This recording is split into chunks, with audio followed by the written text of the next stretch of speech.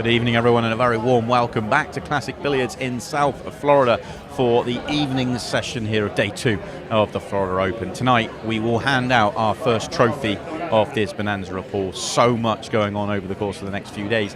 Lots and lots of trophies to hand out, but tonight, it's all about the Florida Shootout. The last day and a half has all been about getting down to the final 8. You can see behind me there, players are just lagging up for the first quarter-final. Tonight on the show, we will see all 4 quarter-finals, the semis and the final. And as you can see behind me, Shane Thompson and Chris Meling are going to do battle in the first quarter-final. All English battle there. Shane Thompson still looking for his first title here in America, and of course Chris Meling won last time out in Iowa. Many titles for Chris. This was the schedule that we had for the afternoon. Plenty of big matches, plenty of drama, plenty of controversy. In fact, this is the schedule we have for this evening. Craig Waddingham will take on Anthony Megalino. That's our second match. Rodney Morris will take on David Alcaide in our third match. David Alcaide's come through 2 6-ball shootouts so far. And then we will round out with Johnny Archer, who had to scrape his way through against young Jordan Halfrey. Will take on Justin Bergman in the final quarter-final. Justin Bergman, who has been in so many finals. His record of making finals in Ultimate Pool USA events is absolutely unbelievable. After the quarterfinals, we'll be back for the 2 semis, and then around 10:30 tonight, we will have our final, meaning we'll crown our champion at just after 11 o'clock tonight. It's going to be an absolute belter. If the last day and a half is anything to go by, we are absolutely guaranteed drama, maybe a little bit of controversy along the way as well. But we are just about ready for our first quarter-final. So I'm going to hand it over to our commentators, Tony Holgate and Mike DeMarco, for our first match. Thank you very much, Simon. And here we are. We are here at the quarter-final stage. First up, Chris Meling taking on Shane Thompson. Chris, of course, coming through earlier today in his first match because he was seeded. So he's only played the 1 ticket as Shane's done 2 matches. So the rules are the same, 30-minute match clock. Whoever's leading at the end of that 30 minutes will be the winner. It's tied. 6-ball shootout. I'm Tony Holgate. Mike DeMarco is here with me for this. As Shane Thompson breaks off and looks to be breaking dry. Well, Tony, glad to be back with you. And another great matchup. Chris Meling, Shane Thompson, both players very formidable, very well versed in the Ultimate Pool arena. Chris Meling, first go at it here. Really like the attention to detail Chris takes to each of these shots. Nicknamed the Magician for a reason. Gets out of some sticky situations in epic fashion. Very tight shot here, 14 to the side. What Chris is very good at is these very little subtle bumps and kicks, and when he goes into a couple of balls, he's going in to try and be very precise. He wants to nudge him in a certain way. It's not just, oh, anywhere over there will do. It's proper bang on. Yeah, absolute precision. And just gonna take note, Chris Melling's previous performance in Iowa. I mean, he was virtually unstoppable on all fronts there, Tony. He's playing so well at the moment. Here and back in the UK as well. He's going to play this combination now. 9 on to the 12. Make the 12 in the court well. I'd have had money on him getting that. He doesn't normally miss those. So Shane Thompson, an early visit, she'll be very pleased about, I'm sure. Yeah, I think Shane Thompson really looking for that top spot. He's always a super contender. He's taken out some of the top names earlier in the shootout and also in the opens, but really looking for that top spot as it's eluded him.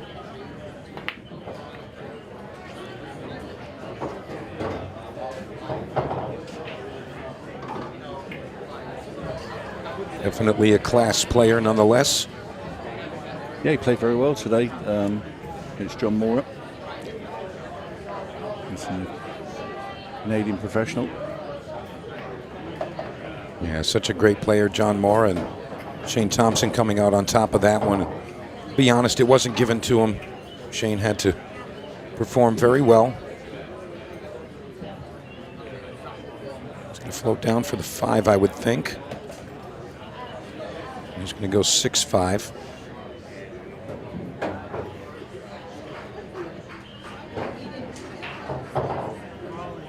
Yeah, he should land on the 5, so he's got an angle and just run into the 7 ball, push it a little bit further up the table. He doesn't want to just roll the 5 in and play the 7 where he is, which he could do. But I think he'll rather put a little bit of distance between the cue ball and the 7.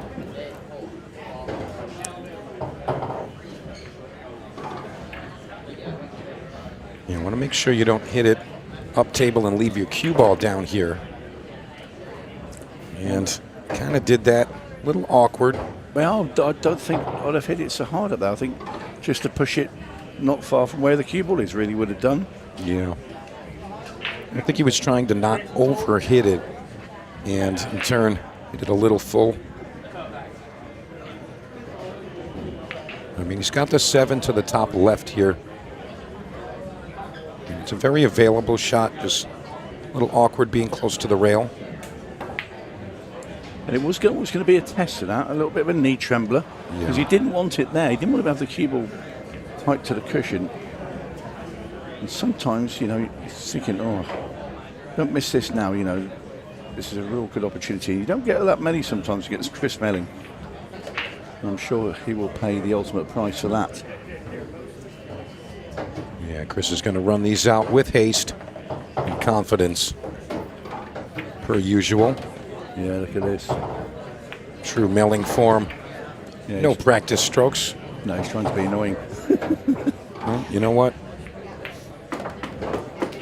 In his mind, he says, my opponents deserve it. So, Chris Meling to draw first blood.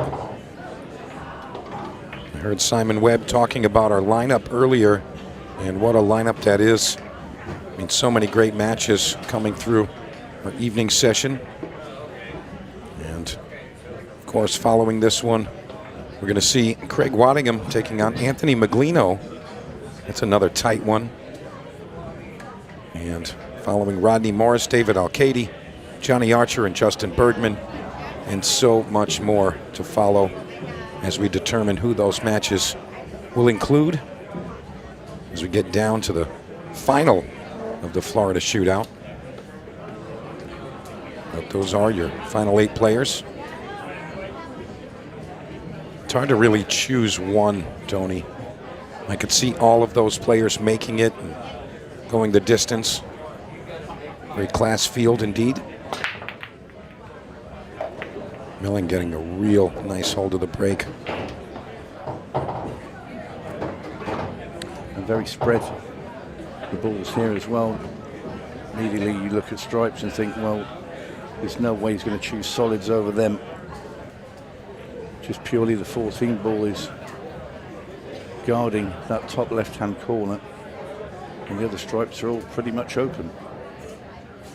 Very much so. To be honest, Chris looks puzzled, but I'm not sure why. Perhaps he's thinking about this 10 ball. I think it's the 14 more than anything, going into there and coming back out and where he's going to go. I think that's his only concern. I know the pot's easy, but he's got to get up there into the right spot. He's going to get rid of this 9 ball because he doesn't want to leave 9 and 10 quite late. So if 9 ball gets out of the way, so that opens up the path for the 10.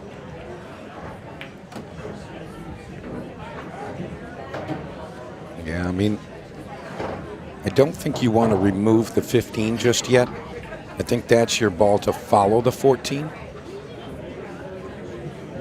Yeah, I'd be shooting the 10 ball here, but he wants that to lead him to the 8. Yeah, I think with a 10 ball, though, because of the angle, you're going back down towards the 8 ball. So he wants to be on the 14. He's not quite there, so he'll have to shoot. Yeah, I just like leaving that ball to the side to follow the 14. You know, it was a nice, easy positional shot. And you see,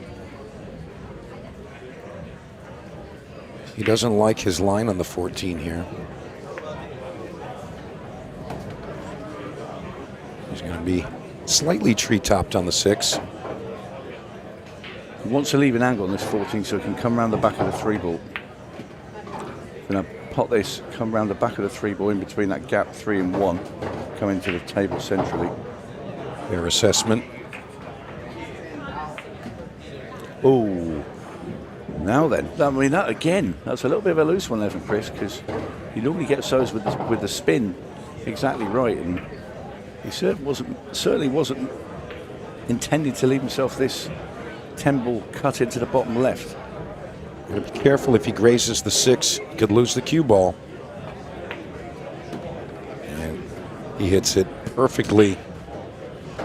Chris gets the cheese there. And there it is. 8 ball, 2-0 to Chris Meling. And I said this before, Tony. When I watch Chris play, you can really just see the mechanics of pool very clearly. You know, you can see what's happening. A lot of times, you know, some unorthodox players, you know, it's kind of hidden in there, if you will. But Chris, that deliberate pause at the backstroke and his delivery of the cue stick, you can really see what's happening.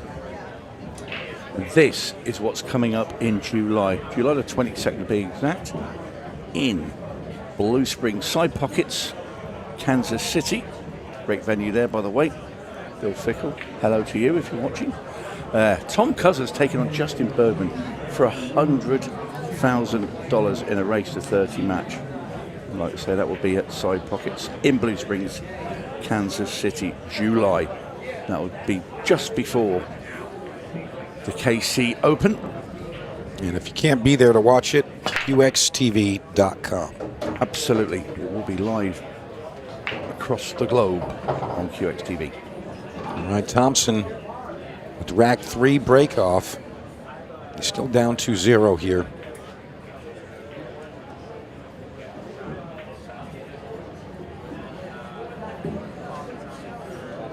Now he's eyeing the clock.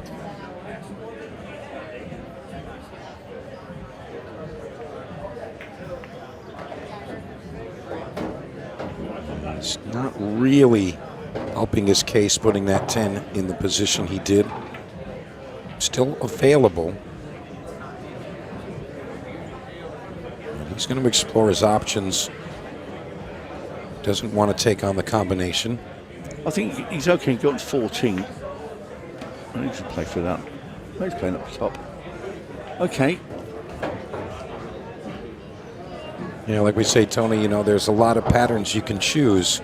Yeah, I mean, there's nothing in the way. He shouldn't be hooking himself anywhere because everything's pretty much central.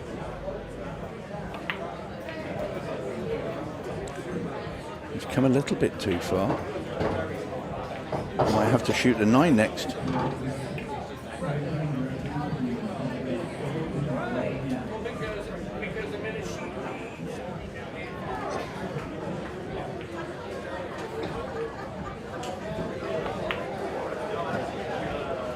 Yeah, Shane's solved this puzzle.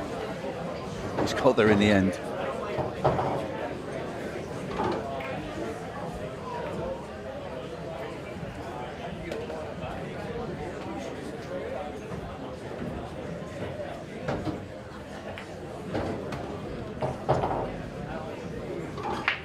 Yeah, 11 in the 8, likely into the same pocket.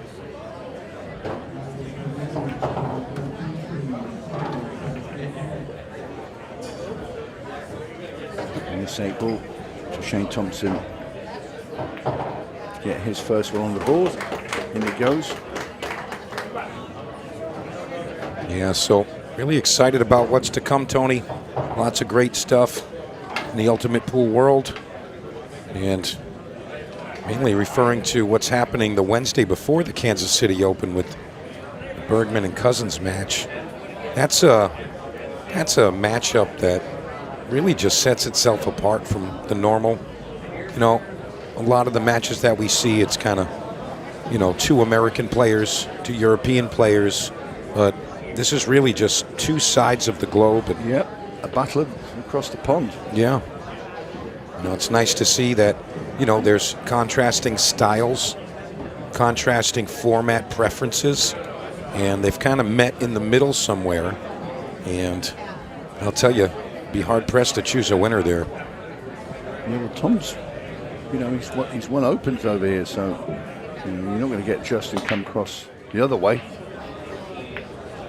Not without quite a bit of time on an English pool table, so it's always going to be in the USA, that match. Meling finds the 1 ball in the top corner on his break. Rack 4 is looking very open and available. He's got a couple of situations to navigate. 5 ball may pass the 12 into the side. Looks like it also passes to the top right corner. And if it does pass to that top corner, he's likely going to use that as his out to get on the 8 ball.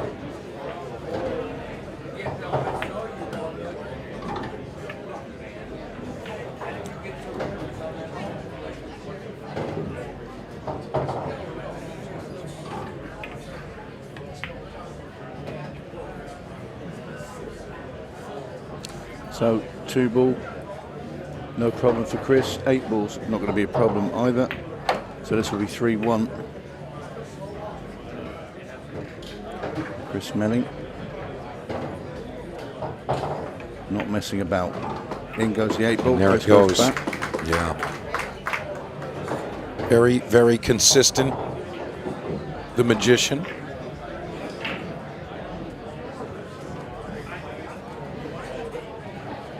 I'll tell you, Shane Thompson, 3-1 down.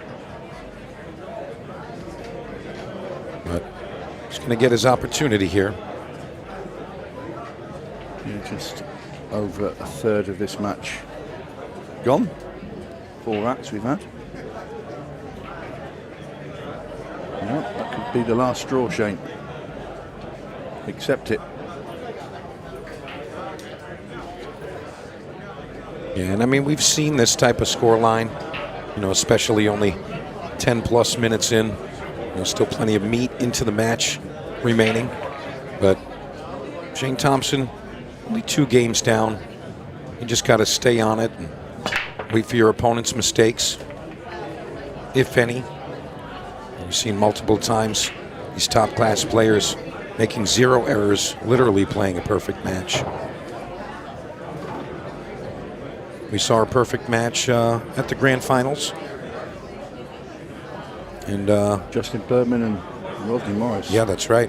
Until the one dry break at the end. Yeah. For Rodney. Yeah, we saw a very similar style match with Manny Perez and Justin Bergman at the Iowa Open just a short time ago. And it really just came down to, you know, who won the lag, who had the advantage in the match at the time. And you know, that's the kind of stuff we like to see. And you're always going to get a little bit of drama, but when you see those nice clean matches and just flawless execution, pure entertainment. What a great shot. What a great shot. And I always see that with Shane Thompson. You know, he's always right there. And again, he eliminates some of the top players early on in the events, but really just not able to grasp that top spot. And he does seem a little extra determined this week, if you ask me.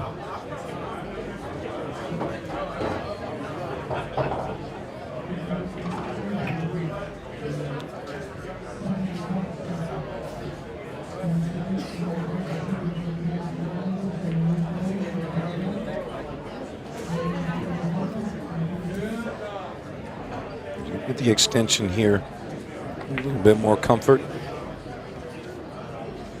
And he's done this nicely.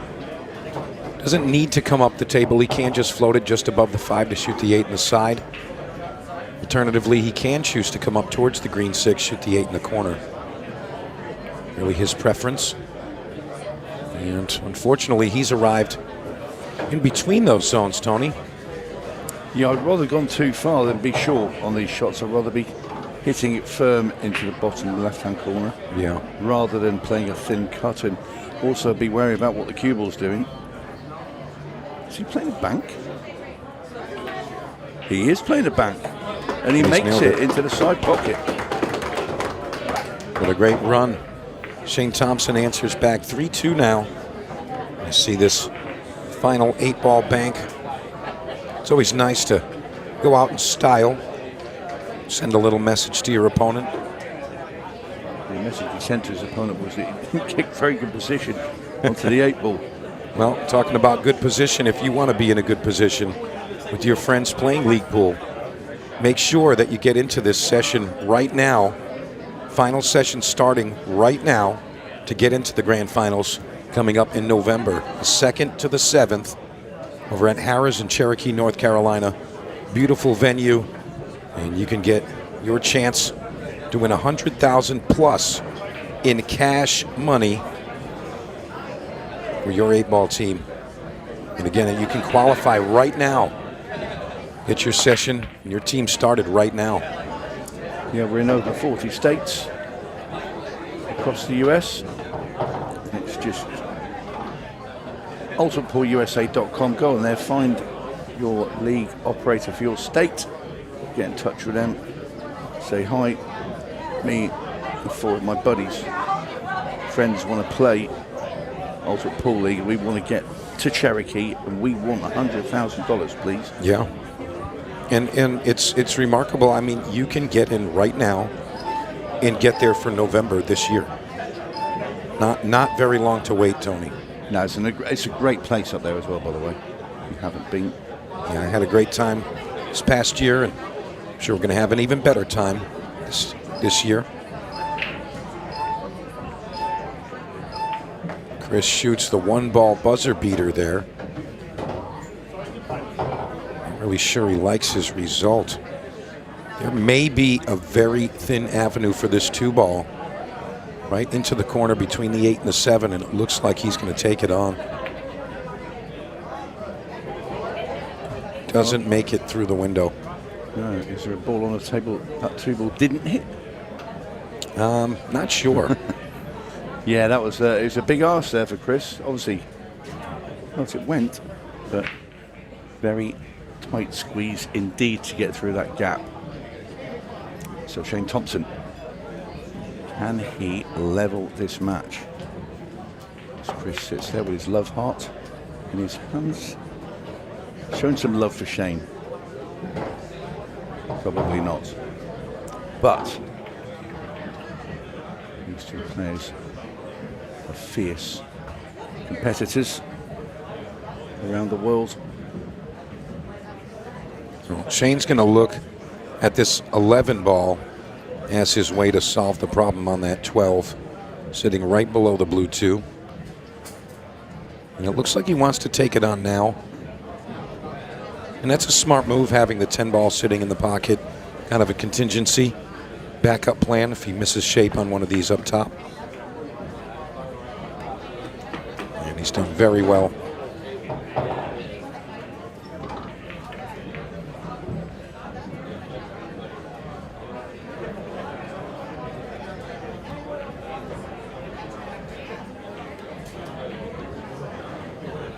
Going to scurry over and grab that extension.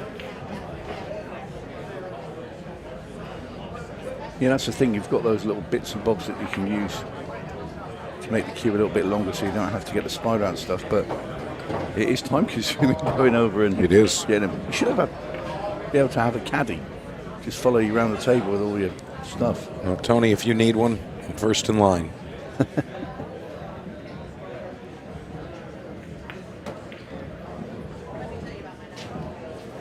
He's gotten a little straight on this 15. You might see him have to work the cue ball a bit. Yeah, if he wants to, he can screw this quite deep with some left-hand English and spin the cue ball up a little bit. Yeah, he had a bit of an angle there, so just straight draw off the rail. Now, if he plays the 9 first, he's going to watch out about hitting the 8, so he's going to try to leave himself just a bit more angle on the 9, I would think.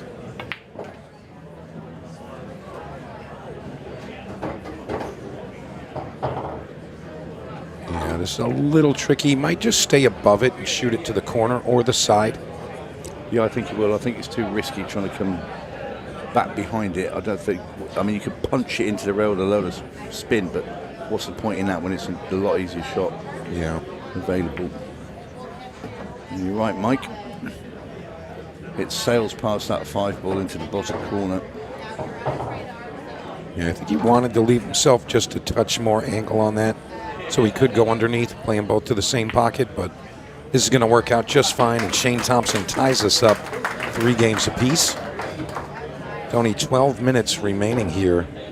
I mean, this is pretty neck and neck at this point. You know, Shane made a couple of errors early, and Chris made a few a bit later. But just 6 racks is passed. 3-3, 12-12. 3-3, 12-12. Perhaps it's an omen. The flags match as well. Exactly. I'll tell you what. Someone's going to earn this one.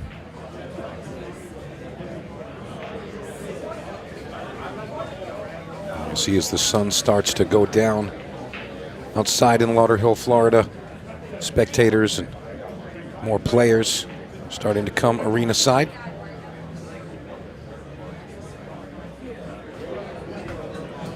All right, here we go. Rack number 7. Shane Thompson with a slight advantage here. And he's going to find success on the break.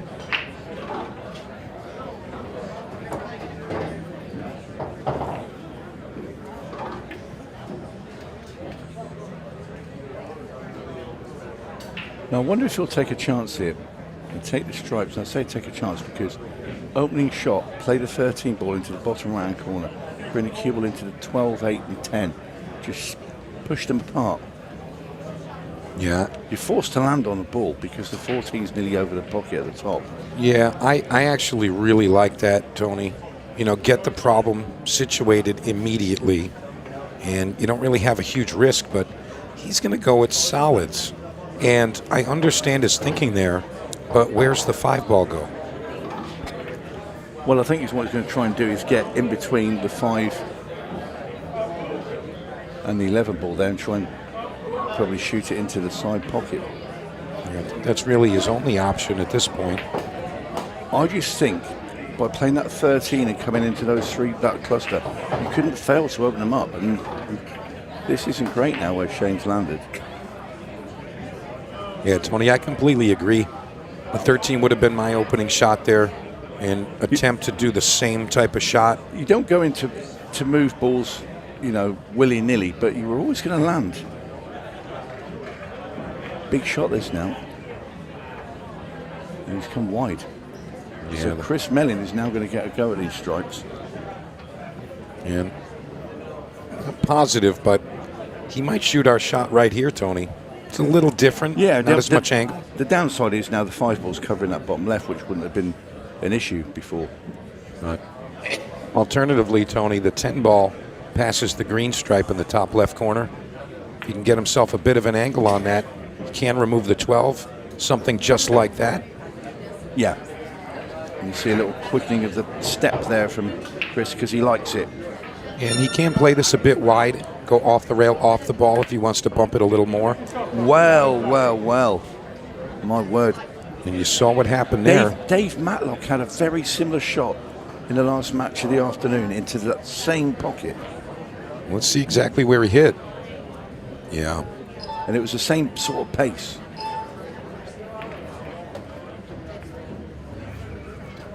Well, needed to be a little bit more deliberate with that one.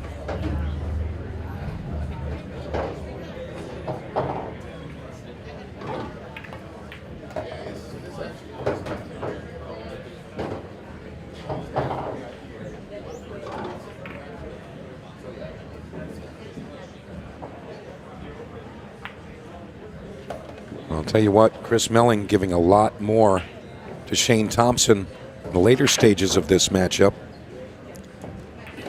Yeah, this will be 3 racks in a row. And Shane's done it again. He's fallen short.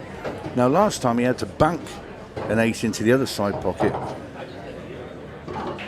But I think he's going to play the cut this time. And he's makes made it. Yeah. Very nice. Shane Thompson taking full advantage of Chris Melling's error.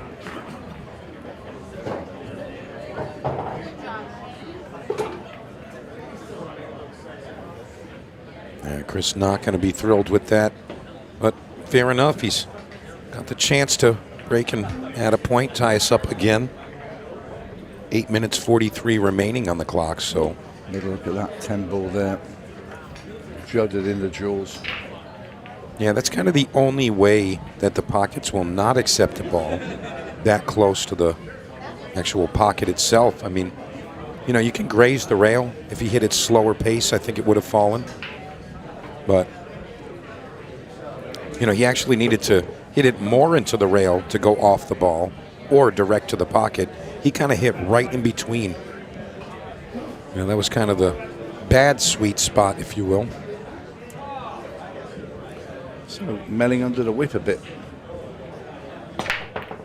Great break. Is he going to get a ball?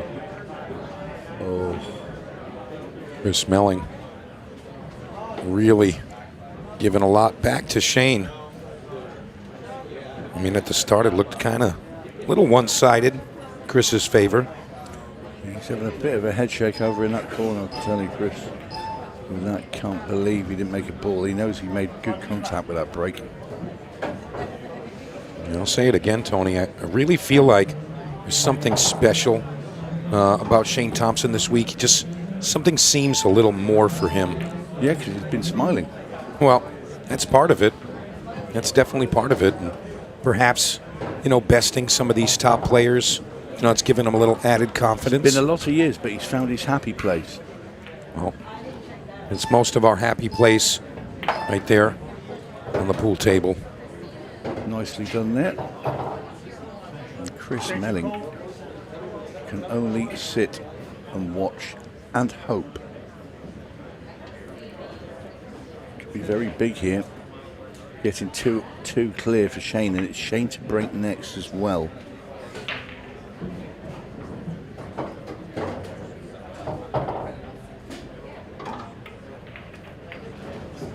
I'll say this, Tony, if Shane finishes this run and breaks and runs out, that's curtains for Chris Meling.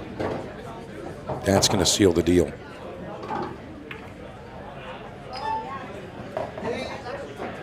Well, this rack's over.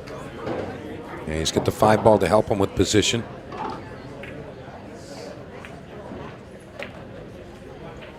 He's got to stall the cue ball. Simple to the side.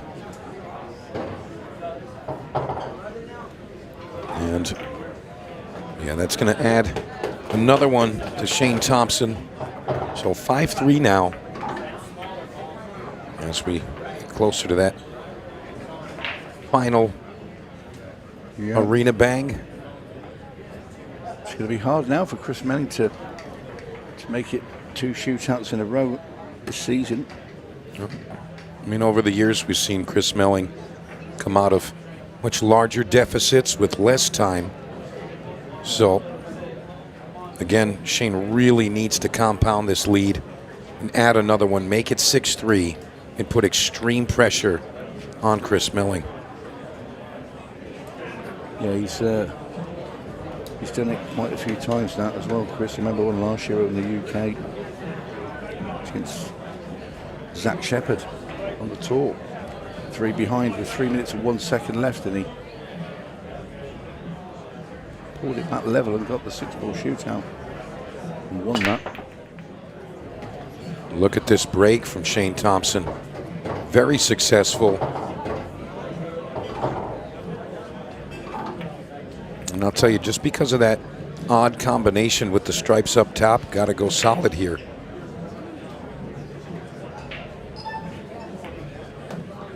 And this is a huge opportunity now for Shane.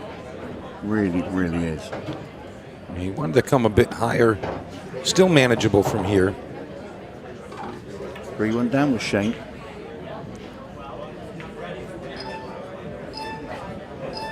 You know, although you can afford a couple of light positional errors, can't really let that happen too often.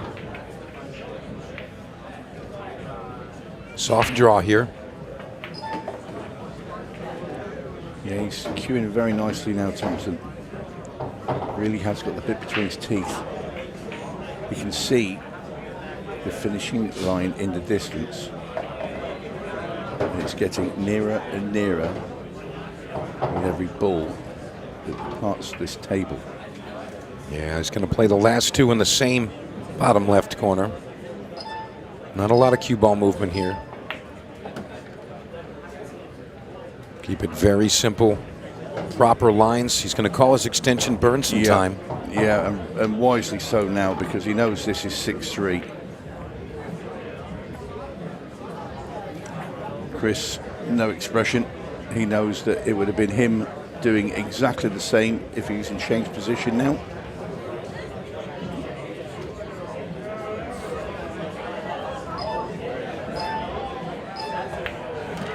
In goes the 8.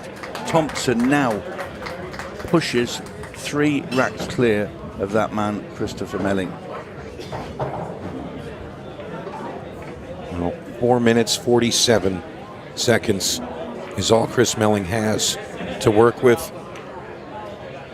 And again, I mean, it's kind of his MO to come out of situations like this and miraculously get the job done.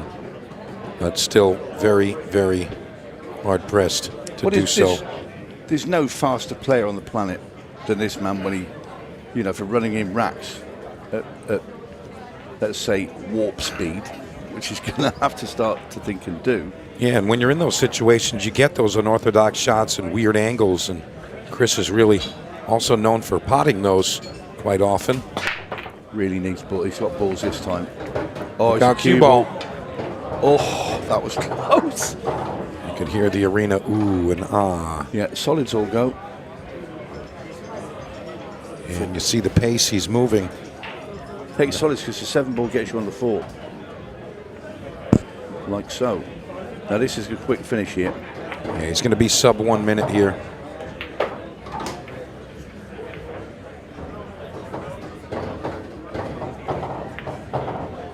Right.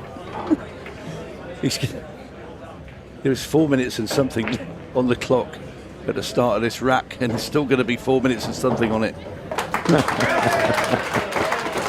I can't help but laugh at that. It's just like that one. It's hilarious. Yeah, the crowd loved that one. Can't get enough Chris Meling.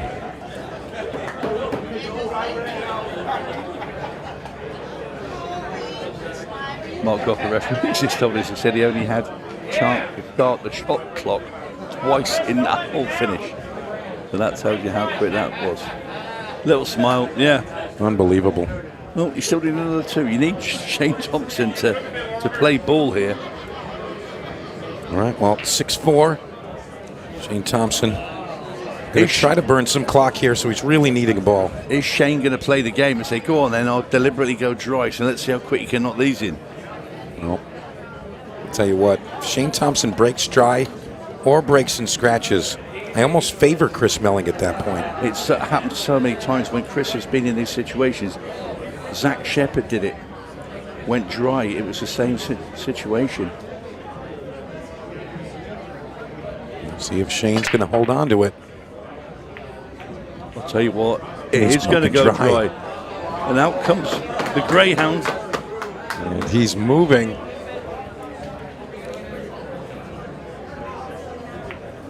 He won't be so quick this time because he's got plenty. He knows it's his breaknecks. He just makes sure of this. That's all he's got to do. He's even got time. If he knocks these in and then breaks and runs, he's got time to win another one. Look at Shane's face. He's seen it all too often. I don't think he's been on the receiving end of it before, but he might well be here.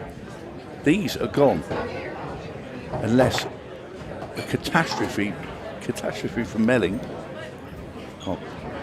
Get my words out now. The excitement's starting to bubble.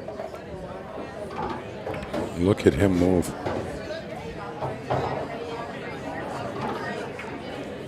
Like Fred Astaire with a cue. Or is he? Oh! Shane didn't lose that. Wow.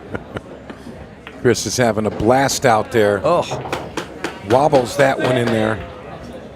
he's got time to burn. And look at this again.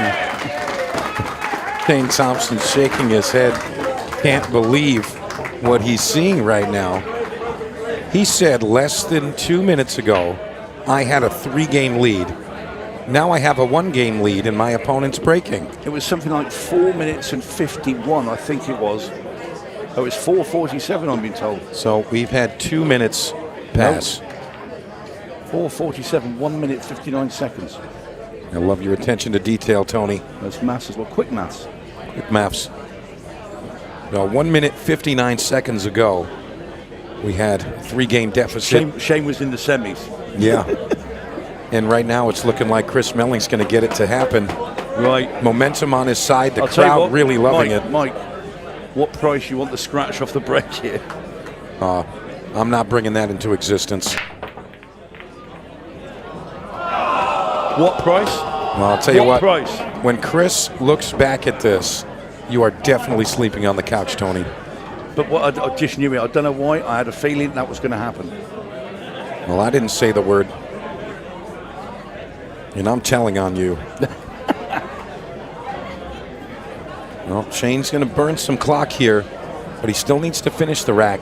Well, yeah, that's the thing. You can't just hand the table back to Chris, because Chris was that quick with those previous 2 racks. He left plenty of time. So Thompson needs to get them. Or does he? 2-minute mark.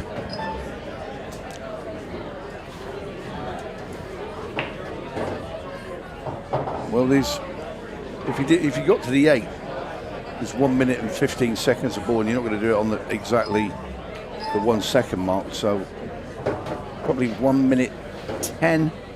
You're still going to leave 30 odd seconds. That's if he misses the 8. He should run out here though. I mean, he's bang on the 5 ball. This was the real problem one, and that will well and truly wrap up the match if he does so.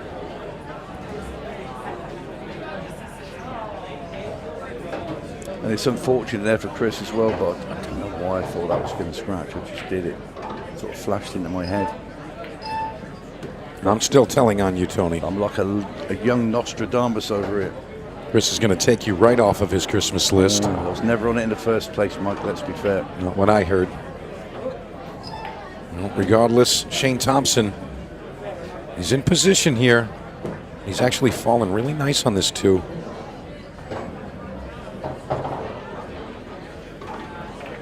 Gonna burn a little bit more time, and as this final minute ticks, Shane Thompson going to be moving forward. All he has to do is pocket the 8 ball.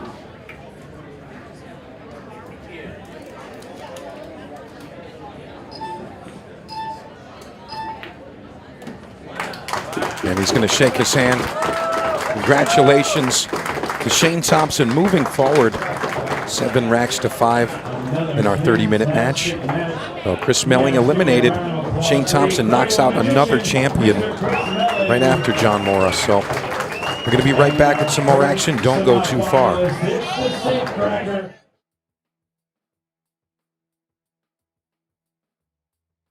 They don't hand out crowns in this game, you take them. 2-time world champion Tom Cousins steps to the table to face U.S. superstar Justin Bergman. This isn't just a match, it's a battle for national pride. No easy racks, no second chances. Just pressure, passion, and everything on the line. Live on QXTV pay-per-view, Table Kings, Cousins versus Bergman. 1 table, 1 crown.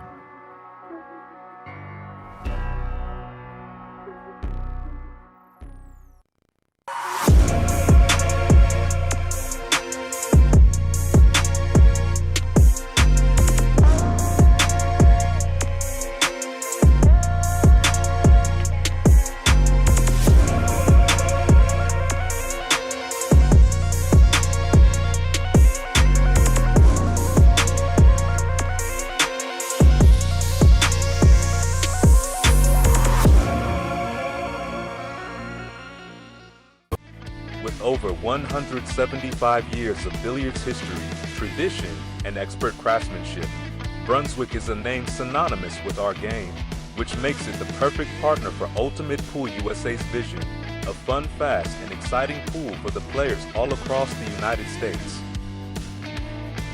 Brunswick, Ultimate Pool USA's official table partner.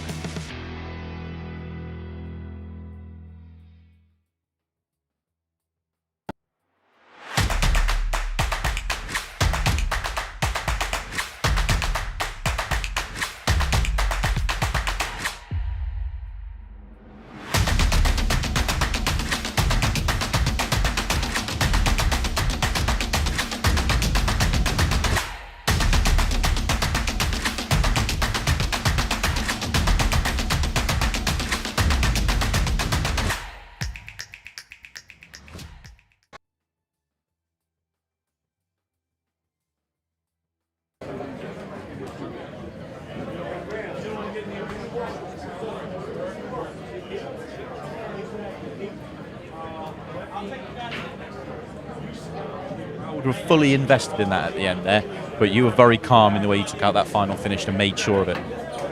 Yeah, I mean, I felt like I played well. Made balls off the break, which was a good thing. Obviously, Chris was a bit unlucky not getting balls off the break, but to beat people like Chris, you need a bit of luck, and I got it. The whole match, it just looked like you were in complete control of your game. You were playing well. You were taking your opportunities when they came along. Yeah, I mean, it's always difficult coming over here and getting used. We always say getting used to balls, equipment, blah blah blah. But it just is what it is, and I enjoy it. Obviously, 4:47 on the clock. You're 3 racks in front. Against anybody else, you're kind of feeling pretty good about it. But you kind of had that sense, especially when he threw in the 43-second break run. You kind of knew in your break, if you didn't make a ball, you could be under it. Yeah, I mean, Chris has done it to everyone. Yeah. You're never safe. So I started to hope my break held out, and it didn't. But I was lucky that his break didn't hold up in the end. So yeah. Well, in that final rack, were you thinking about running the clock down, or was the layout such that you were just thinking, take that out of play, just focus on what you do and do so well, which is just run balls out? I mean, I had to play one good shot. Yeah. I thought if I get that one good shot, I can maybe get the finish. But apart from that, just run as much time as possible and hope he slips up. Yeah, and you're into the semi-finals. We've seen you get so close here in the States, yet to have that kind of breakthrough. Maybe tonight's the night. Yeah, maybe. We never know. Well, we'll see how it goes. Certainly playing well enough. You feel good enough, mate. Yeah, I feel good, yeah. Feel good. Well, congratulations. And let's find out who you're going to play in the semi-finals. Congratulations on the victory there. Behind us, you can just see Anthony and Craig just about to get themselves ready to get underway here with the second quarterfinal and find out who Shane will play. Join us after the break.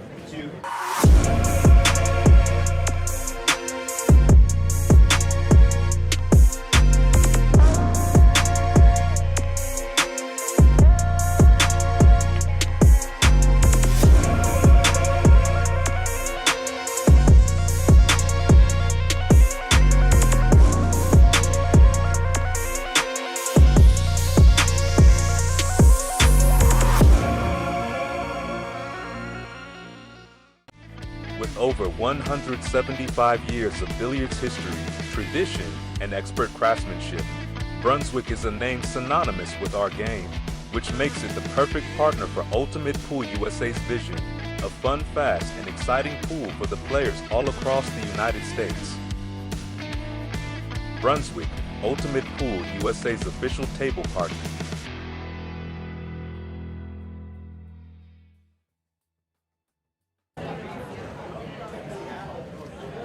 Welcome back, everybody. We are ready to go with our second quarter-final of the evening.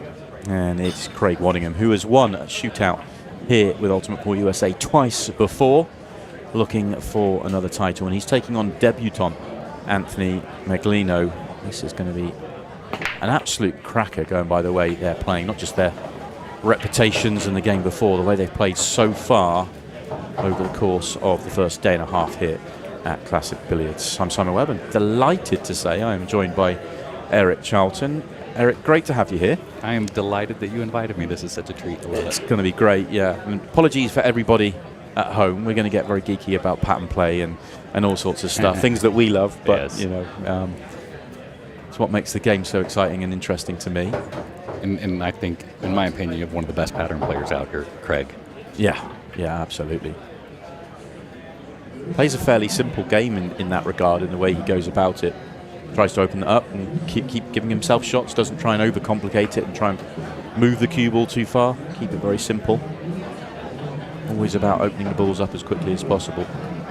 Yes.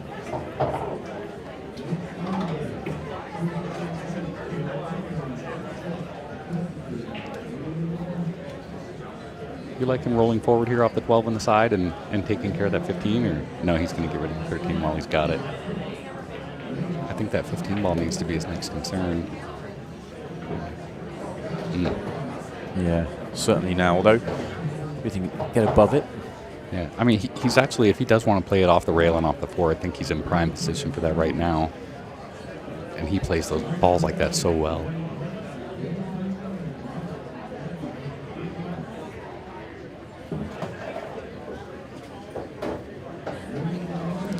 About to find out. Yep, he's looking at that line. Yeah. I love watching Anthony play. I've seen him play on streams before. I've never been in the same room as him. And what's cool about Anthony is he's a top 10 American player. Yeah. And he can walk into most pool rooms around the country and go unrecognized. And he's super solid. Incredible player. Huge reputation, but I think that a very good assessment of him, really. He's overdone it. Oh, we got action now. Yeah, what's he going to do from here? No one called it touching, right?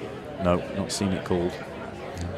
Oh, yeah, there you go. So he's just going to have to make a nice shot on the 10 ball. And honestly, if it's me, I'm putting all of my focus on making the 10 ball down in the corner and keeping the cue ball up on the top half of the table. And he's good enough to pocket it from anywhere.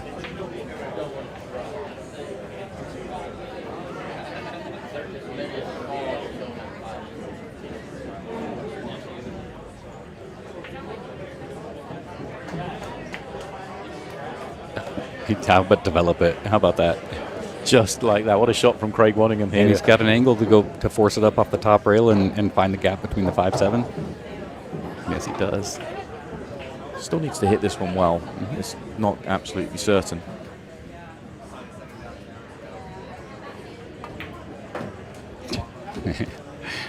I mean, it's just a given that he's going to hit it well. Cued that beautifully. That was a lot harder than it looked. Great out. Fantastic start from Craig Waddingham. And takes the opening rack with a break and run. Very impressive. In fact, it's impressive when they get themselves in trouble. Great players can make the game look really, really easy, but we get entertained when players get themselves in trouble and dig themselves out. That's why you invite me. I get it now, yeah. Now I finally figured it out. Yeah, we'll get to see Anthony in the next rack. He's played very well so far, coming through the first two rounds. Impressive wins too. Very impressive wins, and I think your assessment is absolutely right. I mean, he's, players that know how good he is, but he doesn't travel too far and wide. Work doesn't allow him to. He's not a full-time professional player. When he does play, he plays unbelievable. But certainly in this part of the world, everybody knows how good he is. I had a brief conversation with him. Super nice guy too. Yes. I like that. Yeah. Two really, really insightful interviews I've had with him over the first 2 days. Well, he looks smart, Yeah. The bigger the glasses, the smarter the guy, yeah. That's kind of an unorthodox stance and stroke when I watch him play. I kind of like it. Got a neat little hesitation. Ouch. Yeah, lost the cue ball a little bit. Fully punished for that. Came through a buzzer beater in the last round against Declan Brennan. Calm as you like as he rounded the table to edge in front.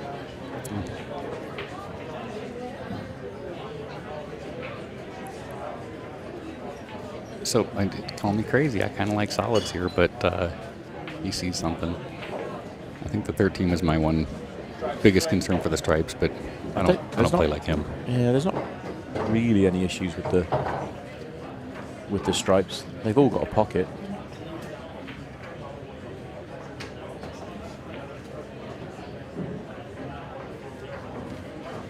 He's landed a little bit straight here, so now he's got to pick a gap.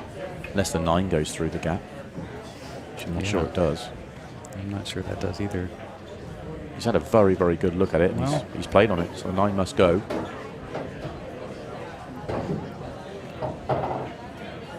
Yeah. This is the moment in this rack. This is it right now. You have to get real good.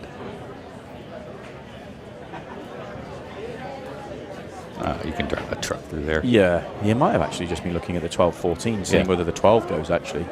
Just does he have to take the 14 first or the 12 first? But looks like it's the 14. Yep.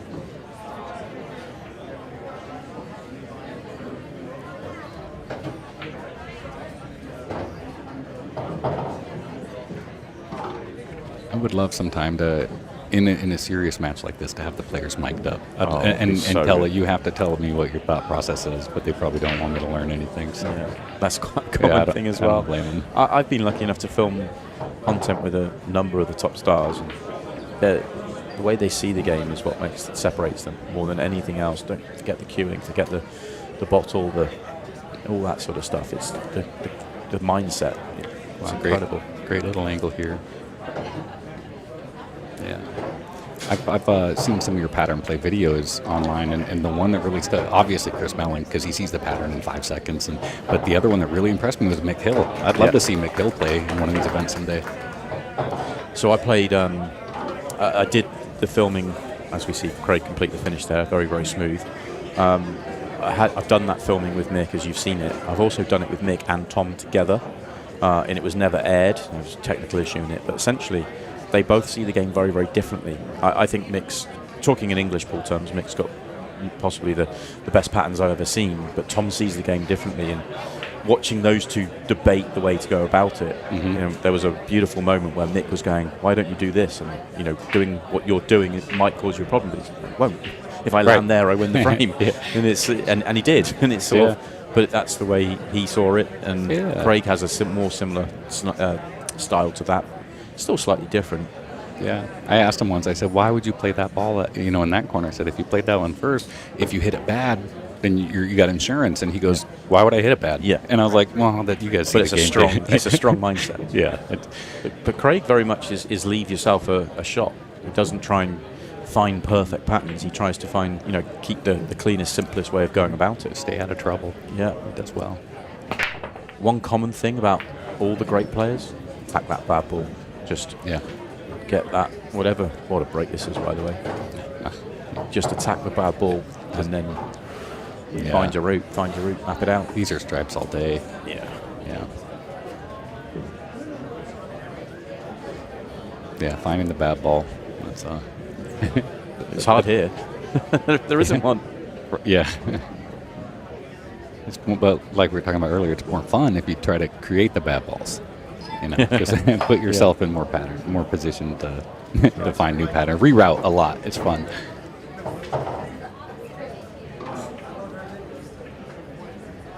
I think the reason he was having a look to start with was just checking whether the strike would pass the 5. I'm pretty sure it doesn't because he played for it. So. Right. Yeah, he's going to have to go back up there in a little bit and get that 13 out of there. But that's not really an issue either. I can see him maybe taking 14-10 and then going upstairs and 12-13. No, never mind. He's going to take both these out and then save the 9-10 for last, right? Yeah. Big thing, keeping 2 balls down the table or a ball down the table to connect to the 8 ball, so you're not traveling from the top to the bottom with the 8 not going down the table. Right. I was thinking about saving the 9 for last, playing up the 10 and then going upstairs. But he... I mean, it either works, I think, here. He's looking good.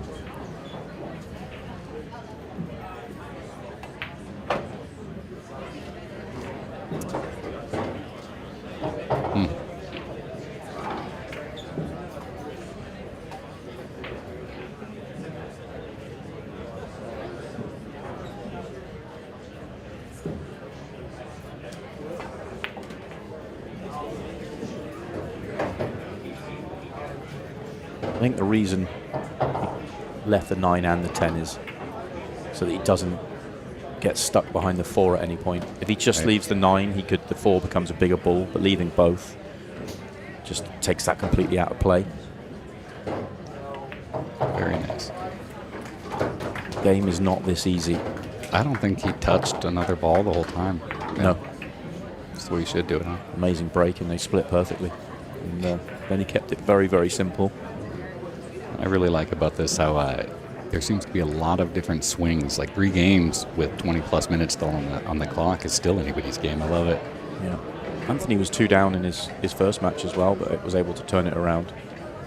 That was against Ricky Evans. You guys have quite an operation here. Get coffee delivered. Well, it won. Where's the second? That's what I'm wondering. I know. Hey, people like me. I don't know.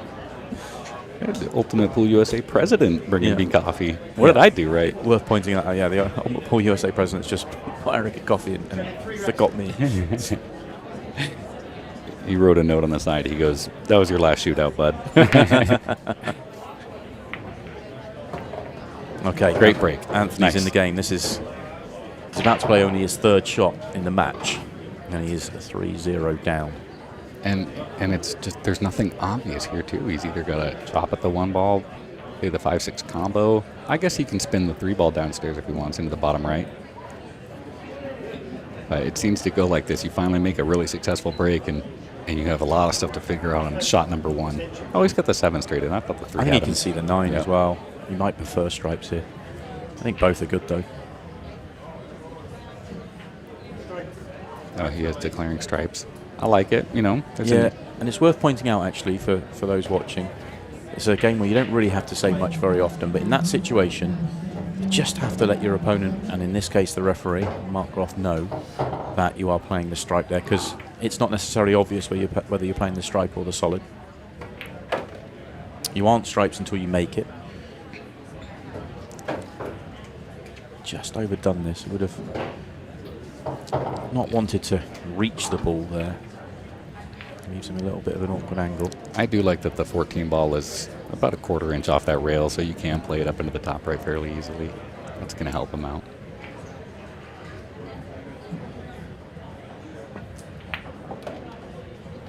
Just struggling to get good shape here. He's in trouble.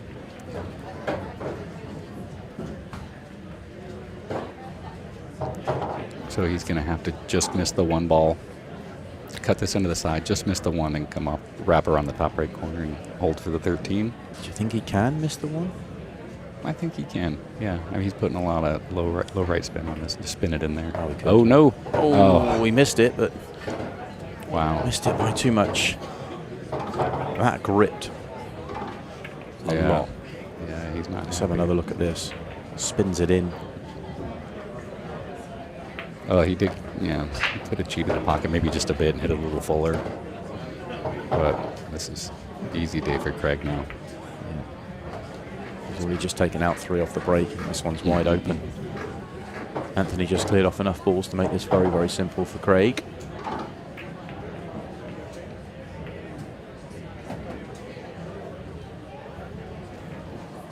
Yep.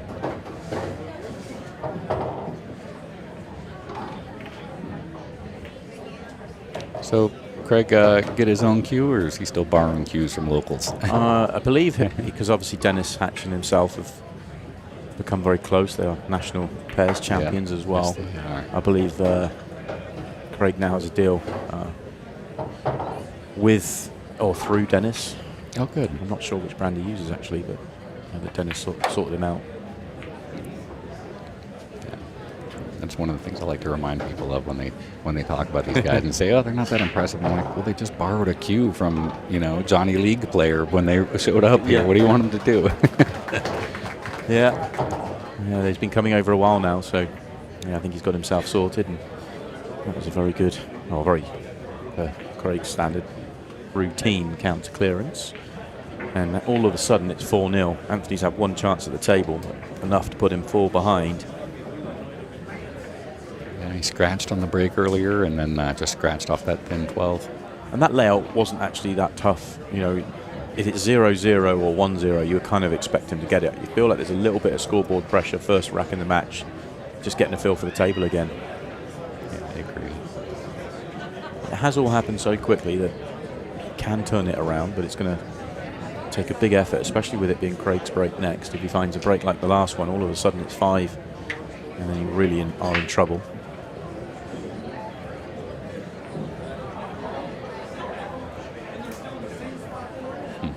Strange how it goes though. Craig come over and obviously putting a lot more time into the American game. managed to have 2 titles in the shootout. Can't find the breakthrough in the Open yet. Yeah. Has Shane Thompson won a trophy yet since he's been over here? Because that blew my mind when I heard that Shane Thompson had not won a trophy yet, because the guy's so talented. It's been a long time since he's won one in the UK as well. Oh, okay. It's been probably getting on for 3 years. He's been very, very close on an awful lot of occasions, but yet, been a little while. Another good break here from Craig. Yeah. He's just gotta manage the 1 5. And you think he can make the 5 ball here with ball in hand? I don't think he can. I think he's got to develop it a little. Yeah, it looks like he'd be ball in hand, he'd end up a bit thin on it, wouldn't he? But he's got the perfect ball to go into it with control. Yeah.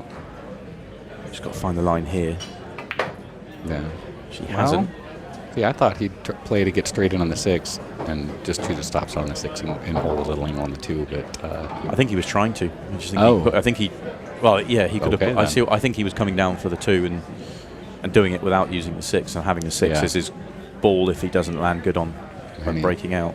Half an inch away from getting perfect on it. Yeah. If he can just spin it a little bit, that cue ball naturally is going to help him develop that 1. I'm right behind this, and I don't think he can pot it. No? Okay. You know, he has to turn this. Yeah. Oh no. It was too thin. It was too thin. Yeah. Convinced himself it went.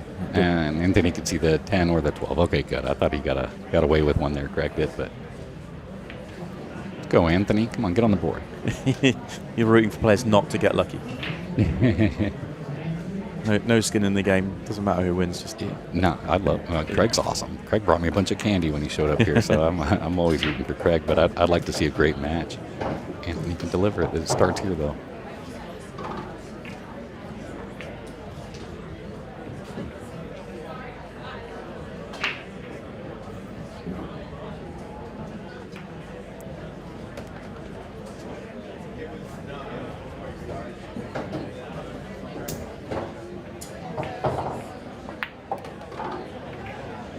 Found a nice little pattern here. Lots of stop shots. I like it. And even early in the match, we're just seeing him step up the pace here. He's got the layout as he needs it. Why waste time? Time he valuably needs.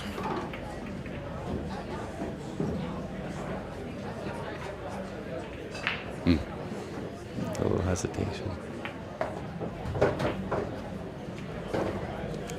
I like the choice. I think he was going to try to cheat the pocket a little bit and hold for the 10 on the side. I kind of like the way he just let it run out a little bit.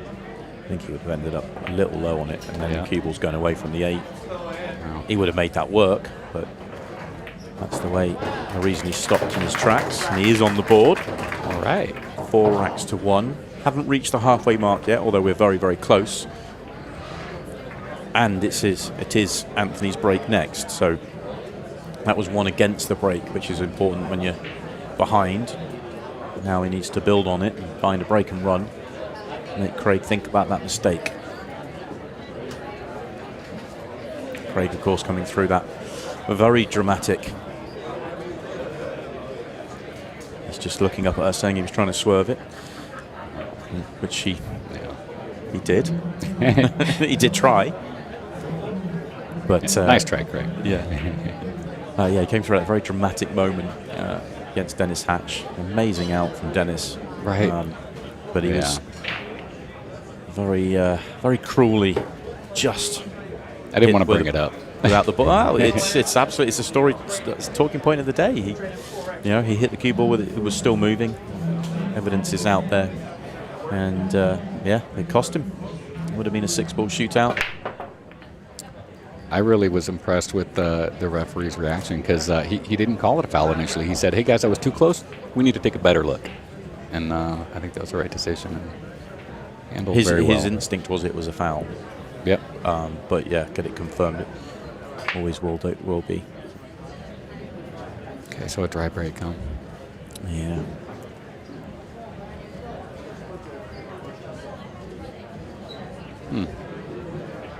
Yeah. If that If that one ball wasn't where it was, I think he'd love to have the solid balls here, but looks like he's going to go with stripes. Not a bad decision. One bad ball.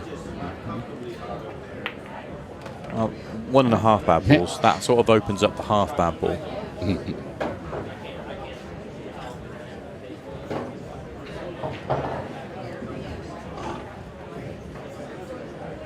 He's got a giant window between that 5-7 to get on the 13, but he's gonna want to have a nice easy ball to connect it to when he gets there. I think that's the bigger problem. Yeah. And 14-15 is a little tricky. He's going to sneak in right behind the 14 ball here. Oh. That's a strange one. So I thought he'd be trying to work hard to keep the 14 as his ball to connect after the 13, but caused himself an issue. So can he make the 15 now? Yeah, it looks like he's eyeing it up. Oh, he's okay then.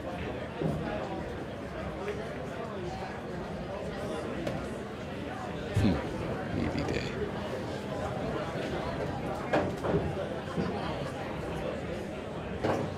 So does he try and get on the 13 here? Well, It's a tiny gap. yeah. I don't know. I can't wait to see what he does. Yeah, Yeah. tiny gap. But he's how clever is that, though? He's played it Yeah. in such a way that he's on the 14 if he doesn't get it right. Yeah, and now you can. I think you can avoid the 5 and just bring it straight across the table. Yeah, Yeah. that's why you leave the ball down the table. Anything but straight in, and he'll be very happy. Even straight in, he'll make it work, but it's not the best. Yeah, grimace Yeah. because he is straight in, or close to. Could have done with just hitting that a touch firmer. And I think it goes up into the top right. So I think he's just going to kind of hold down here.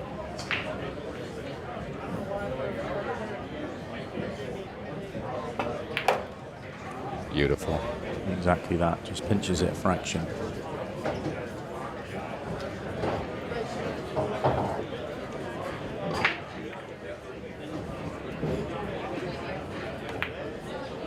And just like that, Craig Waddingham gets himself back 4 in front. Excellent finish.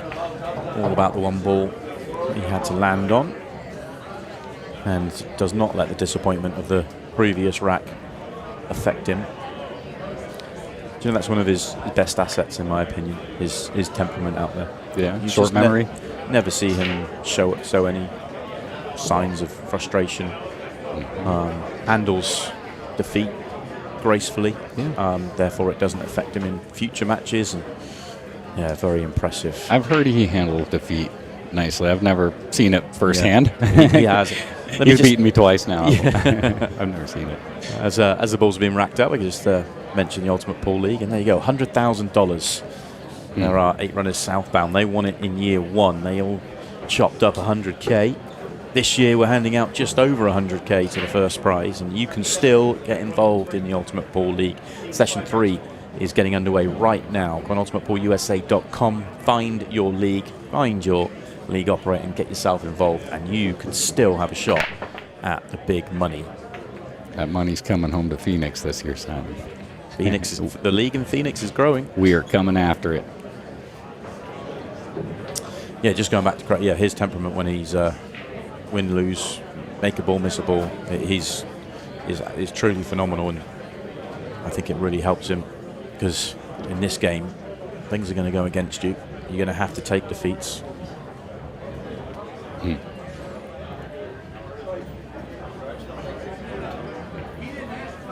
I interviewed him for a podcast a couple of years ago and asked him, is there any matches that even remotely stick in your mind? maybe just the World Final, and he lost to Tom Cousins, English April World Final, he lost Hill to Tom Cousins, but even then it was kind of not really. Yeah. He remembers it, of course, but yeah, you move on. I don't stop thinking about him. Yeah, there's a reason I moved to the commentary box. Right. But mine were first round losses, not finals. So. Oh, that was a rough roll there. Let's see. Yeah, he's got a big shot to play here. Yeah, I think he's got to take the 14 to the top right.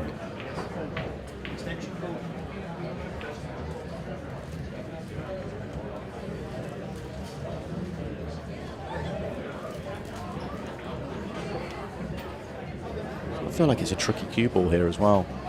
Yeah. I think he can follow it. He doesn't hit it too. Oh, no, he's never digging. mind. Let's forget that. He's going to... That side pocket plays really big Yeah. here. Oh, wow, that's pretty good. Just caught the point. That is pretty good. Well, that was some line to find. Yeah. You can see these guys aren't even thinking about that side pocket, the point there anymore. They've already moved on. In my head right now, I'd be like, well, don't screw this one up too, buddy. Yeah. That's exactly what we're talking about with the temperament, really, isn't it? It's that not getting frustrated with, oh, it's not quite gone where I wanted it to. It's what can I do from where I am?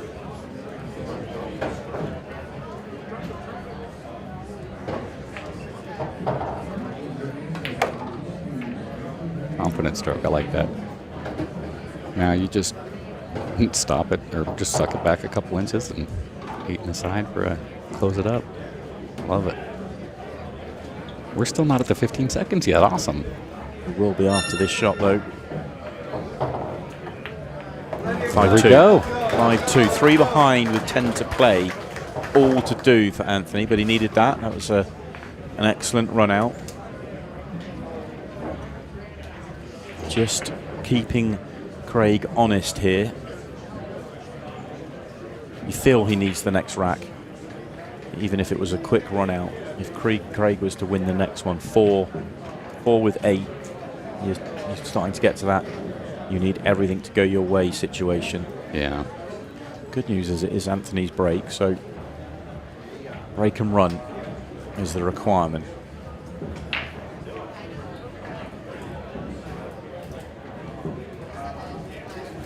I like his chances. I think he's going to break these real nice. Well, he's going to take a lot of confidence from that last run out. Yeah. The shot to the top corner, so he used the point. That will give him a lot of confidence that he's fully in control of what he's doing out there. And he hits them well, deserves one. He's not going to get one. Oh my goodness. And it's a messy, messy layout. That's the good news. I think he's the favorite to get up to a table, and we have a touching ball here. It's an interesting rule coming up. Must designate what he's going to shoot, even if it's obvious. So he's touching a 9. Okay, and he has clearly nominated. It's one of the few rules that really does catch people out. You're deemed to be touching the stripe, so you could have played this. You could be playing stripes there if you wanted to. So, got to nominate.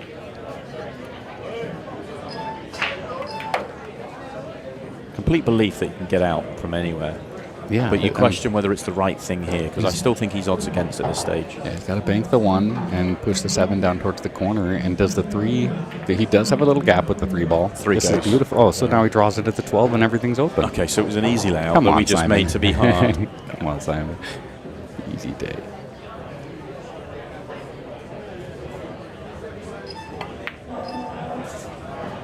Played that really nicely. Yeah. If he gets too low on that and pulls back, he can end up not really opening it up. Needed to sort of spring it up the table. He's going to have to play one good positional shot from that 6 to the 7. He's going to have a lot of balls in the way. Oh, okay, good. He went ahead and pounded it to get there. I thought he was going to have to hold the cut line there and go around. Still not absolute certainty to find the line here.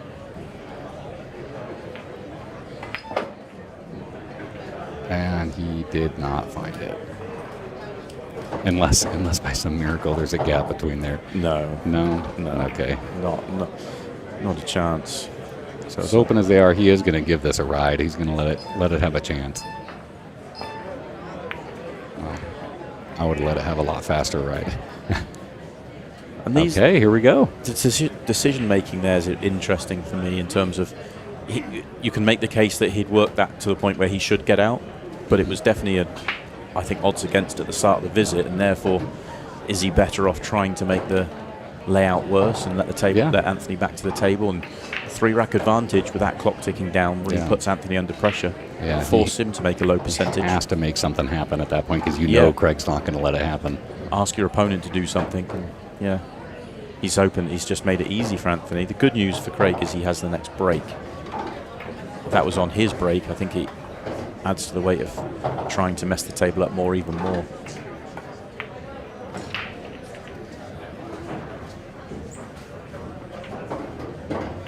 noticeably playing quicker, not because of the 15 seconds a shot, not even seeing the beeps, but because the match clock and the time remaining. Oh, great shot. Good speed control there. All right, here we go. 2 racks. It's still on. 2 racks, plenty of time. 7:37. Craig Waddingham with the next break.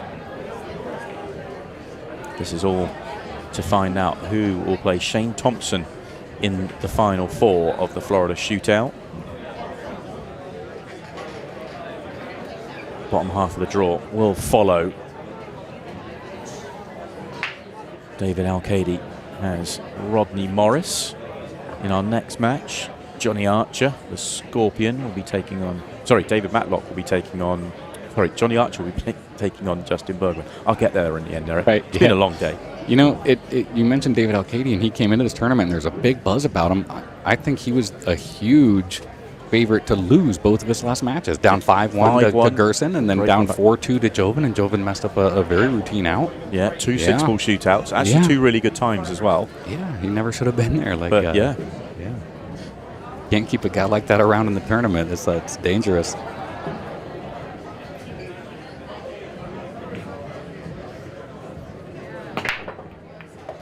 Made a ball. Oh, here we go. That 1 ball put him right into the corner. 7:30.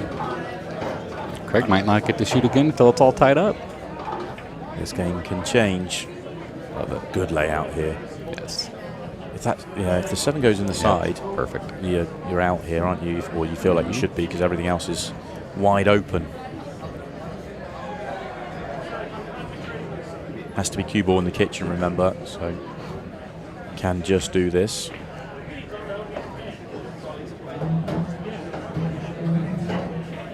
So you're going to take out he's taking out the 5 and then probably the 6 ball, and then what's your preference from there? You're going to go down and take the 4 out and try and come off, around to the spot area for the 1? I wouldn't mind playing the 1 and then playing the 4 from the side. I like that too.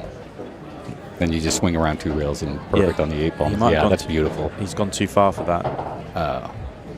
Mass 8 time. But yeah, going this way around, because I think he's obviously played for that, because if you're going the other way, you might have come further down the table. Yeah. Just got to make sure here that you don't get yourself in a mess. I love that decision to not try to get the gap between the 13 and the 8 ball. This makes this position shot so much easier. Great shot. We're in business. We are in business here. This is for 1 behind. Anthony Meglino was 4 behind. He is now 1 behind, 6 to play. Putting the heat onto Craig Waddingham right now. Arguably Florida's finest is taking it to the 2-time champion.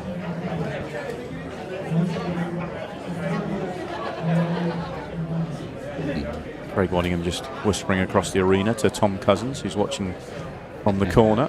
Tom who? Tom, of course, eliminated yesterday by somebody. Yeah.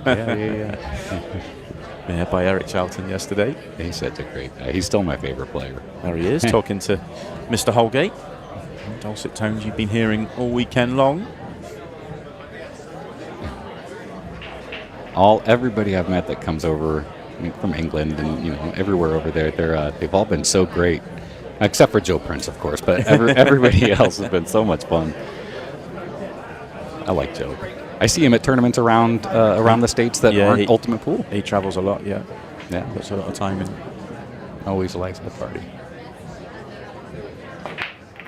Big change of break here for Anthony. And it's not going to pay off for him. That was a little timid, wasn't it? That just looked...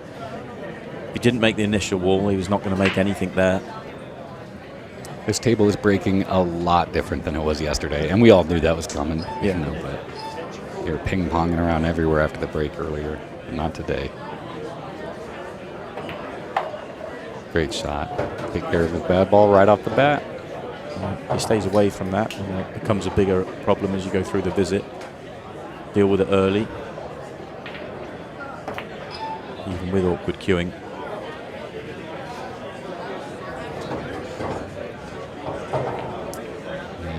I'm surprised he's not taking a little bit more time.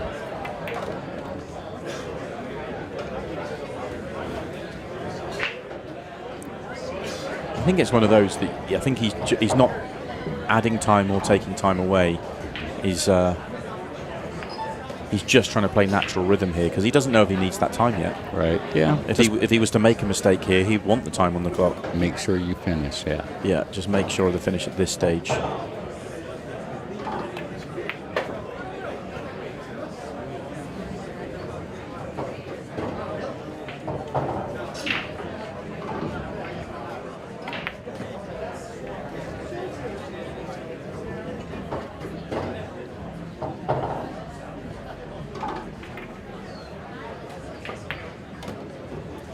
Great control. Now he's looking at the clock. Now he knows.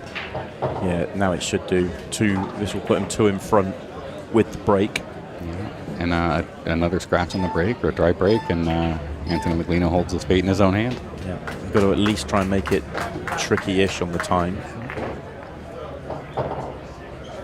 Now, is there any advantage to Craig playing a cute little break and just trying to get the 3 balls past the center line and just say, go ahead and try and beat me in a tough rank? Or?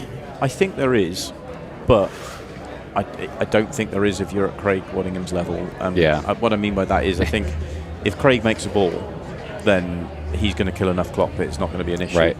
I think if he goes that way and doesn't make a ball and Anthony comes up with a miracle finish, I think he'd be kicking himself. So I think it's one of those that if you're playing in the Ultimate Pool League, I think it's not the worst play whatsoever is to make a mess of it. But when you're playing against guys that would be very, very high up scores, then just say it, Simon. If he was playing me, that's what he would do. If he's playing against you, anybody in the shootout, you would not do that, I think.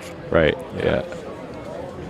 Okay, this is it. Make a ball, and you've not all but won, but you're certainly 1 foot in the semi-final.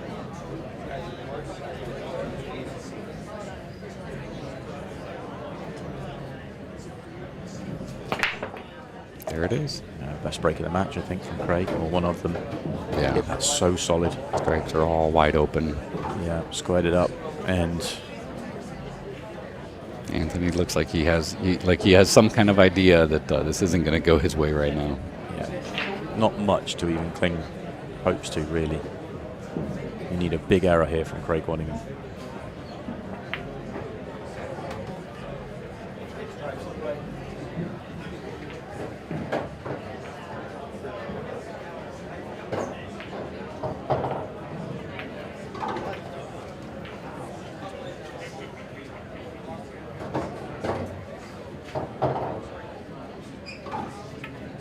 Okay, he's going to get the 14 out of there since he's perfect on it. Save the 15 for a little bit later. I like that. You leave both stripes down there late, they become problem balls. Get rid of one, make the other one easier to get to, I guess.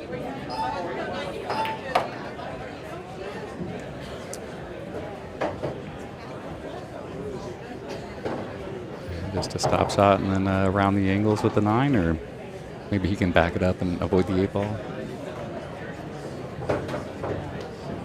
Yeah, just come straight across the table above the 8.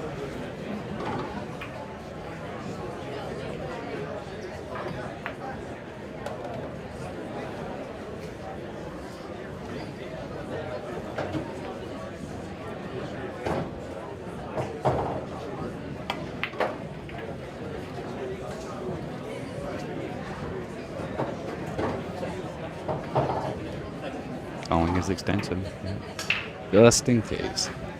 Misses to go 3 in front with 2 on the clock. So. Okay, will we see a concession? No, Anthony's going to give it. I mean, the fact that he has the break, you can make the case. He could do. We just saw Chris Meling, 43-second break clearance. So if he sticks in a 43-second break clearance, he leaves 120. Then he's got to do back-to-back 40-second clearances. So it's doable. It's doable. Yeah. Why not? And this is one of the reasons why I kind of missed the golden break, because then we still got excitement here with 2 breaks coming up. Yeah. But it's not in the Ultimate Pool League, therefore this is definitely the way to go, in my opinion.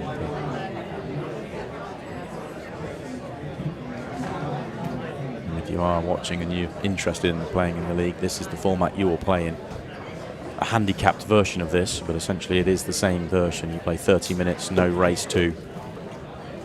Whatever the final score is, the final score. You can have, of course, have a draw in the league, whereas in the shootout, it would be a 6-ball shootout.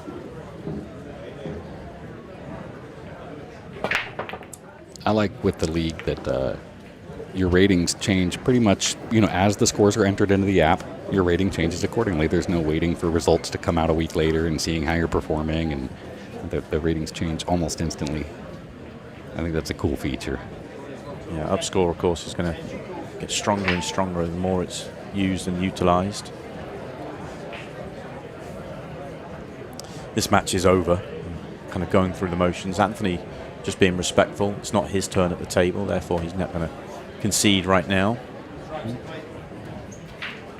Craig has to just do the right thing and pot a few balls here, not really worried about the finish in any way. We're going to see the first safety shot of the match. This reminds me of, I'd love to watch snooker, especially the high-level snooker, and this reminds me of that. They'll already have 90 points, and the opponent sits there quietly, just lets them finish. Add insult to injury here for Anthony.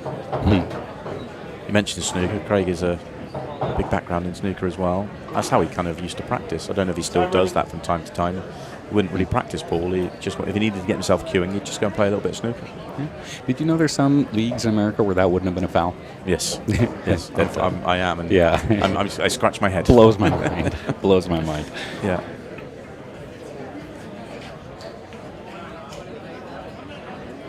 I like how Craig's not running around trying to get cute just to add another point, just to add a little, Yeah, there we go. Finally, the handshake comes here Great from Anthony. Match. Good shooting, Craig. Both players knew it was up, and it is Craig Waddingham that's going to march on. He's going to play Shane Thompson. They've got previous. They'll be at it again in the semi-finals here of the Florida Shootout, and that means that is the top half of the draw that is sorted. We're going to move on. Bottom half of the draw is coming up. 2 more matches before we move on to the semi-finals. We'll also hear from the Silver Sniper, so stay with us. Plenty more to come here from Classic Billiards.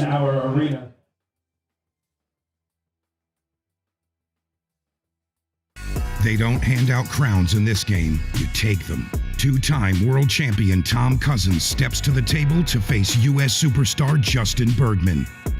This isn't just a match, it's a battle for national pride. No easy racks, no second chances. Just pressure, passion, and everything on the line. Live on QXTV pay-per-view, Table Kings, Cousins versus Bergman. 1 table, 1 crown.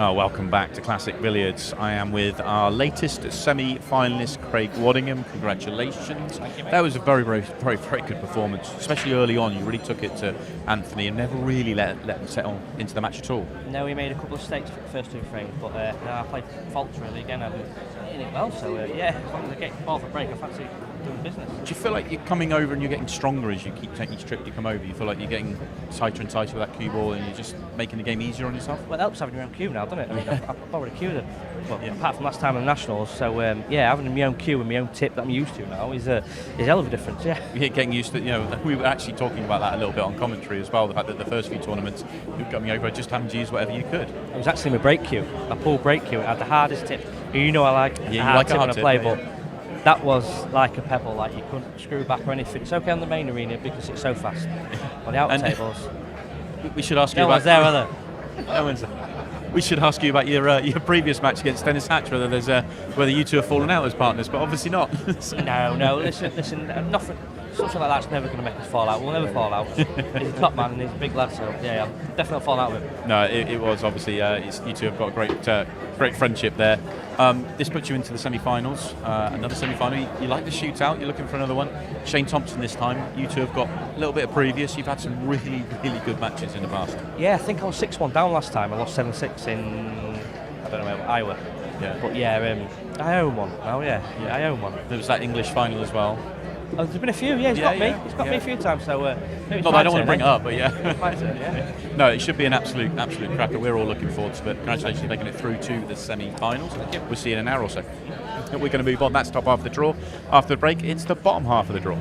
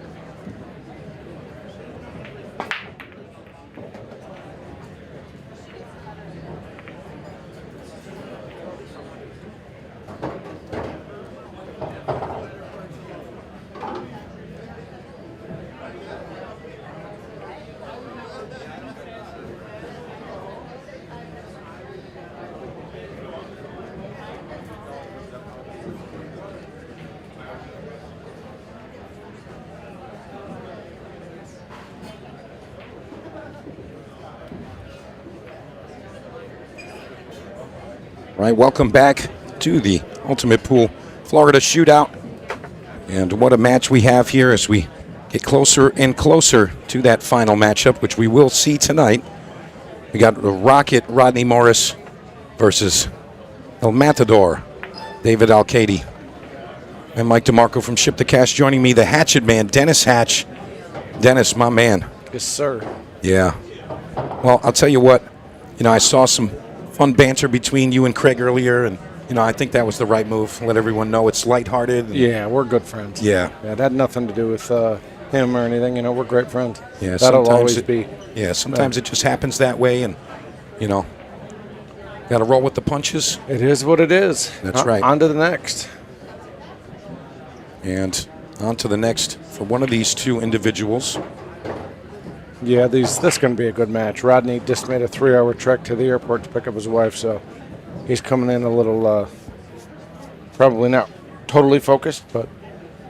Well, sometimes that's good. Yeah. Get your mind out of the pool room and the stresses of your previous match, clear your mind and come back to a fresh, fun game of international 8-ball.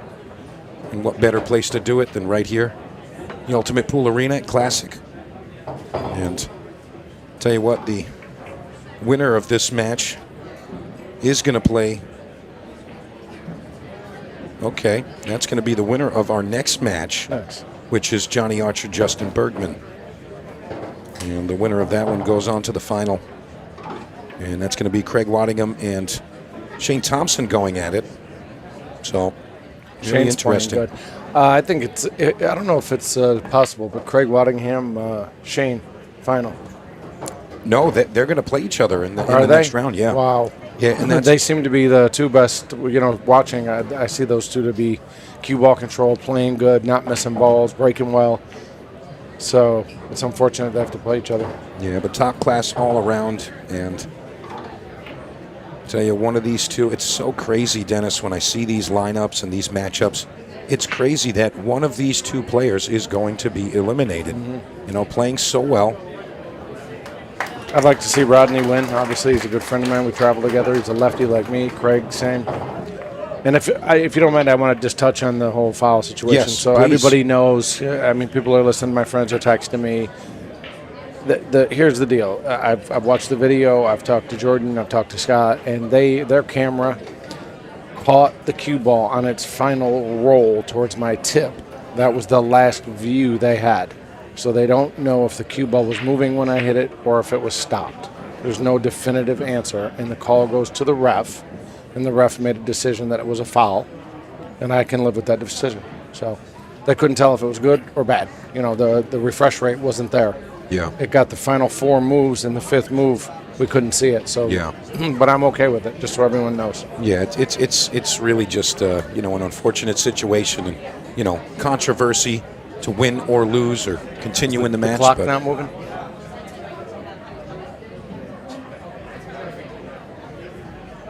But it's nice to hear, especially from someone like yourself, Dennis, that you can kind of catch a bad roll and move forward from it. Yes. You don't have to raise the roof off and burn the house down, and you're going to go through these things, especially in the game of pool. I mean, ultimately, I'm not happy with the decision, but I have to live with it, and I'm not going to get irate about it. I mean, I love Ultimate Pool. It's brought my pool life back. I mean, I have the fire again, so it is what it is, I felt like I was playing great. I mean, Craig and I both played great that match. It was a hell of a match. I just liked the end. When I did get out, I was high-fiving everybody. My God, it was just so beautiful. Yeah, it was great. I wish we could have beautiful. played the 6-ball shootout. Yeah. It would have been fun. Yeah, exactly.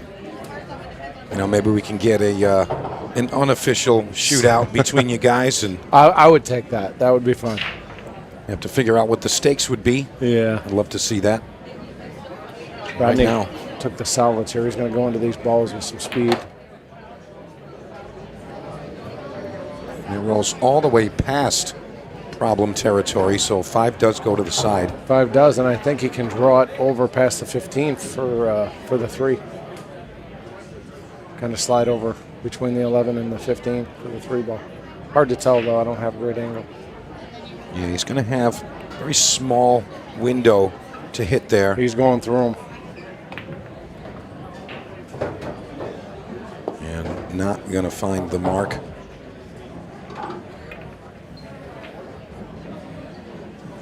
Rodney just thought about the guy that cut him off on his way back from the airport.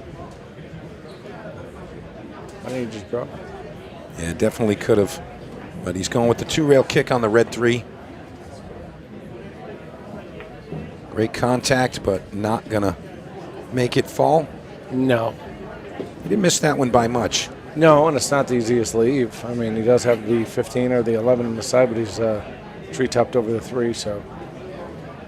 I never said that before until I heard someone say it the other day, tree-topped. Tree-topped. Yeah. Yeah, that happens. Rooftop, tree-top. Jacked up.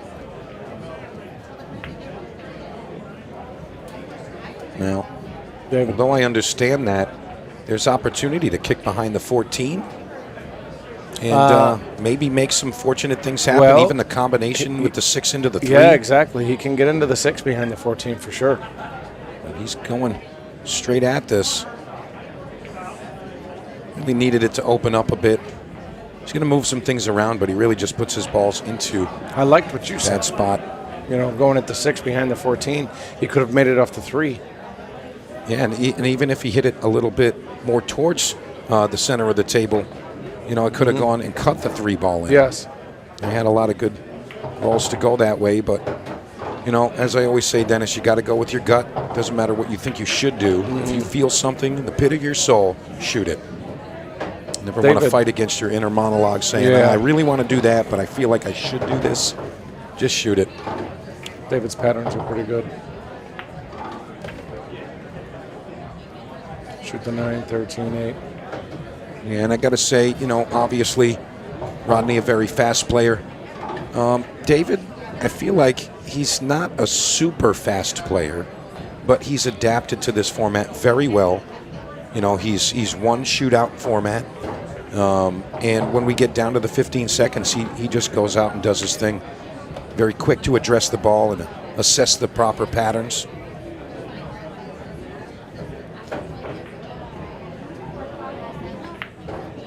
Very nice finish there. 2-0. Yeah, and there's still only 7 minutes or so off the clock, so plenty of time to have a bit of a battle.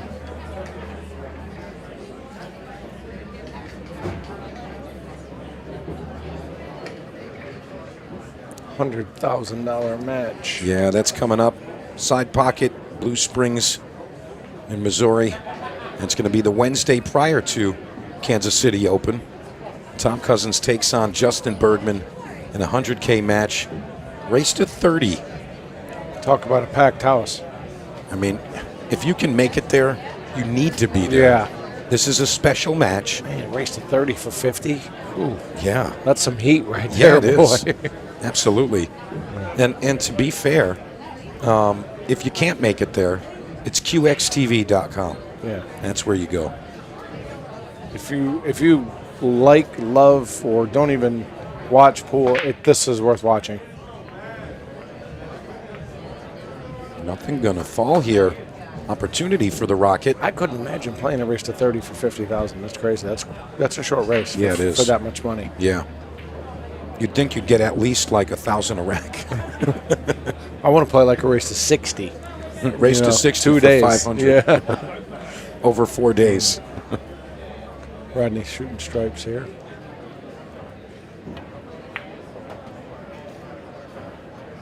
Yeah, that little brush on the one ball kind of helped open the 9 just a touch. A little bit. It's not the easiest of outs here either.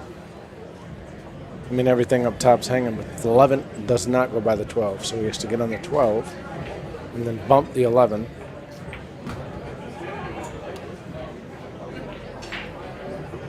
And he has to get between the 4 and the 2 and the 12 to get position. So it's anything but easy. Now, Rodney's a little thin on this 9 ball. This cue ball is going to be heading over towards that brown 7. Kind of trying to make the decision where he's going to contact the rail. I think he's going into the 3 here the way it looks. 7. I don't like that shot. Yeah, I think he was trying to come under the 7 or even thin off the bottom of it. He's got to play this off the 6 on the side. My thoughts exactly. I mean, you got the 15 to back you up a bit. Good shot. And he doesn't mess too much up here. He might be able to shoot the 15 in the corner and just follow down and bump the 6 and get straight on the 12 or not, real good on the 12. He's using center ball, it looks like. Oh, yeah, right there. Perfect. Great shot. Yeah, pinpoint position.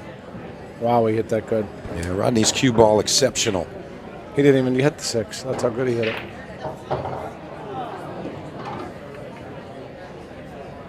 And we're just going to say that was quick on the get down. It was. And again, you got to take time with every shot, as they all deserve respect.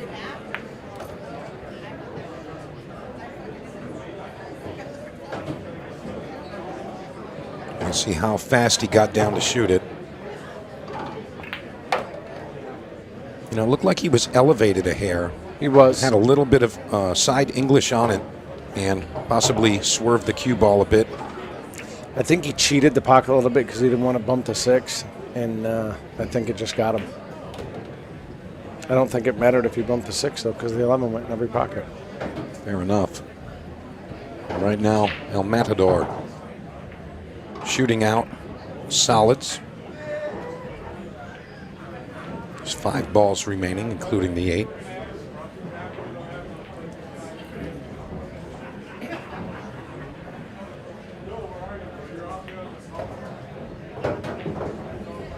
He's going to come one rail back across for the 7.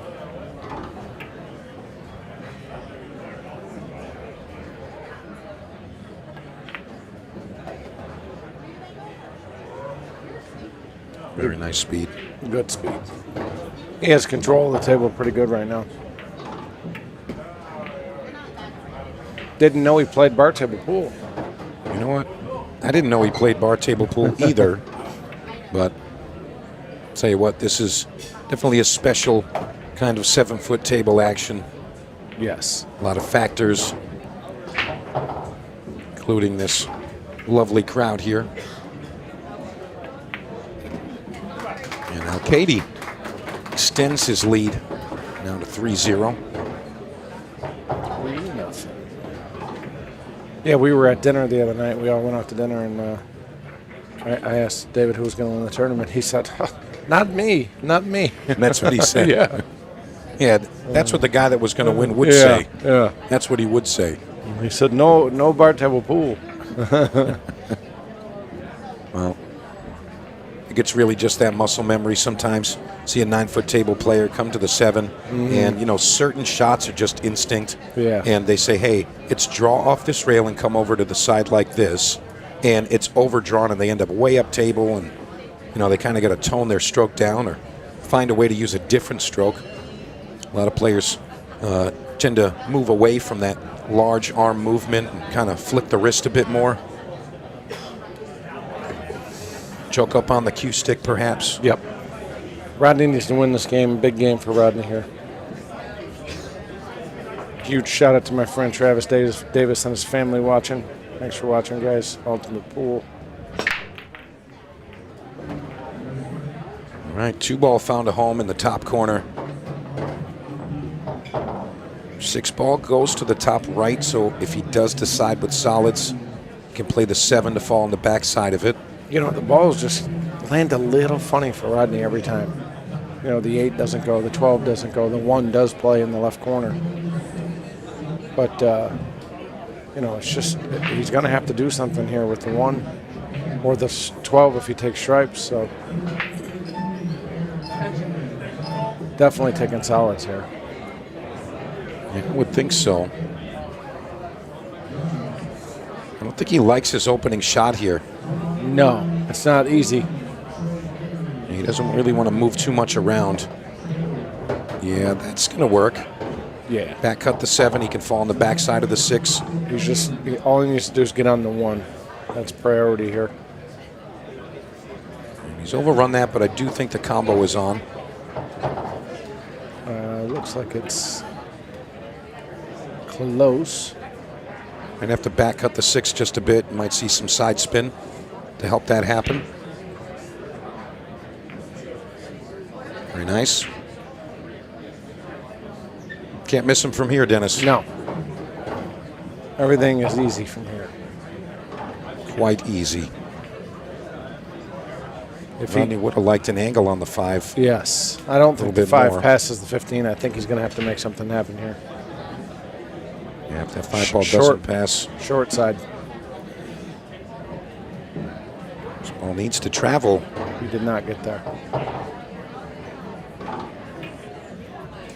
Possible carom off the 9. I think he was trying to play the 5 in the right side. I don't think he was trying to do that. So it did go. Wow. Look at that recovery. Fooled us all. Tell you what, Rodney Morris, what a remarkable recovery. Big game.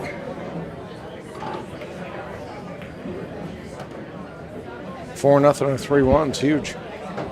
Most definitely, and still have 16 minutes and change on the clock. And Rocket Rodney Morris answers with 1 game He does. on his side.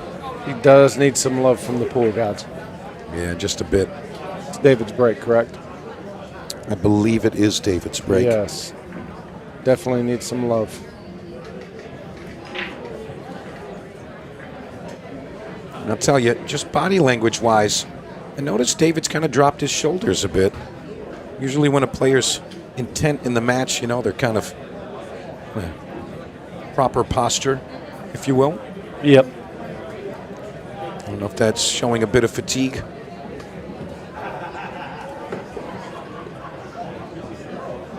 It might be. I mean, I'm a little tired myself.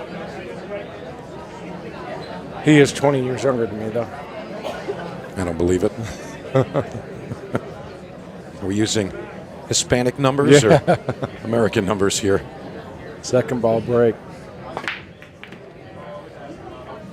Cue ball spinning like crazy, and everything's pretty open. The balls lay good. Taking stripes. 15 gets you to the 11. 14 gets you to the 13. Yeah, this is a pretty nice layout here.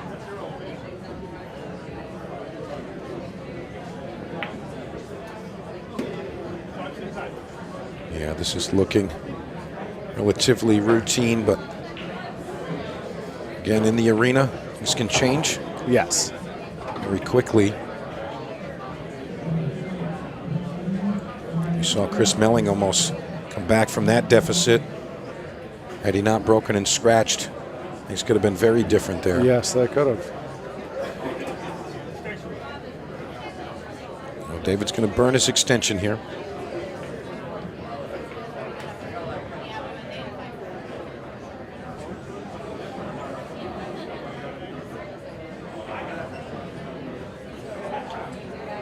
He's taking his time. And then he runs. I was going to say I'd shoot the 9, but he decided to make it interesting.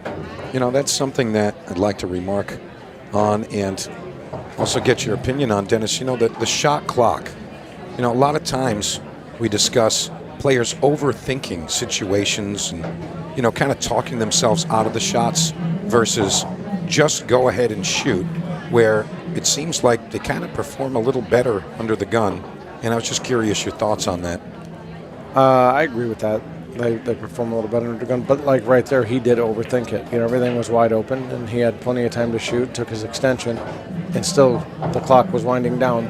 So he kind of talking in circles about what you should do. And nothing was really tied up or tough. You know, it was a pretty routine out. But, you know, just sometimes, you know, when you're out there, it's a little harder to think. It's not all tic-tac-toe, you know. Yeah. Yeah, I mean, I've heard a lot of pro players, you know, kind of say, hey, sometimes you're down on a shot and you just go blind. Yeah. Just your mind goes blank. You know, staying in that tunnel vision for so long, sometimes that's definitely understandable. It's sometimes when you're hyper-focused on the out, you forget about the shot clock. You're looking at the out and which ball to shoot and which way to go, and there's more than one option. And the next thing you know, it's you hear those seconds. beeps and you're like, panic mode. Yes. I got to fire. It happened to me playing Craig when it was 5-5 or 4-4, and I missed that 12 hanging in the side. Yeah. I shot the wrong shot. I should have shot the 9 and went back and forth, and then played the 12 off the 3 in the side. It was a hanger. 3. Yeah. And the clock got me. I rushed it a little bit, and I'm like, I'll just. You said, I got to shoot. I'll just do this one. Yeah. And I rushed it and overcut it. And it could have been a millimeter, you know, one way or the other. But I wanted to shoot the 9. But when the clock, I noticed I was running out of time, I changed my mind. So would you say that this type of format maybe puts you in a position to kind of rely on instinct? Yeah. And maybe could elevate your game in a way? Yes. I love it. I mean, it's fun. Yeah, I feel the same way. You know, I like to be a fast player. Can be reckless at times, but, you know, I like to enjoy the game and play the way I want to play. And it's really nice that you kind of put parameters on what's reasonable and what's not. Crushed him. What a break. And look at the 6-15 again. I'll tell you what, he can actually handle that right now. Yes, he can. Shoot the 12 off the 6. Correct. Shoot the 12 off the 6, then the 10-14 gets to the 13. So, yeah, I mean, this is not bad. He might shoot the 9 first and get a little bit better on the 12. shoot the 9, roll up about 2 inches. Now he can hit this with a little center ball a little bit harder without the cue ball floating down. Just make sure that 15 goes away. Yeah, that's all that matters. Flirting with trouble there. He did. Almost brushed the 14 into bad spot. Yeah, but he can shoot the 10 and draw back, then the 14, 13, 11 on the side and come down for the 15. Just like that. Would have liked a little extra out of that one so we could get the 13 to follow the 14. Yeah, he didn't draw it as far as he wanted to, but I think he can still kill this, and if he can't, then he can go a different route. Yeah, they did give us this lovely tournament elite table, complete with all 6 pockets. So he's got options. He's struggling a little bit right now. But yeah, I thought he was good there. I didn't think it was that bad. He hit it perfect. He should be able to just draw back right where he's at now, or to the rail and out, and then float down for the 15 and then the 8 on the side. He's going forward.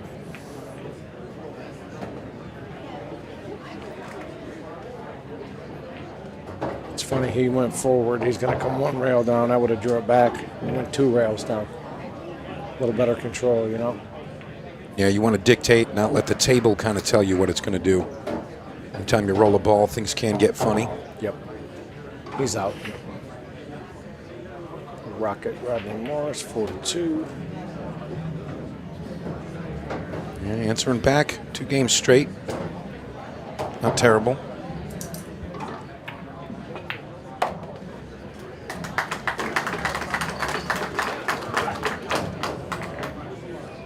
He needs some love from the pool gods. Well, clock is still ticking here, and we got 11 minutes, 39 seconds officially. If he can win a game and come within 1, there's plenty of time on the clock. Yeah, and I mean, we're talking about Rodney Morris, too. Yeah, so he doesn't play slow. No. I mean, when Rodney plays, it's rare that we hear that shot clock beep. He just kind of plays his game, and the clock's kind of just there for, ornamental purposes. Kind of just a prop, if you will. All right, here it is. Alcaide taking a deep breath as he steps to the table here. That's the other thing about the shot clock, right? I still had 4 seconds left on the clock when I hit the cue ball. Yeah. But I didn't want to look at the clock because I didn't know. That could have been the difference. If I look up and back down and 2 seconds goes off the clock, it could have been the end. Ooh, he almost got some love. Oh, he did get some love. There it is. How about this situation now? David's just going to thin the 6 and freeze him to the rail behind the 6. He had a shot like this earlier in his previous match where he had the opportunity to draw and just kind of put the player in the same bad spot he was. He ended up thinning the ball and leaving an open shot. The player ran out. But to be fair, the shot clock started ticking. If these are froze, Rodney doesn't even have to hit this ball. He can just shoot away from it. That's right. Just touch it. I don't know if he said froze or not. I couldn't hear, but they look froze. He doesn't even have to do this. Yeah, if they were touching, it would have been a different result there, but referee Dean, I think, would have assessed that one, so probably just paper thin space between the two.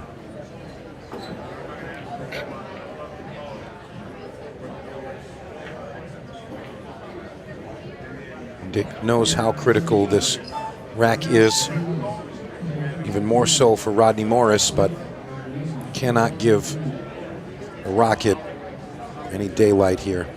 No, not at all. And I think Rodney could have brushed the 6 there and froze the cue ball to the rail just like David did.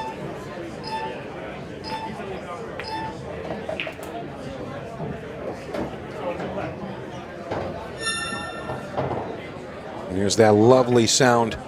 15-second shot clock has begun. So the pace is going to get picked up a bit. And we're kind of in Rodney Morris's comfort zone. So David going to have to adhere to that.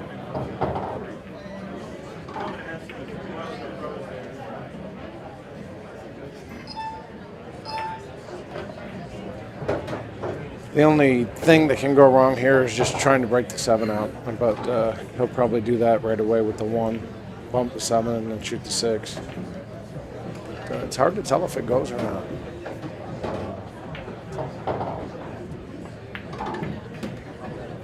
What am I missing here? Was the 7 going the side? Maybe in the side, yeah. Oh. Might have just enough.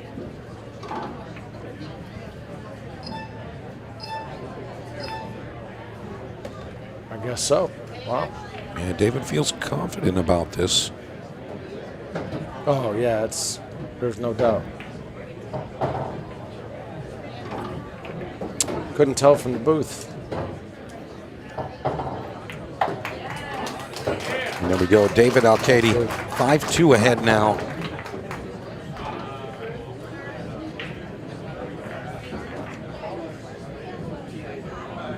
And Rodney Morris going to have a chance to break off, but running out of time. 8 minutes, 39 seconds remain. Game. Sorry. That was a big game. I think that Rodney should have done what David did. Just, tap the cue ball, put it behind the 6. Well, hindsight 20/20. Yeah, right. And saw Rodney with a bit of a smirk. Not sure if he's got something up his sleeve. It almost looks like he's kind of holding something back, like, wait till he sees this. All right. Rocket breaking rack 8 is down 5-2. We've got 8 minutes, 39 seconds on the clock. Let's see what he brings. Broken perfect. He's going to get a shot, though. Look at this. Okay, he's got options. He does? Yeah, looks like the 5 ball will pass the 7. I don't think so. If it does, it's close. It would be ideal if you could see the 10. Oh, the 2 goes. No, the 15. Yeah. Good shot. Yeah, very nice opener. And looks like everything can connect here. Fried ice cream.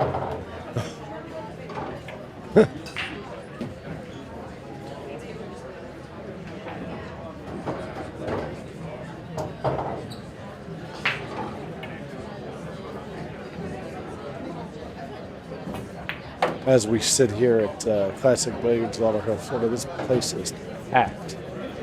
Yeah, it is. And I'll tell you what, it's not going to get any lighter anytime soon. No. Well, Rodney has a chance to get out here and get back to 2, and then he needs, again, some love. I'd really like to see this match get tight. Yeah, and honestly, I mean, spectators, I'm sure they like it too, but yeah. I always just want to see a shootout. I just want to see it. Yeah. It's like if you watch a whole match and nobody banked 1 ball or 0 break-in runs, like it's a part of the game that you're kind of waiting for it to happen. Very nice here. You can just float the 10 and stay right there. Ooh, hit the point. Yes, he did. Well, Rodney, you have a point. 5-3, David's break. Rodney's still in the match, but he does need some help here again.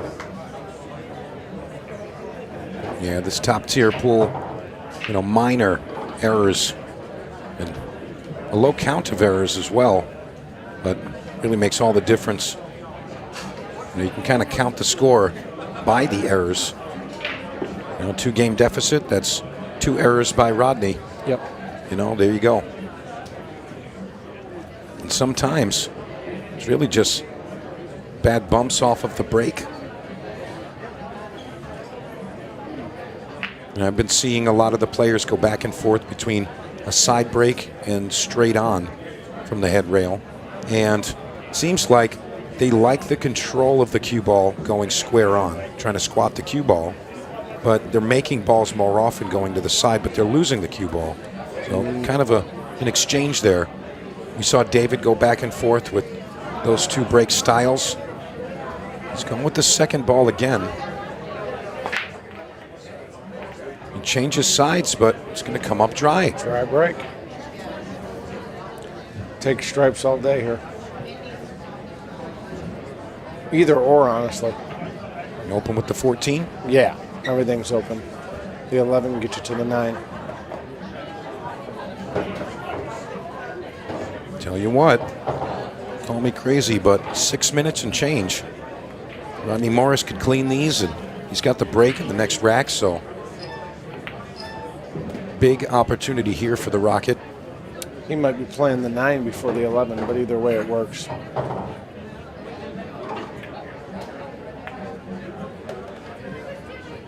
Yeah, that works too. Yeah, that's going to work out okay. I think he did want to go into the face of that, but yes. He didn't even have to bump it. I think he just had the angle on it to where it was the only ball he could shoot. It's a good shot. 9-13, 10-8. Yes. Unless he digs this really good. But yes, 9-13, 10-8. Very nice speed again.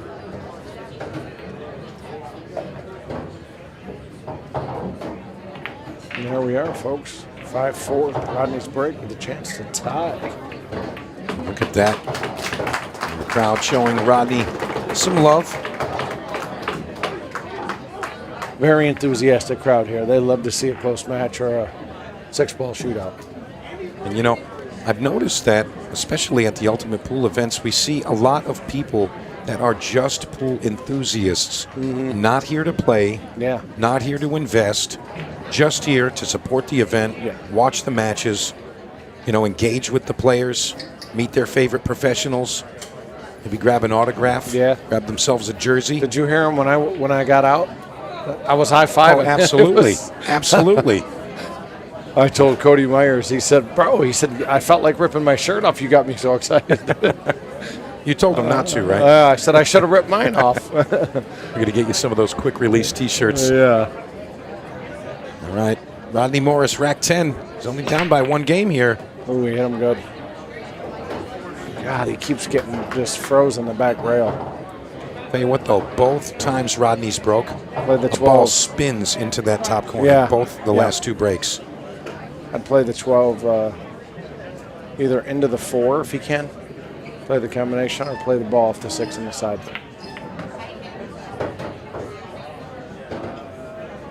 Very nice. Is he going to try to draw into this 4 here? It's dangerous if he does. He's liable to get locked down there. Oh, God. Oh, no. Disaster strikes. Well, you said it, Dennis. That could be dangerous. The thing is, you know, if he was able to get up table, he could have shot the stripe into the 4, into the 11. It's a wired combination. I thought he could have even shot at his first shot. David can't make the 4 with ball in hand, so he's going to try to get into it here. Perhaps come to behind it. He missed it. But he can shoot the 3 and then the 7. I think he's going to have to. Yeah, shoot the 3 and then the 7 and break it out. And then the 2's his escape. Not now. He got straight. So he's got just a minor angle. Well, he's going to have to punch it.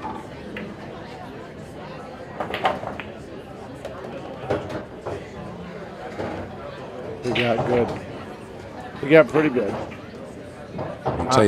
I'm not rooting against him, but I would like to see something funny happen there so it gets 5-5. Yeah, I think we all want to see a tight match here, but you know, if David just wants to shoot him out, go ahead.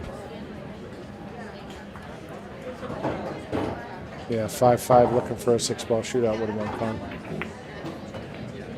Well, still 3 minutes and change. Yeah, the problem is it's David's break, though.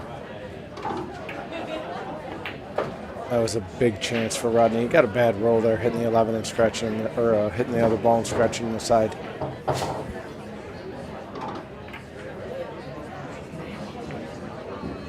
Yeah, really needed a little bit more friction on that bottom rail to kind of keep his cue ball lower. And it came a bit high, missed the 4. Cross side carom, right in the side. David's getting out with ease. Yeah.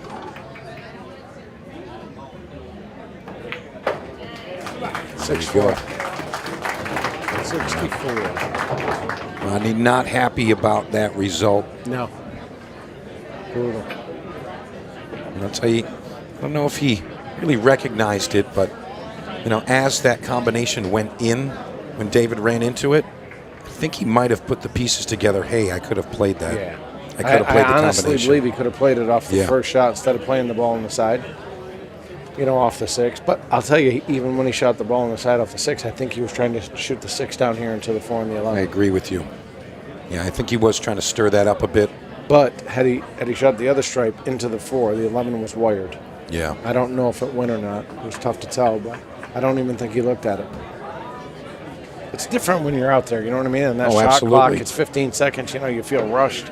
You know, you do miss things. It's not routine out there by any means, especially when it gets down to the 10-minute time frame with the 15-second shot clock. Yeah, you really just stay on the move. Yeah. Can't really look at everything every time, but fair enough. Alcaide takes a 2-game lead, 6-4. This is rack 11. Big break. 15. And success. And Rodney's going to say, that's all. All right, El Matador, David Alcaide, takes it down. He played a solid match. Yeah, he did. Yeah, he did. That was a good one. Rocket put up a fight at the end, but it's El Matador in the end. Dennis, thank you so much. We're going to be back with more shootout action in just a few. Don't go anywhere.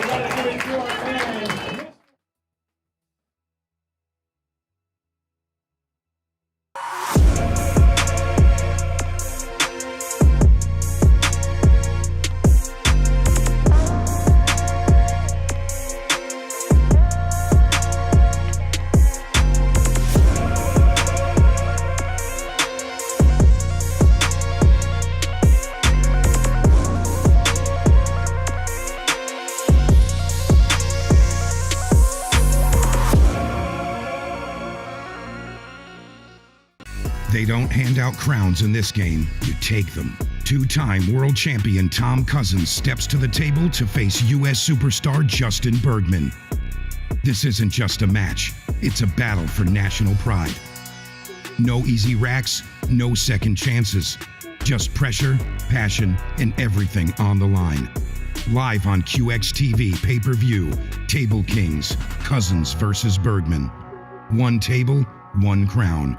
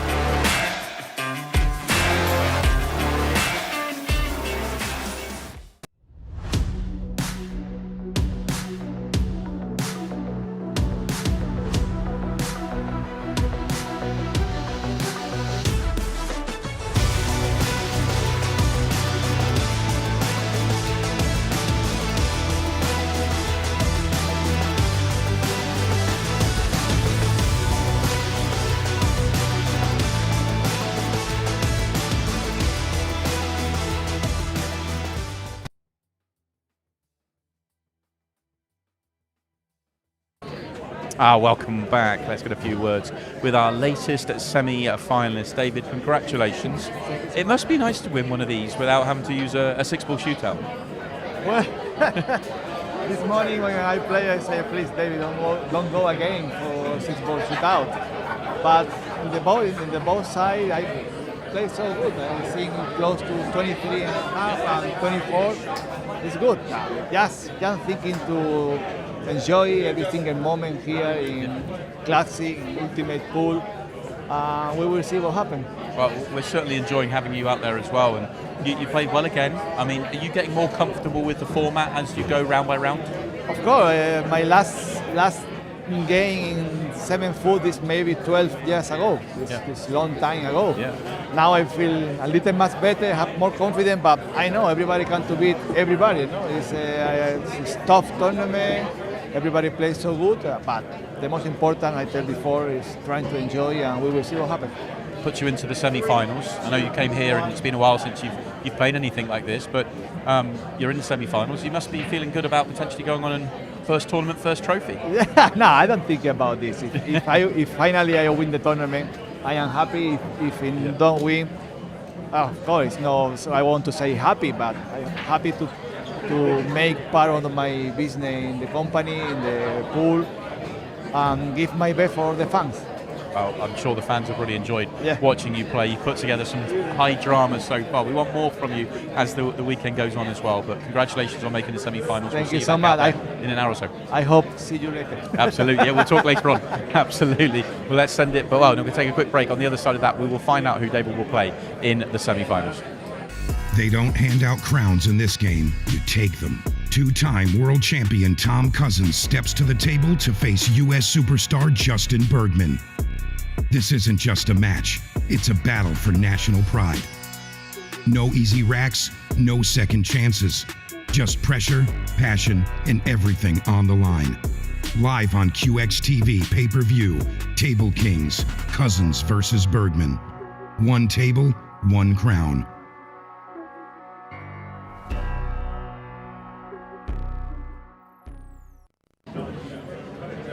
And welcome back to the Florida Shootout, our last quarter-final, and it's a big one. Johnny Archer taking on Justin Bergman.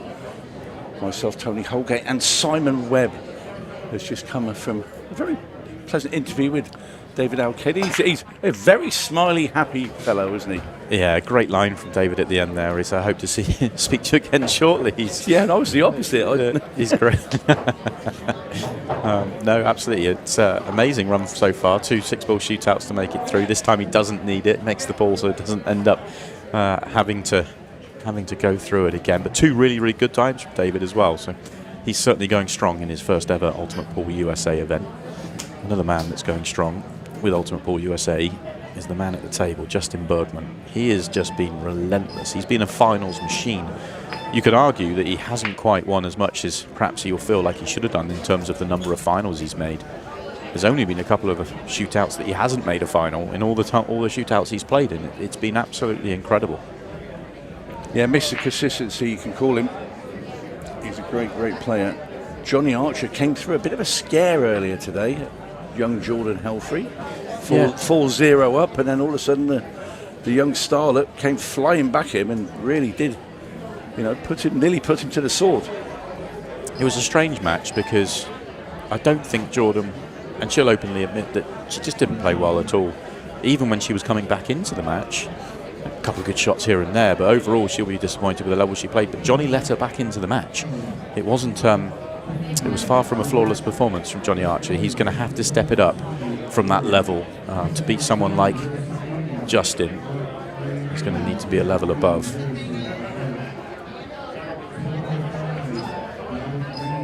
It's been a little while since Justin's won a title as well. Been talked about all those finals. I don't know whether it's in the back of his mind or not, but it certainly keeps making finals, can't quite make it over the line. It's been a decent time now. Yeah, and in between, those matches when he's got to the finals, I mean, he's played some incredible pull. I mean, when we were at Cherokee, when he played that game against Rodney Morris, there were 6 breaking runs apiece, and then Rodney then broke dry and Justin cleared up. And the way he played that, and his break, he was making a ball consistently bottom right corner every time. He was again in Iowa, and all of a sudden it just runs dry at the wrong time for Justin. It seems to anyway. Well, it happened in the final, didn't it? The back-to-back matches, semi-final and final, just unbelievable, instant classics. And of course, his final in the Open in Cherokee against Shane Van Boening was another absolute classic. Late-night drama. Anyway, on to this one, and it's a poor miss from Justin. That's opened the door here for Johnny, but it's not a good layout.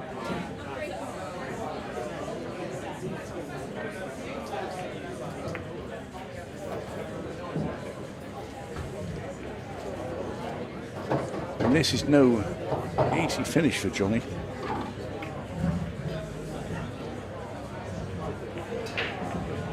13 balls very near that notorious side pocket that's caught a few out today. 3 or 4 of them. Put into the knuckle. And Johnny's had a wide. Missed that by a long, long way. And that, I think that was more alignment than anything else. It looked like he was getting down on that thin and missed it very thin.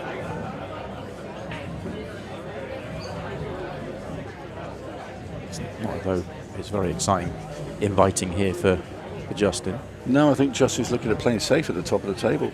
Or is he? This is a very thin cut with the 4. No, he's changed his mind about the safety. He's going for it. Oh, that's a great shot. Play safe when you can do that. Yeah.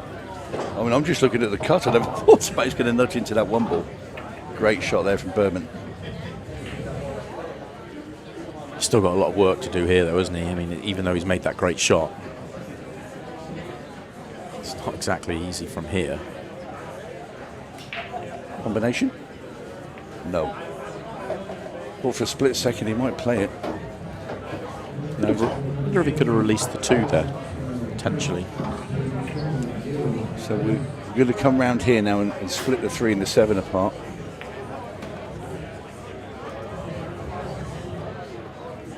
Now then, would he look at the line of the 6 ball and then bring the cue ball down towards 13 and 2 from there? Maybe make the 7 in the side first and then do it, and opens up a little more. Yeah, he's looking at it.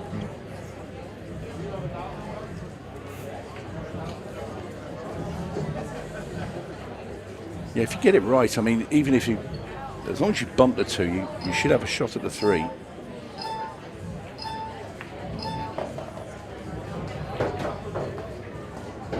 So, this 6 ball.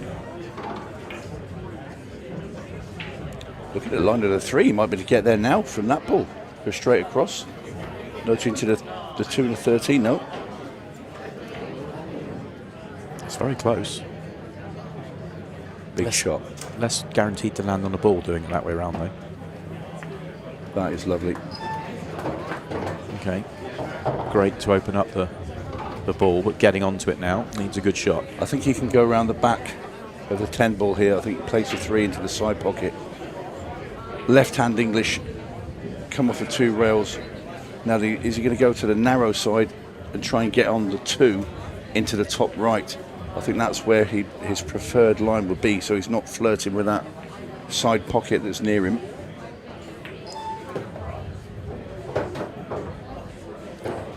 And that's played to perfection. This is a statement. This is a statement to start. I mean, you calling it before he got to the table, he's going to play safe here, there's nothing on. And he's made that work for him. Yeah, very, very good finish this from Bergman. In what was a very scrappy position. Took nearly 7 minutes off the match clock, this opening rack. And that opening rack goes to Justin Bergman. Yeah, very impressive. That was sometimes the balls dictate, and that was a layout that really wasn't inviting for either player. Both players deciding to take it on. It's Justin that gets it. How about this then, Tony? Been the talk of the weekend, this has. A lot of people interested in what's going on here with QXTV. Justin Bergman is going to take on Tom Cousins for a reported $100,000 minimum. Yeah, it's a very, very exciting race. All going to happen in Missouri, Blue Springs Side Pockets. QXTV will be bringing that to you. 22nd of July. What a match. Yeah, absolute belter. Everyone's got their opinion. Everyone's asking everyone here in the venue and online, who do you think's going to win? Yeah, I saw a lot on social media after Cousins lost to Eric Charlton in the opening round of the shootout, saying, if he can't beat Eric Charlton, how's he going to beat Justin Bergman? Which I thought was a bit, well, you know, these matches happen, and you know, and Eric's a very good player himself. Yeah, so Eric's a great player, but race to, well, a 30-minute match rather than a race to something and a race to 30 for an awful lot of money. Very different things. But yeah, that's going to be an awful lot of fun. Great break there from Archer. The Scorpion. This is the exact opposite of the the previous rack. This one is wide open.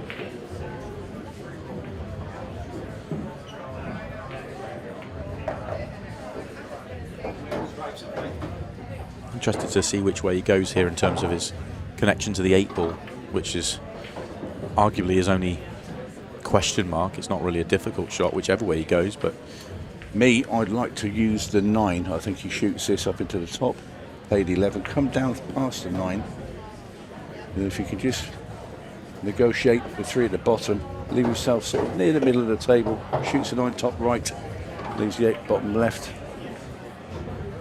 Anywhere near straight in on that and you've got a guaranteed shot, haven't you? I kind of see where you're going with that. He was playing for it there, just the way he was lining it up previously, but he might now follow suit and go the way you were suggesting.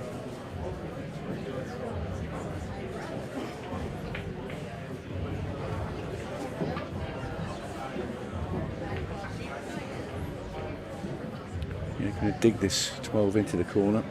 He will into the 5. Dangerous shot. I didn't like that because of the result there. I was just about to say, I thought he was going to dig deep and come into the side rail. So now the route has to change, and I'll tell you where he goes now. I think he plays the 13, then the 9, and leaves a little angle on the 10 ball, come behind the 8 ball and shoot that into the top left.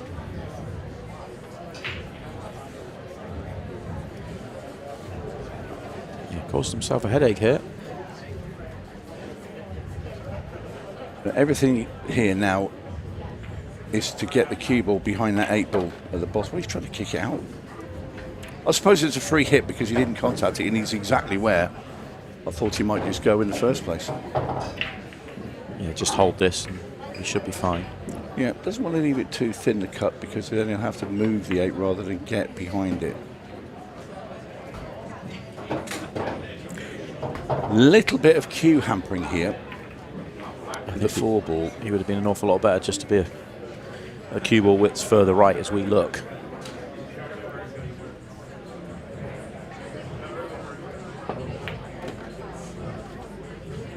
Played that reasonably well. Not right behind it. Got to take that. Yeah, got a shot at him. Harder than he wanted it to be at the beginning of the rack, though. That adds pressure in itself. Justin Bergman and time off the clock in the semi-finals of the Florida Shootout also add weight to it. That's all day long in the pocket. 1-1. Scorpion does the business. First real good chance. The chance he messed up in the previous rack really was a bit of a swing at it. It wasn't really on. This one was one he knows he should get, and he did get it, even if he did work harder than he wanted to at the back end. And both players now up and running.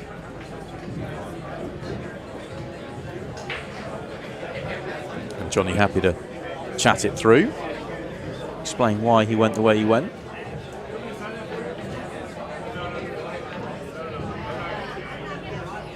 Justin all ready to go.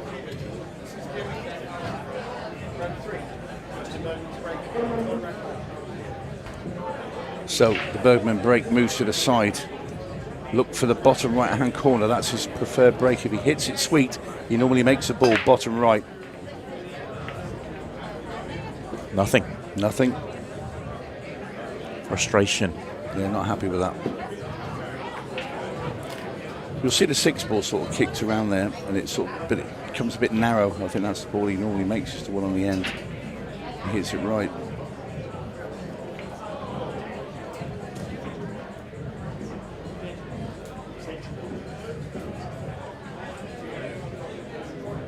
Looking at the layout of these, for me, solids. He has a couple of choices here for starters. Might play the 6 ball if he's fancies just rubbing those 3 balls apart in the middle of the table. Yeah, he's going solids.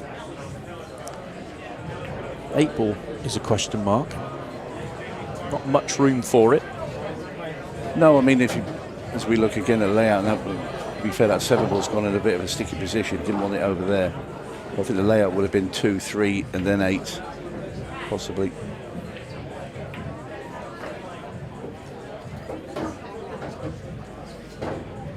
hard to see how far that 7 is away from that knuckle of that side pocket, but those shots are pretty tricky. Yeah, he grimaced when he had a look at it, so I don't think that's when he wants to play.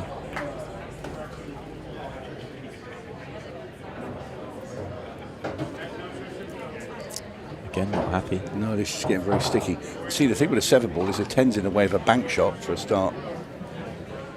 The 2 ball is in a funny little position there where you could maybe play the 7 ball up onto it and double kiss it in as a combination shot, but then that's very risky. And he's got to move it. Yeah, that was really, really dangerous from that line. And Yes, he's very angry. He knew as soon as the cue ball left that bottom rail, yeah, he's fuming. Where's he trying to get to here? Is he trying to get onto the side rail and play it up the rail? Or, I mean, I don't... Going into it, and that line was only ever going to end one way, so he can't have been playing into it. He was always out of shape from the first shot when he played the 6 and potted it and then knocked the 7 over there. That was just always going to be a major problem.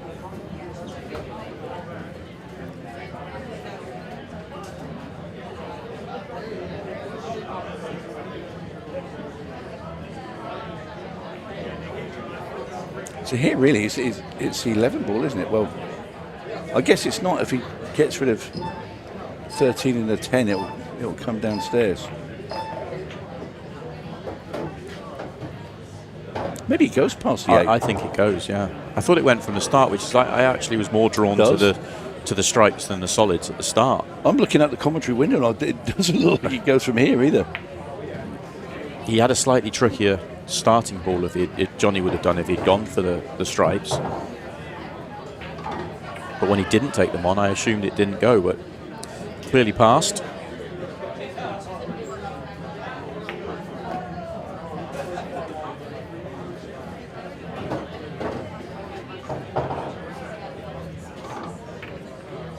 Also cues so lightly as well at the back, just with barely grips it. Yeah, just with sort of first finger with thumb. Gives him the control. Floats the cue ball around the table beautifully. One of the best cue balls in the game. Indeed he is.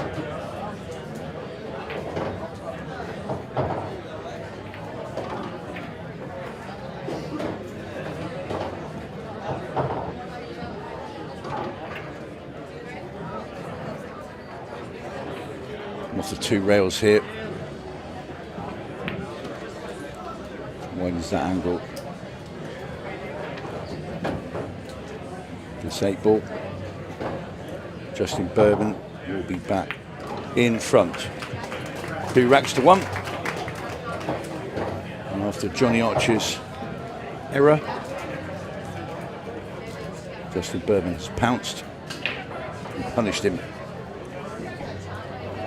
All 3 racks have had some storylines in it.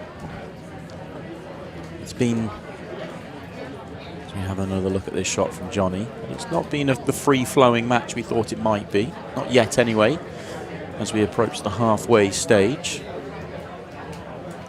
Johnny beats the cameraman. He's now come to explain to Justin about that shot.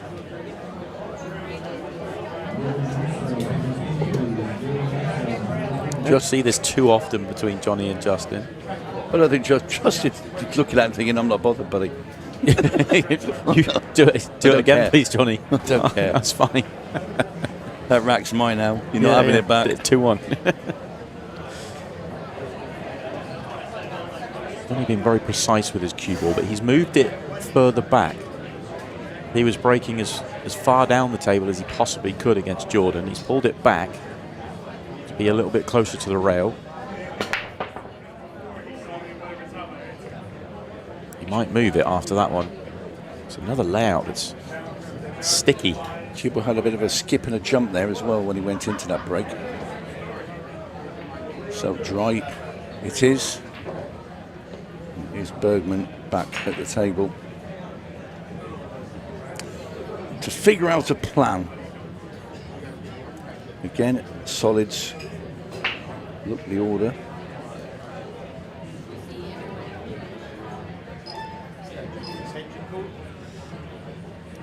6 ball will be the one to bring the 8 into play. This is where 30 seconds a shot and the extra 15 he's just asked for isn't enough. No. There's a lot to think about here. Players at this level, they just attack. I'll be thinking about where can you play safe.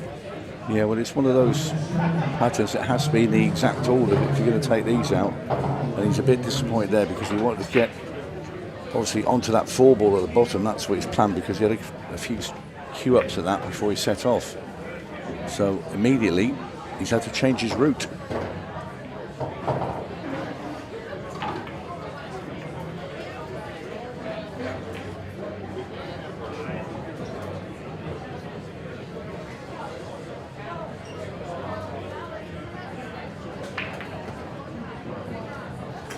Has he overdone it this time? No. Maybe a turn. He's on it, but can he connect to his next ball? Yeah, I think he just sort of pushes into the 5 here and pushes it towards that side pocket. Take quite a little gentle shot. Like that. Straight. Now, oh, sorry. I was going to say straight's good, and it looks straight, but body language is telling me he's just off straight. That isn't so good. Well, he is eyeing up the 8 ball, so he's obviously confident enough to get there.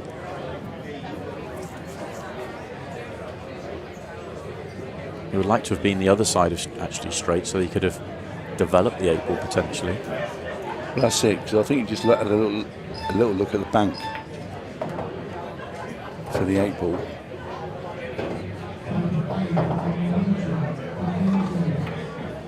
There you go. That's where he wants his cue ball, to bank the 8 into the right side pocket. So he wants to leave this with a slight angle to come out. It's quite a bit of angle, and he's cueing over the top of the 15 now as well. Should be okay. This man knows how to manipulate the cue ball exceedingly well. Nonetheless, it's a bit more of a tester than it would have been. Hampered cueing, as you said.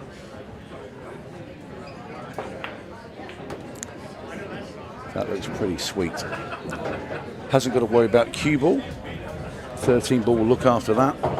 So it's just all about making the bank straight towards him. You players like these because you can really see the line perfectly here, and they'll know immediately when he's hit it if it's in.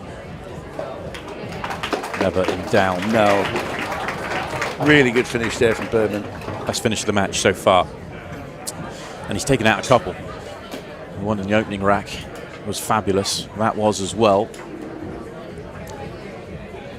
This is what he's so good at, is these tricky situations. You know, it's okay when somebody's got a huge sledgehammer break and they can put, you know, make 4 balls off it, and they're all in the middle of the table and they just stop the white dead, bang, bang, bang, bang, bang, thank you very much. But he's so good at just taking out the ones you think, well, is he going to go game or is he going to play safe? You know, there's so many dodgy little Those are the sorts of layouts as well that if you go game like he did, it feels an odds against finish, and yet if he doesn't get it, he's giving away the rack. Yeah. So you've got to get it, and he gets it such a high percentage of the time. Yeah. Moves. He has moved his breaking position. Abandoned breaking from the side. And how's this one? Well, he's made a ball, so it's better. Yeah. And a better layout. Significantly better layout. Johnny still sat there alone with his thoughts, still thinking about that scratch in the side pocket. Might have to go solids here. Does he have a stripe on? No, don't think so. Not an easy one anyway. We can make the 13 down in the bottom left, but apart from that, no. He'd love to get on that 2 ball. Well, he didn't play for it there, but he played on the ball to get him there next. And that's what he's done.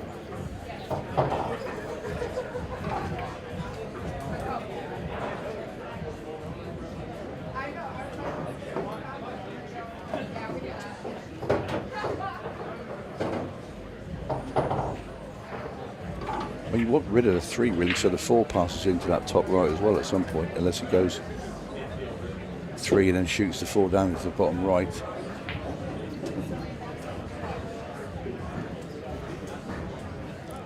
don't think he likes his angle on this too.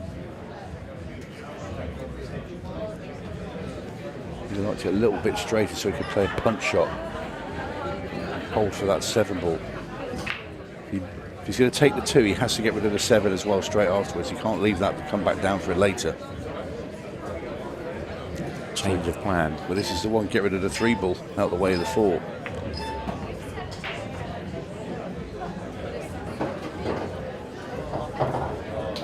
Doesn't have the good clean connector to the 2 now, as he took that out, so he has to work himself back to a good position. He can play the 2 now if he wanted to, and not that I don't think he will. I'm not sure. I can't see what angle he's got on that 4 ball. It will be the 2. This is tough. Makes the part.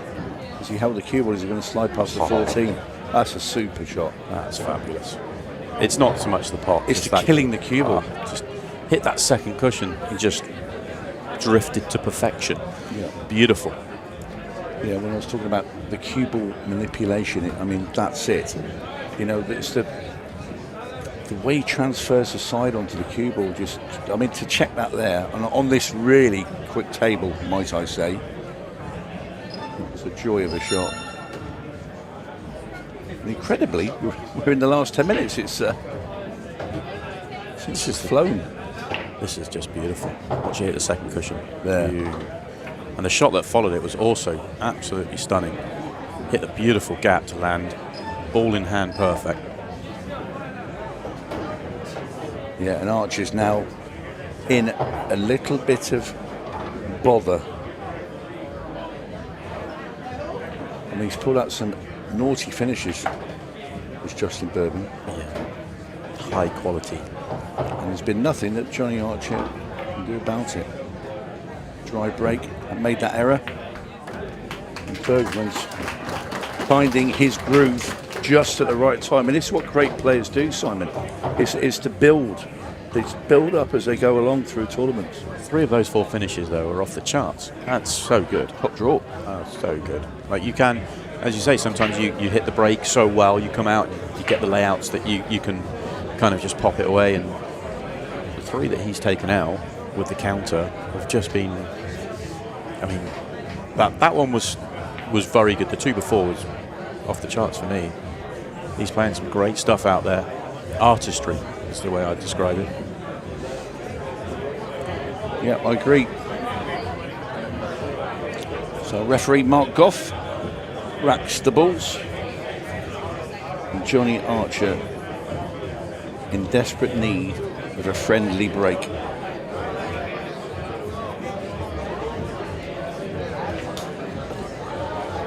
Johnny looking puzzled, doesn't like the split for some reason. Pulled a bit in the face.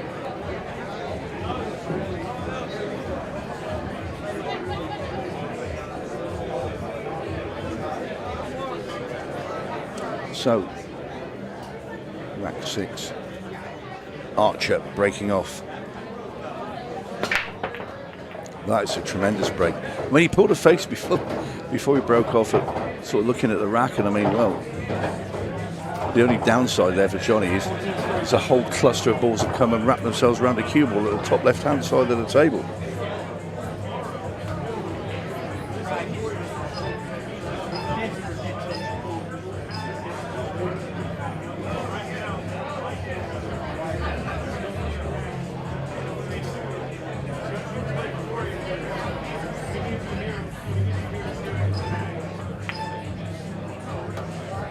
Ken into this corner pocket, so he takes the stripes. The big problem for Johnny is the 14 ball. Is he going rail first here with this 9? He is, to try and get the 14 out, and it fails. He's trying all his bag of tricks, Johnny Archer, to try and force a rack on the board. He's still got work, though.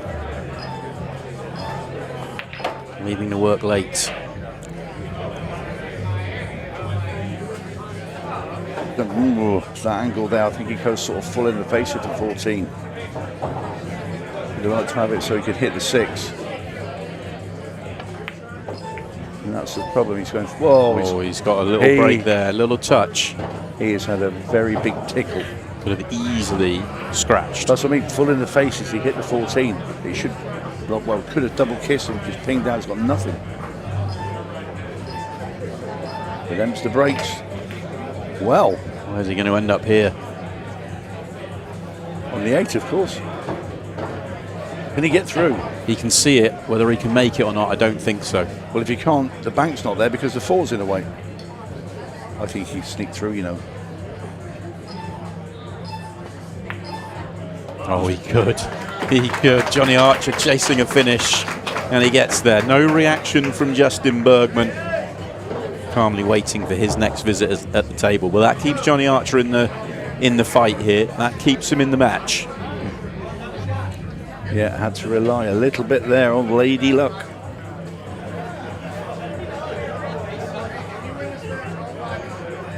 Well, it certainly cheered him up a bit anyway. Yeah. And he's back chatting to the people behind him. Yeah, he went off air for a little while, but now he's returned. He, like us, was just enjoying the show that Justin was putting on, but maybe not enjoying, watching. Yeah, not sure that's the correct word for what Johnny was experiencing over there, but just absolutely no reaction whatsoever from Justin. He knows he's playing well. It's on his own cue right now.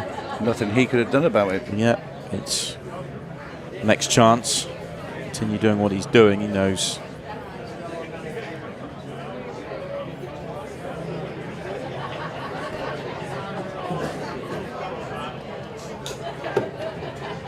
So good to watch. The touch he has with that cue ball. The patterns he can pick out.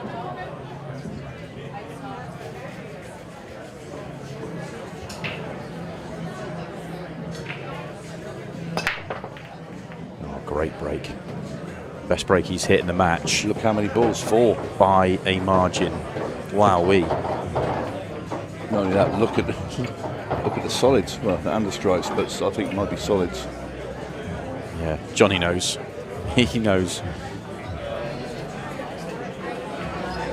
Having said that, I mean, there's a case of stripes now. We're looking again, second take. Yeah, there is. There's a case of both. Depends which way he sees it. They're about even.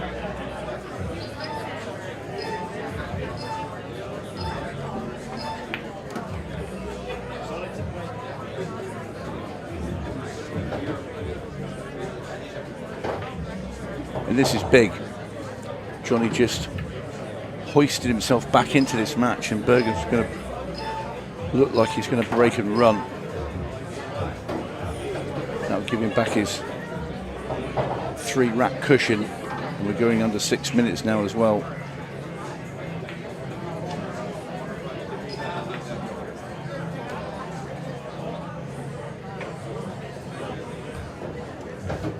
He'd rather not been on the rail, but I think he can still push this 6 in. I think the natural line works for him. He's just got to pace control it. I think he's got to land in the gap. I think it would go below the 8, that cue ball. And pace control was perfect. This to go 3 racks in front once again.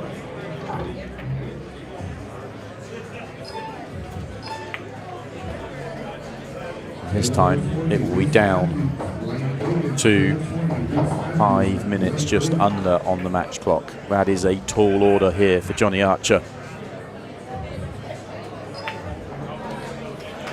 Justin Bergman, take a bow. That time it was all about the break. Previous finishes in the match have been artistry. That one was all about the power, timing and precision of that break, leaving a layout that even my co-commentator here would have enjoyed taking on. Absolutely.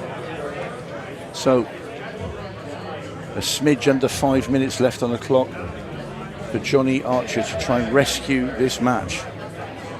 Get himself into the semi-final, but at the moment, Justin Bergman has 1 foot through the door.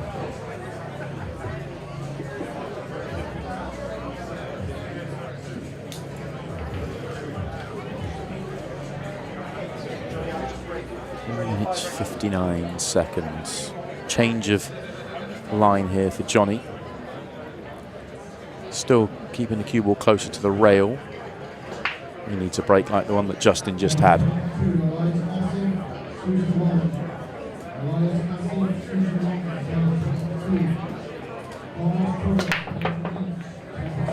Now he's got a ball. He hit that with all his might. He's got a layout. Solids are lovely. Might not have a starter. He's got to go stripes.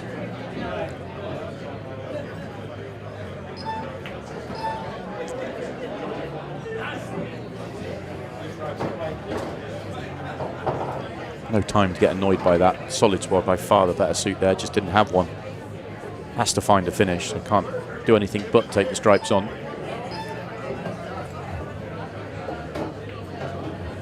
13 comes down the table comfortably, so it's only the 2 on the left-hand side to open up. It's not a terrible layout. There's his angle. Just brush 14 and 11 apart here.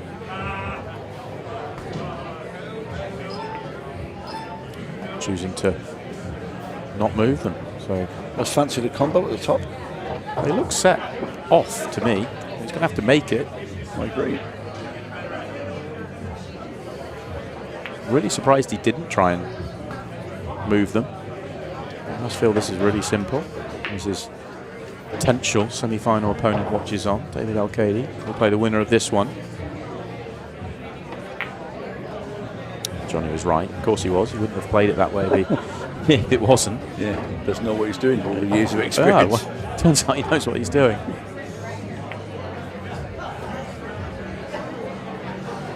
And a very nice positional shot. Yeah, I think I would have been too scared to do that. I would have come about the other way, but played to perfection by Archer. Still fighting. 5-3. Took 2 minutes off the clock though, that one. Now it has to be 2-minute-and-a-half finishes. So still a very tall order here. Justin makes a ball, it's over.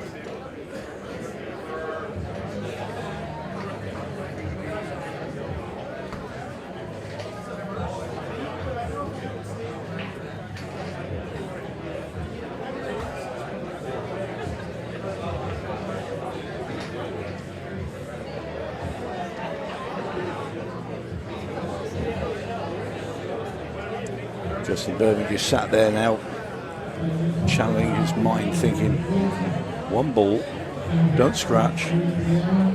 Thank you very much. He might want to put together another beautiful finish for us, just to wrap it up, put a bow on it. You get the sense when he's at the table, nothing else is happening around him, that he's just in his own world, he gets in his own bubble, and he's just seeing the game. A little limber up there as he pulled his cube up. Justin.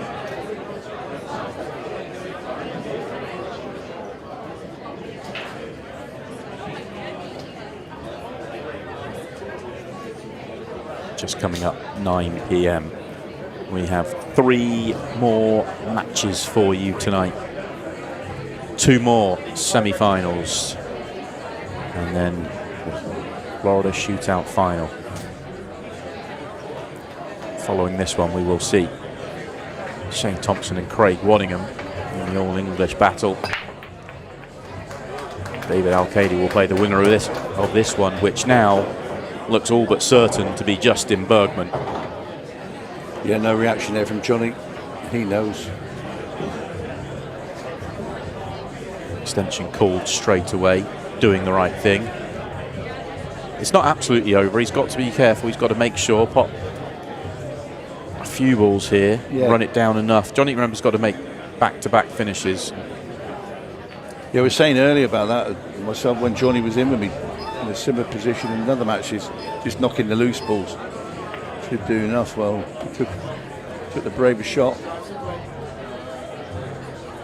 Yeah, if he was to miss at any point, give Johnny a 30-second counter clearance, you can make the case, but 2 or 3 more balls, that case is gone, and he's got it all's just sitting there waiting to be knocked in. He'll make the finish here.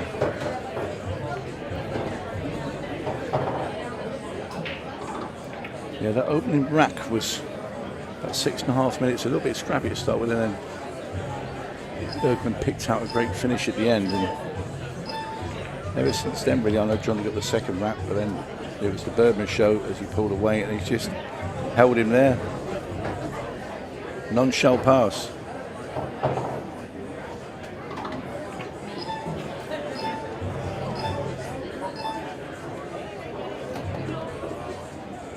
Just get the sense with Justin that he plays at such a level that someone's got to play exceptionally well to beat him. And that seems to have happened against him in the last Meling. Quite few finals. And the last time in Iowa it was Chris Meling and big blowout win. Yeah, and that's when Justin Bergman's break completely deserted him. I mean, out of nowhere, because he was breaking so well the entire tournament. And then in the final it was like, no, you're not having any anymore. You've used them all up. But this has been a brilliant performance from Bergman.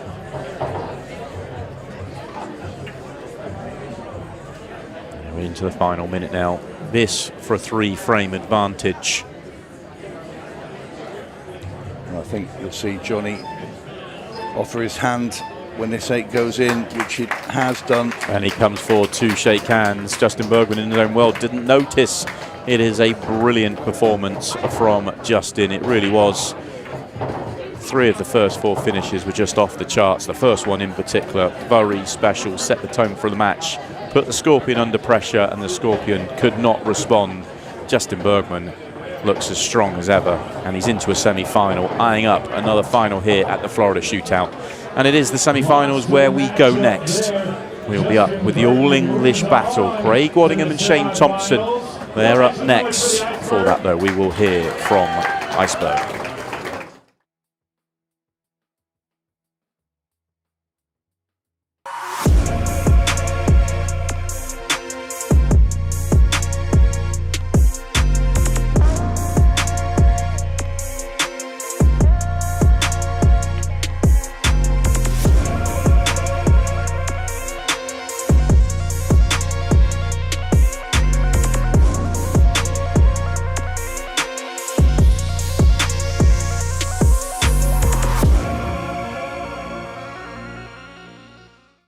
They don't hand out crowns in this game, you take them. 2-time world champion Tom Cousins steps to the table to face U.S. superstar Justin Bergman.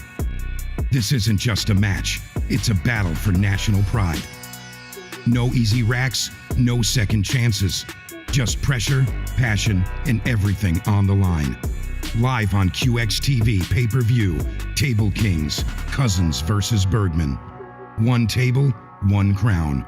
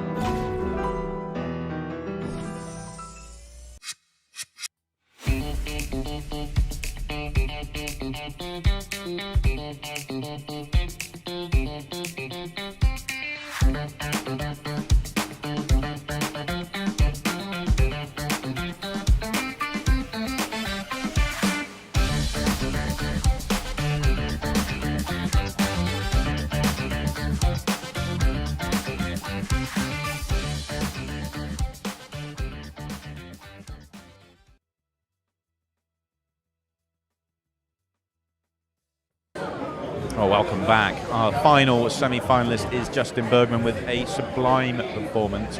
Justin, congratulations. From the commentary box, that was a joy to watch. It looked like you were just in the zone, but taking out finishes that were really, really difficult.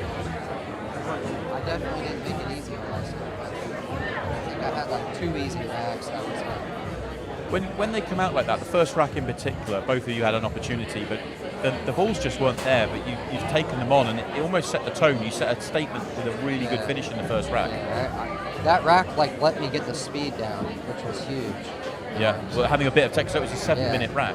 Yeah, right. But after that, there was still the 2 of the next 3 finishes for you are really, really tough. And if you don't get them, then you're kind of making the game easy for Johnny. You just back yourself to make those finishes, though. Yeah, if you don't get out, I mean, against a player like Johnny, you're done.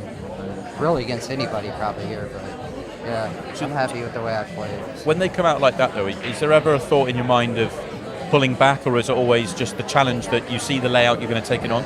Yeah, so, I'm not going to make a ball. If I don't think I can get out, I'm going to try to play safe. But you always think you can get out?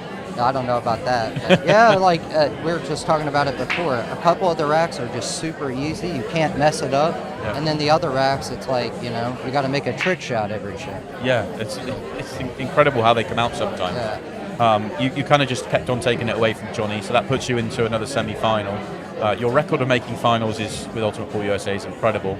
But in your way this time, Morris-Alcaide, that's an exciting match for us all to look forward to. Thoughts on that matchup? Yeah, I mean, I just hope I can break like that one rack I did against Johnny. If I do that, I like my chances. But I think whoever breaks better will probably be a big favorite in that match. But I'm looking forward to it, for sure. I can't have you on here without mentioning the fact that it was announced this weekend that you'd be playing against Tom Cousins in July. It feel like it's been the talk of the room. Everybody's got an opinion on what's going to happen. Yeah. Pretty exciting matchup. We're looking forward to it. How about yourself? Yeah. Oh, yeah. It'll be fun either way. I respect Tom's game a lot. I think it'll be a good match. There'll be a lot of money bet. I know that. It should be a huge amount of pressure, but a huge amount of fun.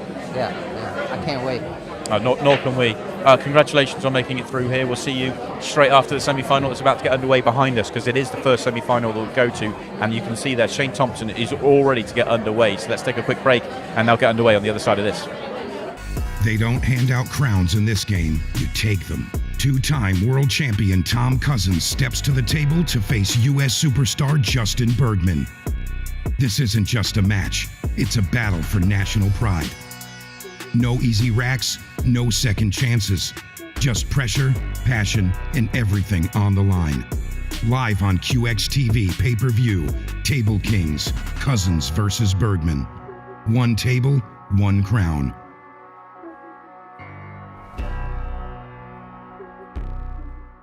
For Craig Waddingham, and here we go.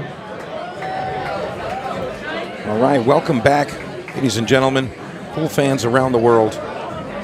We're back for some more the Ultimate Pool USA Florida Shootout action. And we are just a few racks away from getting to our final.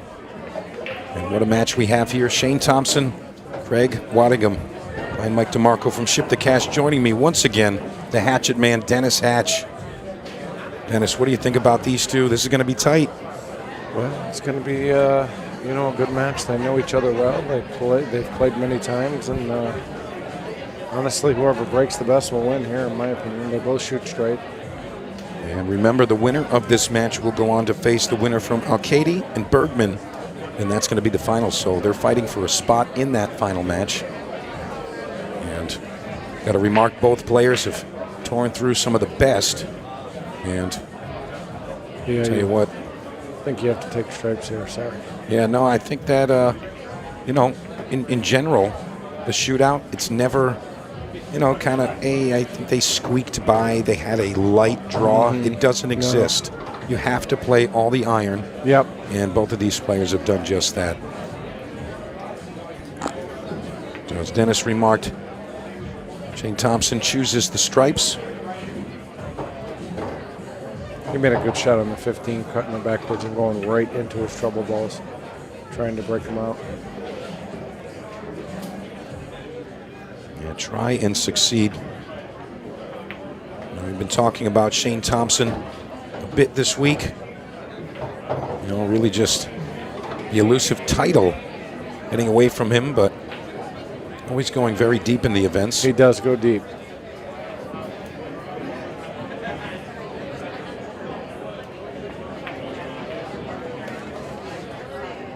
Very nice shot there. He wiggled that one in. Yeah, he did. He didn't hit it the cleanest, but here he can just follow forward for the 11 in the bottom right. Yeah, I think a couple shots ago, he's trying to get straighter on that green stripe to the bottom corner, but the angle he had, he could have potted it, but would have ran into the blue 2. He looks a little shaky. Yeah. I agree. He was trying to get on the 14 down here in the corner. Yes. Yeah. Tell you what, very nice stuff here from Shane Thompson to open it. Yeah, he managed to get out from there. It's a really nice out.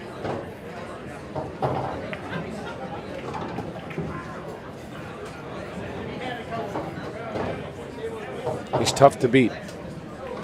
He really is. He is a grinder. Yeah, Shane Thompson, very strong player indeed. And you saw earlier, taking out Chris Meling. And well, that in itself is a feat.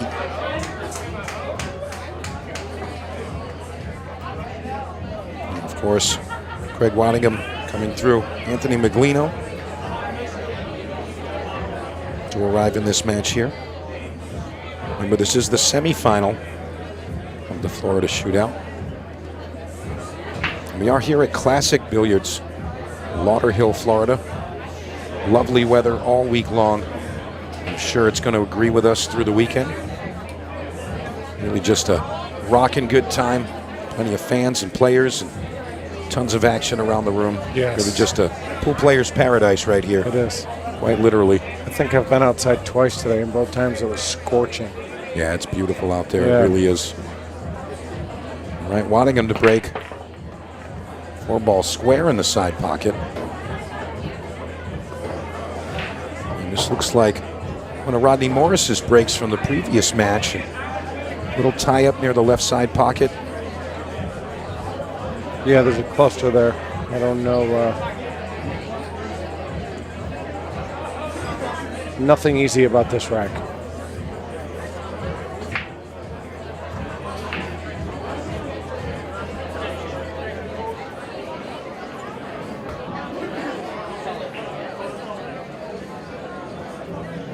Well, the offensive shot is to shoot the 1 here and go into the 9 and 10. Tough shot. Wow, what a great shot he just made.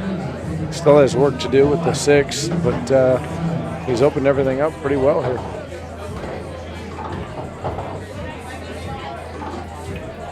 He can break the 6 out with the 7. I do believe the 2 rolls in the side. This looks like the 12 ball. I missed a little here. This is not as easy as it looks.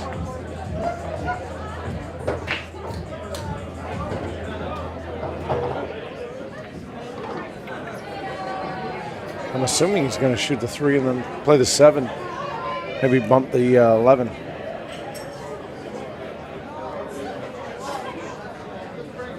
Yeah, Craig's got a decent pace here, Dennis. Pretty nice rhythm. Come a little short there. He did. This is tricky. I don't. I'm not real comfortable with this shot, but he does have room to slide by the 11 to the top left or pinch draw it just straight back. And he's miscued. But then you see 6-ball rolls on top of that 12. So a bit of fortune. Yeah, I didn't like that there. That was a little tricky trying to pinch draw that. Yeah. You know what they say, never chalk after a miscue. Yeah, right. He has a pretty easy breakout here off the 10. The 10 sitting pretty for him. He'll hit this probably just low outside or just roll it in and then shoot the 10 and break the 12 out.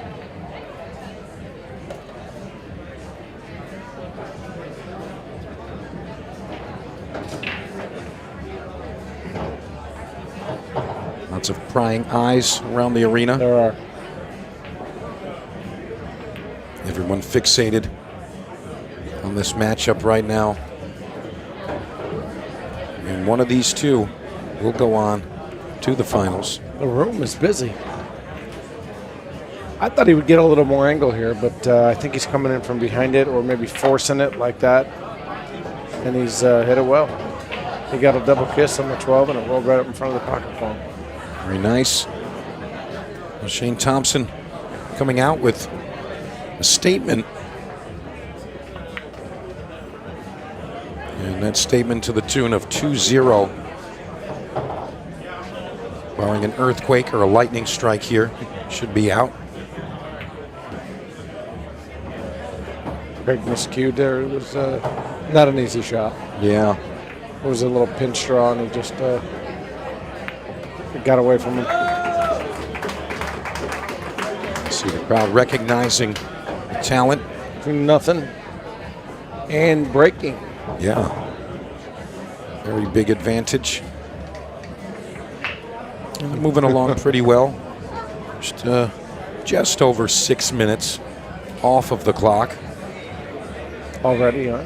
Yeah, so 3-minute racks. Yeah, that's a pretty good pace. It's usually when we end up in the 10-rack overall score line, sometimes a little less, but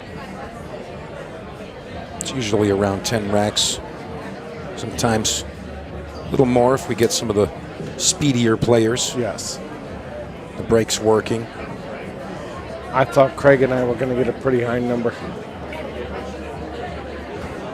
Yeah, you guys moved around pretty well. Let's see if Shane Thompson can repeat the success on the break.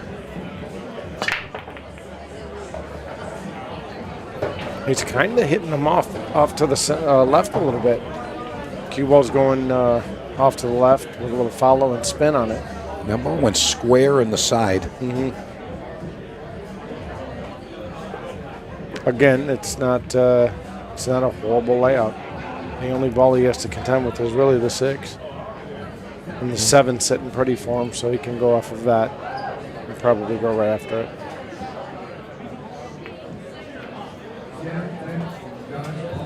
And hopefully he can get on there and have some of those other solids as, contingencies and backup plans. Let's see.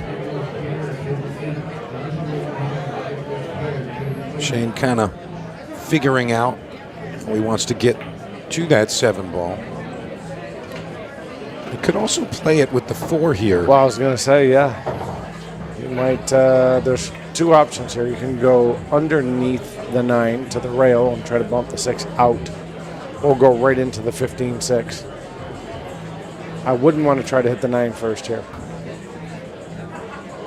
Maybe bump the 15 and try and make it in the side, then you shoot the 6 into the 7, but I'm going 2 rails here, like that. It looks like it'll pass if the 7 isn't there. He can play the combination now.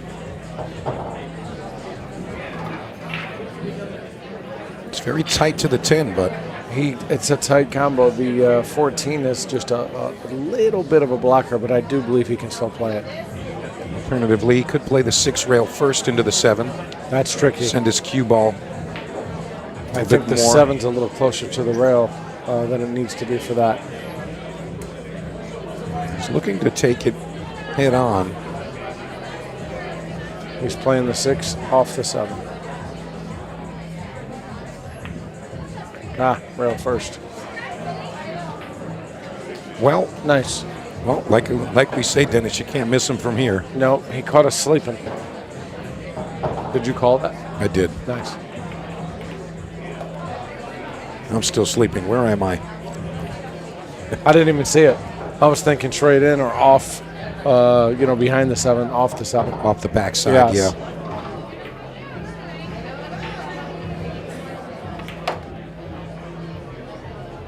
Yeah, that's a confident stroke right there. Yeah. Some players will just keep the ball low and just draw back short. But Shane Thompson trying to send a message. The lead is momentum. Yeah. The arm gets loose. Yeah, that was a 2-0 type of stroke. Shots get a little bit easier. Most definitely. He's kind of mishit this getting on the 8 ball. He did. He's a little high on it. He's going to have to back cut this one to the side. Not a terribly tough shot, but he obviously could be better. All right, Shane Thompson makes it 3-0. And of course, the crowd really loving the action. Is he still with us?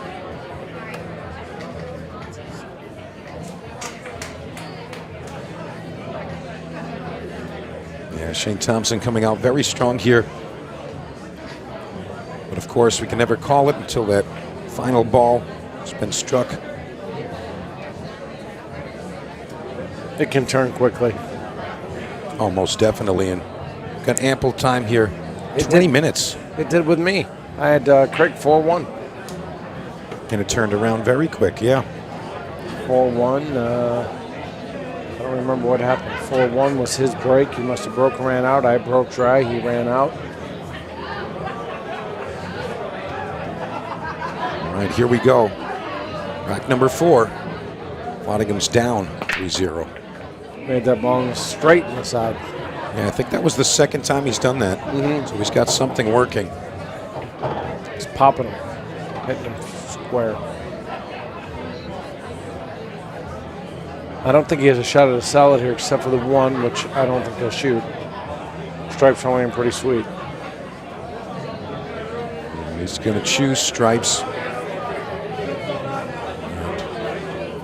Does look like the 8-ball does pass to the bottom corner, also the left side. It does, the bottom right.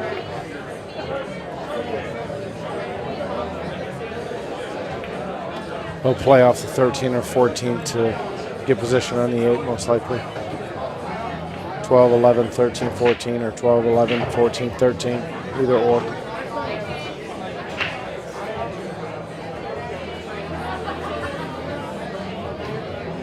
The last shot will be a little float down for the 8 in the bottom right-hand corner.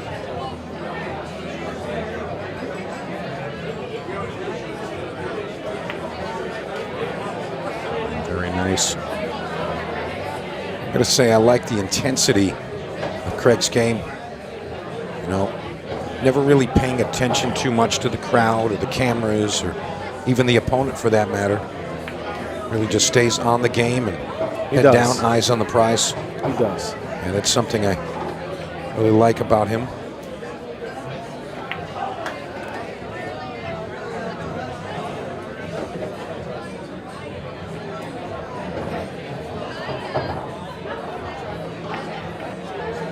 Such a good guy, too.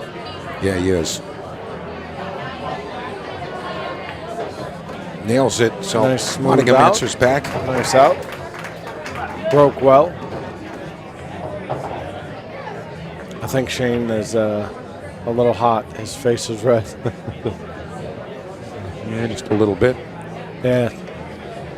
And you know, moving around under the lights and all those things definitely going to heat up. Yes.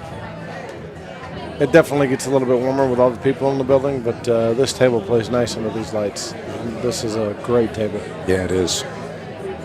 A great facility here at Classic Billiards. And I do want to urge you folks out there, I mean, just come here. Come check it out. You'll see exactly what we mean. Come check it out and eat some chicken wings. Yeah. I mean, literally anything. Yeah, I've had the chicken wings, the smash burger, the quesadilla, all amazing. Oh, yeah. Yeah, I haven't had anything. Nothing subpar for me either. Rack 5 underway. Man, he just hit him perfect. Look at this. Wow.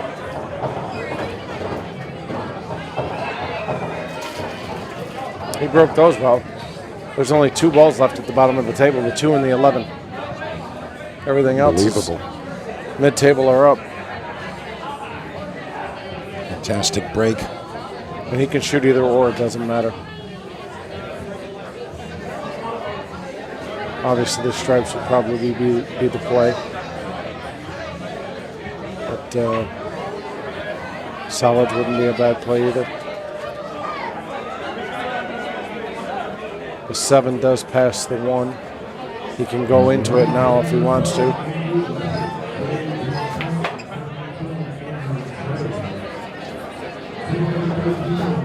Puts it back into problem status. I didn't think he would hit it that hard. I thought he would just, bump it either into the rail so he could shoot it past the 15. Yeah, I agree with that, Dennis. Perhaps just a bit of adrenaline. Yeah. Just getting it going. His opponent just scored for the first time.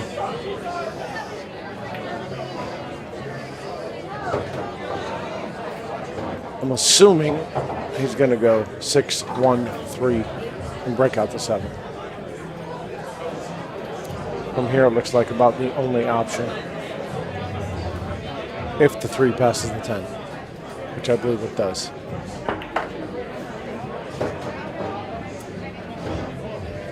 Yeah, Shane just assessing where he needs to be on the 3. He might even bank the 7. He does not have to go into it. With the 8 ball sitting in front of the side, he doesn't really need to work position. And the 15 sitting pretty big, pretty close to the pocket. If he banks it short, it goes off the 15. But ideally, he'd probably like to just bump the 7 off the 3, give the 8 a little tap here.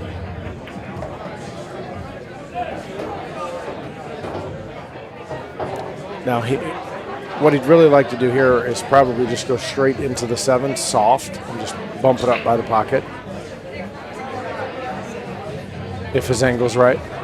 If not, he'll go into it with a tiny bit of speed. Yeah, you just can't overdraw this one. He's banking it.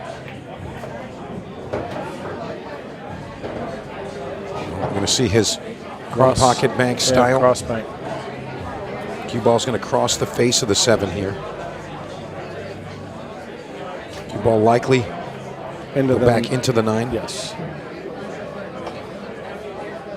If he uses a little inside here, though, he could go behind the 9. Nope, he hit it good.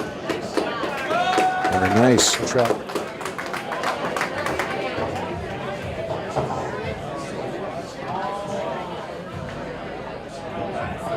Shane Thompson, another great run out there. Hey, figured that one out, Dennis. Had a bank shot a little late, but playing for it just lets you know the confidence he has in the equipment at this stage. He's here to play, and he's got that comfort on this arena table. I don't know if he was trying to play for the cross bank there or if he just overhit the 3, but I like getting straight on that bank and just, straight cross corner, stop the cue ball. But he rolled it in, nice cross. I think he did overroll that a bit. He had a bit of a disappointed look, and he came back up table a bit.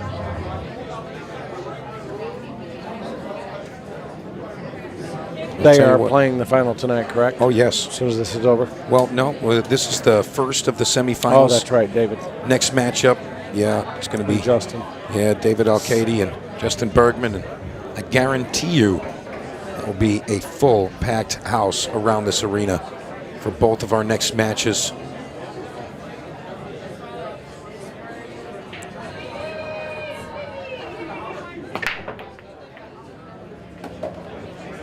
Greg comes with a nice break here. Yes, he does. If the 15 passes. It does. Yeah, if it passes, I like that as the opener. 15 passes, 9 goes in the side and or the corner. So you take stripes for sure because the 12 has the pocket blocked up there. Shooting this in the side. Going straight for the 10. Good choice.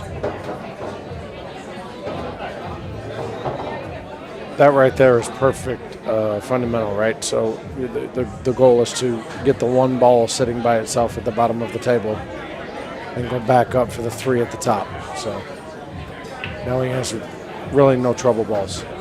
Yeah, he's kind of got the go-ahead green light. Yeah. If you can see the 12, he'll shoot the 12, then the 11, then the 15 on the side, and roll forward for the 8 in the bottom right. It does look a little funny on the 12, but I don't have the greatest angle. Again, he came up a little short.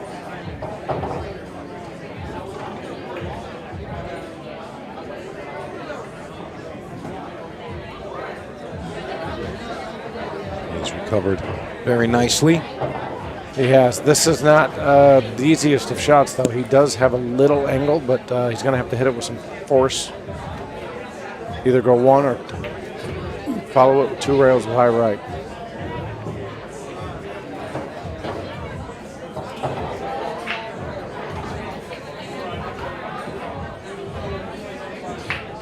Make sure you go all the way through this one. Wow. Unbelievable. I think he was worried about the scratch. Yeah, exactly. Yeah. He needed to go all the way through it, pull it out of it, or go forward. If he brushes the 5, scratch in the corner, I think he was worried about the cue ball more than anything. Yeah, it seemed like a last-second little steer of the cue stick there. Kind of mid-stroke decision.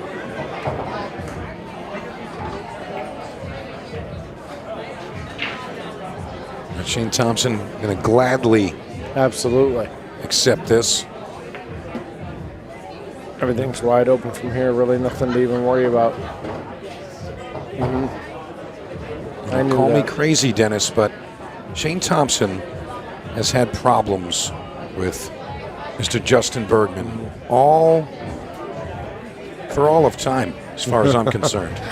And if this goes where Shane Thompson defeats Craig Waddingham, gets to play Justin Bergman in the final, is he going to be mentally prepared to face his arch nemesis? Because that's really what this is looking like to me. I think he will be prepared. I think that, as you said, there's no gimme draw in this event. Everybody's a great player. He's beaten some great players already, so I think that he'll be prepared. And, you know, knowing someone's greatness, but having to deal with it so many times and falling short, sometimes that kind of gets in the back of your mind. It does. I'll tell you, if this Shane Thompson continues this, it's going to be very, very tough to get him off of it. Yeah. This is going to put him up 5 games to 1. If he plays like this, it doesn't matter who he plays. Very, very square cueing there. Justin Bergman has his hands full. Yes, he with does. David Alcaide. Absolutely, he does. And I'll tell you what, in the back of Shane's mind, you know, he knows he's in a big lead here. However, the next match that's happening, he's rooting for David. Yeah. He's rooting for David. He does not want to play Justin Bergman in the final. Craig Waddingham looks on. The way I've watched David play and break, I think he's very capable of winning the match. Most definitely. Maybe not a favorite, but definitely a coin toss. And of course, these are hypothetical storylines, but I'll tell you what, this match seeming one-sided right now. And as we came into this match, we were expecting a coin flip, but those are the things that happen in the arena and can be quite trivial at times, but you just have to get out every time. Yeah, you do. Greg looked at me and said it too. He said, I was worried about the 5. So I figured he was worried about kissing off the 5, so he tried to hit the 8 a little fat and just undercut it. See if Shane spins the cue ball again. Yep, there it is. It's happening again. Yeah. So that bit of spin, it's working. Just making it work. It's working. Go ahead and keep it up. Very effective. Gonna take note of that. If you're out there listening and you do compete, make your way to the arena table. Make sure you take notes as well. And everything is hanging. I mean, this is picked up. Yeah, literally, and 6-1 up with just about 10 minutes remaining. If it does burn about a minute taking care of these, it's going to put Craig in a really tough spot. It's going right for the 7. 5-3 or 3-5 in the 8. Pretty, man, if you could break the balls like that every time. I mean, I always say if you could bottle the break, you could sell it and make billions. Yes. Billions. That break right there will win every tournament. Absolutely. Nothing touching, nothing tied up, everything wide open. Everything off the rail. Yeah.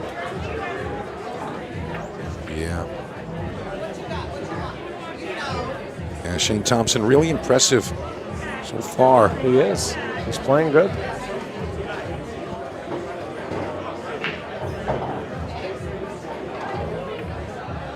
This is to go 6-1, correct?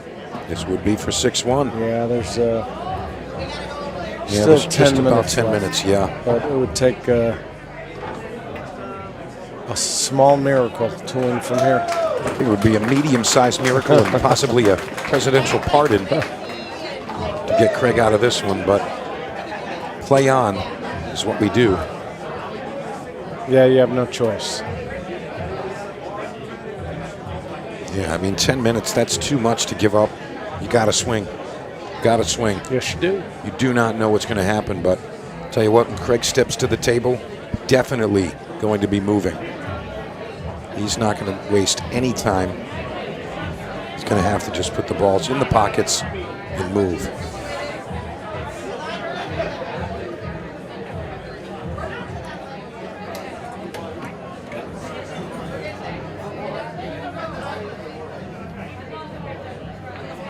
Here we go. Craig Waddingham, act number 8. He's got a big deficit here. He's down 6-1. Watch the 5 and 10 behind the head ball. See if they go on the side. 5 shot in like it had eyes. There you heard it. 15-second shot clock underway. And Craig was going to pick up the pace regardless. Yeah, he's moving. Yeah, he needs a couple of sub 60-second runouts. Yes.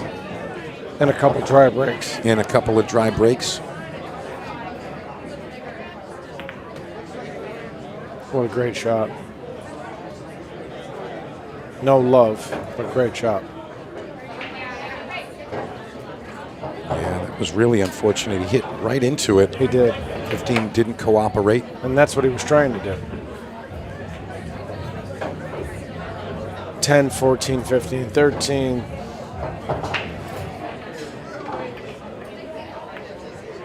Yeah, there's so many ways to go, it doesn't matter.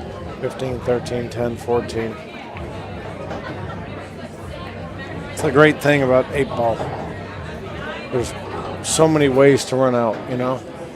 Yeah, there really is. And, you know, I've remarked about this before, Dennis. You know, playing partners in 8-ball can be very tricky because there's more than one way to get out. And if you're not really sure what your partner's thinking, sometimes you can get into sticky situations. And as we say that, Craig misses the ball in the side, getting on the 8-ball. I didn't see the miss. And he tried to throw it in, yeah, just to kind of hit it the fat pocket. and kind of just arrive on the 8-ball there. But we know what happens at slow speeds. Everything's magnified, and that was no different.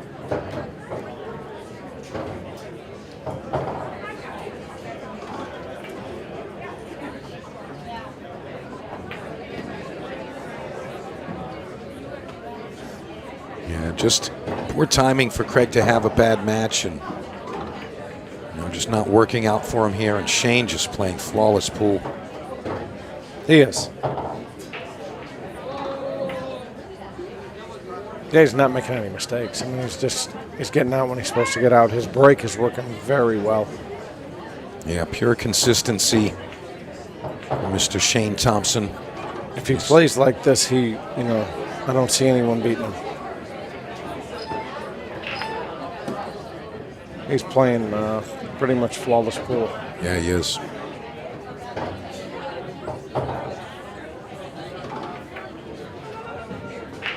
He's being clock conscious here, but most definitely. At this point, I don't think the clock matters. I mean, there's 7 minutes, and this would put him at a 6-game deficit. However, yeah, it's looking like very, very far out of reach for Waddingham. Yeah, and he's weighing it out. Yeah, he is. You saw that. Yeah, he's absolutely. He says, well, there's 6 minutes and 50 seconds. I don't know if that's too much to give back, but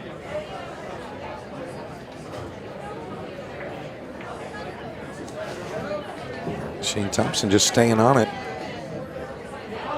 I think he said he was in a hurry. Who's that? Craig. He just looked at me and pointed at a watch and said, I'm in a hurry. Oh, okay. I think that's why he missed the 14. Gotcha. Definitely signs of a teammate right there. Listen, dry break. Reading the signals. Yes. Dry break, break him, run out. Dry break, break him, run out. 7-5. I mean, Shane's not going to move very quickly. No. Should he make a ball here? If you make a ball on the break here, the first word out of your mouth is extension. Extension. There's the spin again. Your ball stays up. Call an extension. Take the extra seconds.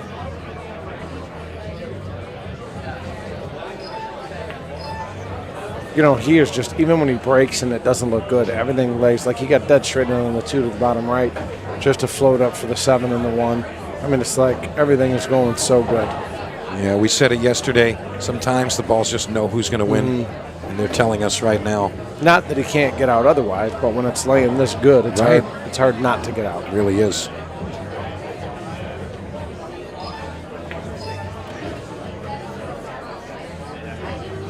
Tough to beat this. It really is. I mean, what can you do? Perhaps he calls his extension when he gets to the 8 ball. I remember him doing that. He might, but at this point, that would just be salt in the wound. I don't think it matters, 8 to 1. I mean, fair enough. You agree? He's still doing it, though. He's still watching. I mean, he's just doing everything by the book, the way it's supposed to happen. It's what you're supposed to do. I mean, extension. There it is. He waits till the 8 ball, just sitting cherry. This is this is almost like holding the sword to the neck and saying, "Say I yield, yes, or I'm going to continue to do this." Yes. There you go, 8 games to 1. Yeah, that's what I would do. Yeah, you kind of have to.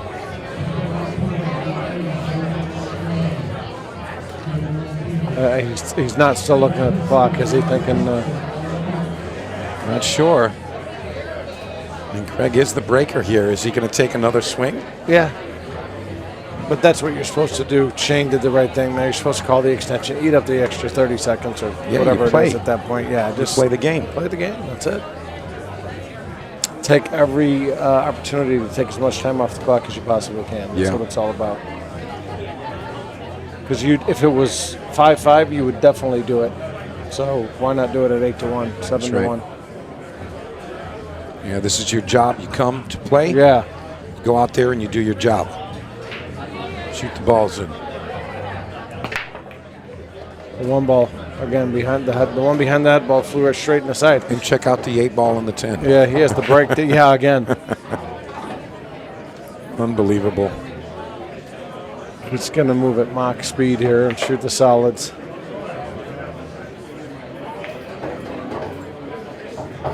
He's probably remembering similar score lines where the unthinkable happens, and he's like, maybe that's what's going to happen for me. Definitely going to need to move a bit faster than that. Yes.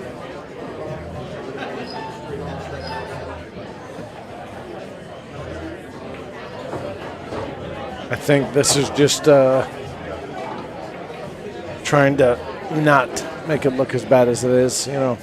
Yeah, get some games up on the scoreboard. I don't think he's in a rush. I'm going to run around the table. There's no point.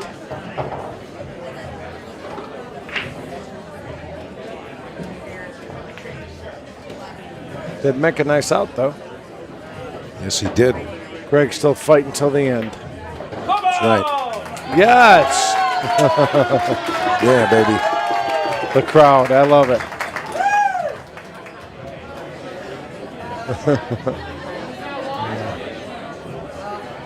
I'll tell you what, the entertainer in Craig Waddingham coming out a bit there. Perhaps a little tip of the hat to Mr. Yes. Hatch. Come on, he says. It's great. I really love that. You know, you can see a bit of Dennis Hatch influence there, and you know what? I love that. And you talk a lot about you and Rodney Morris spending a lot of time together. Yeah. teaching each other things and influencing each other. So, all right, here we go. Game 11. Watch the spin on the cue ball again. Looks like he's using left. Not that time, dead center, and hit him well again.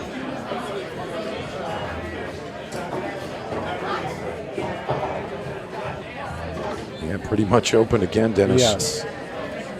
And the pool gods know. Shoot the solids.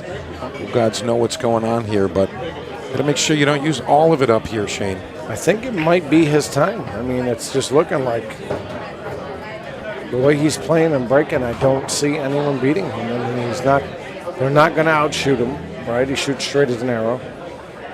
And they're not going to outbreak him. No. So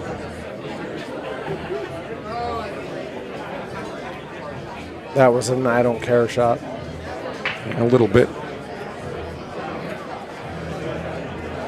Touch careless, but you know, as we approach less than 3 minutes remaining, trying to get 6 games in that amount of time, he'd have to be the Flash, quite literally. Yeah. At this point, you just want to make it look good.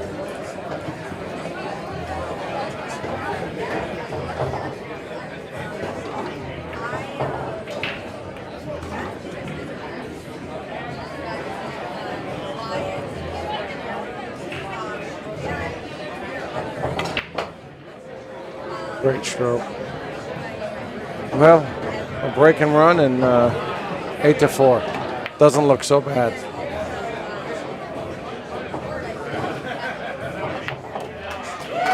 One strokes it, crowd loving it. And that is way better than throwing a towel at the table. Yes. Way better. Yes. So Waddingham adds another to his side. You know, I'll say something about Justin Bergman, too, is we all know that he doesn't have the greatest break in the world, right? But he still manages to get to the finals, semifinals, quarterfinals. Like, it's unbelievable. I'll tell you what, in Iowa, he had an extremely repeatable break. Yes, he did. But it did fail him later. In the end, it did fail him at the end. And I've seen him struggling with the break a little bit here, but he's still making it happen and getting it done. Yeah. Perhaps a bit of energy from the crowd, and Justin, quote-unquote, final American remaining in the field. So and it just goes to show you how great he plays. Yeah. Poor Craig. Unbelievable. Dry break for Craig Waddingham. And there's the handshake. All right, folks. Fantastic stuff from Shane Thompson, Craig Waddingham. Yes. Great job getting into that semifinal. But for now, we're going to be back with David Alcaide and Justin Bergman. And we're going to be right back with that in just a few. Don't go anywhere.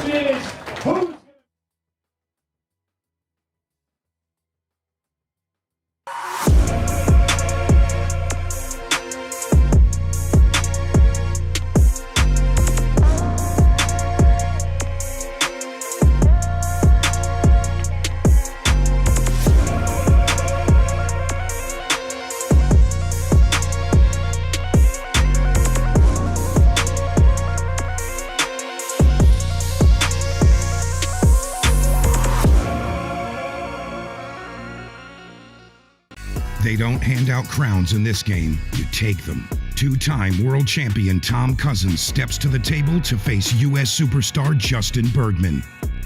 This isn't just a match, it's a battle for national pride. No easy racks, no second chances. Just pressure, passion, and everything on the line. Live on QXTV pay-per-view, Table Kings, Cousins versus Bergman. One table, one crown.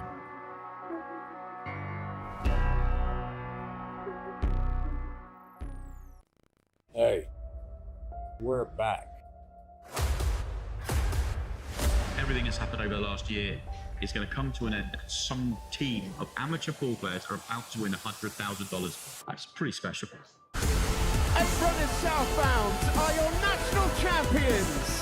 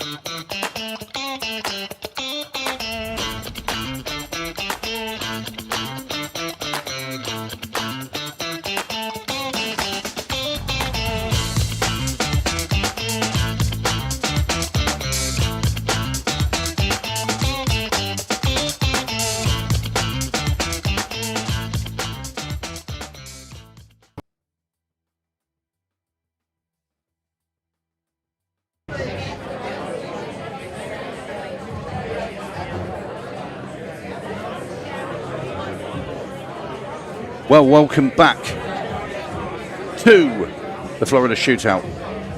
Second semi-final. David Alcaide versus Justin Bergman. Alcaide being very good. Last match, Bergman was unbelievable. Picking out finishes from absolutely nowhere. So, who is going to join Shane Thompson in the final? Well, we're about to find out.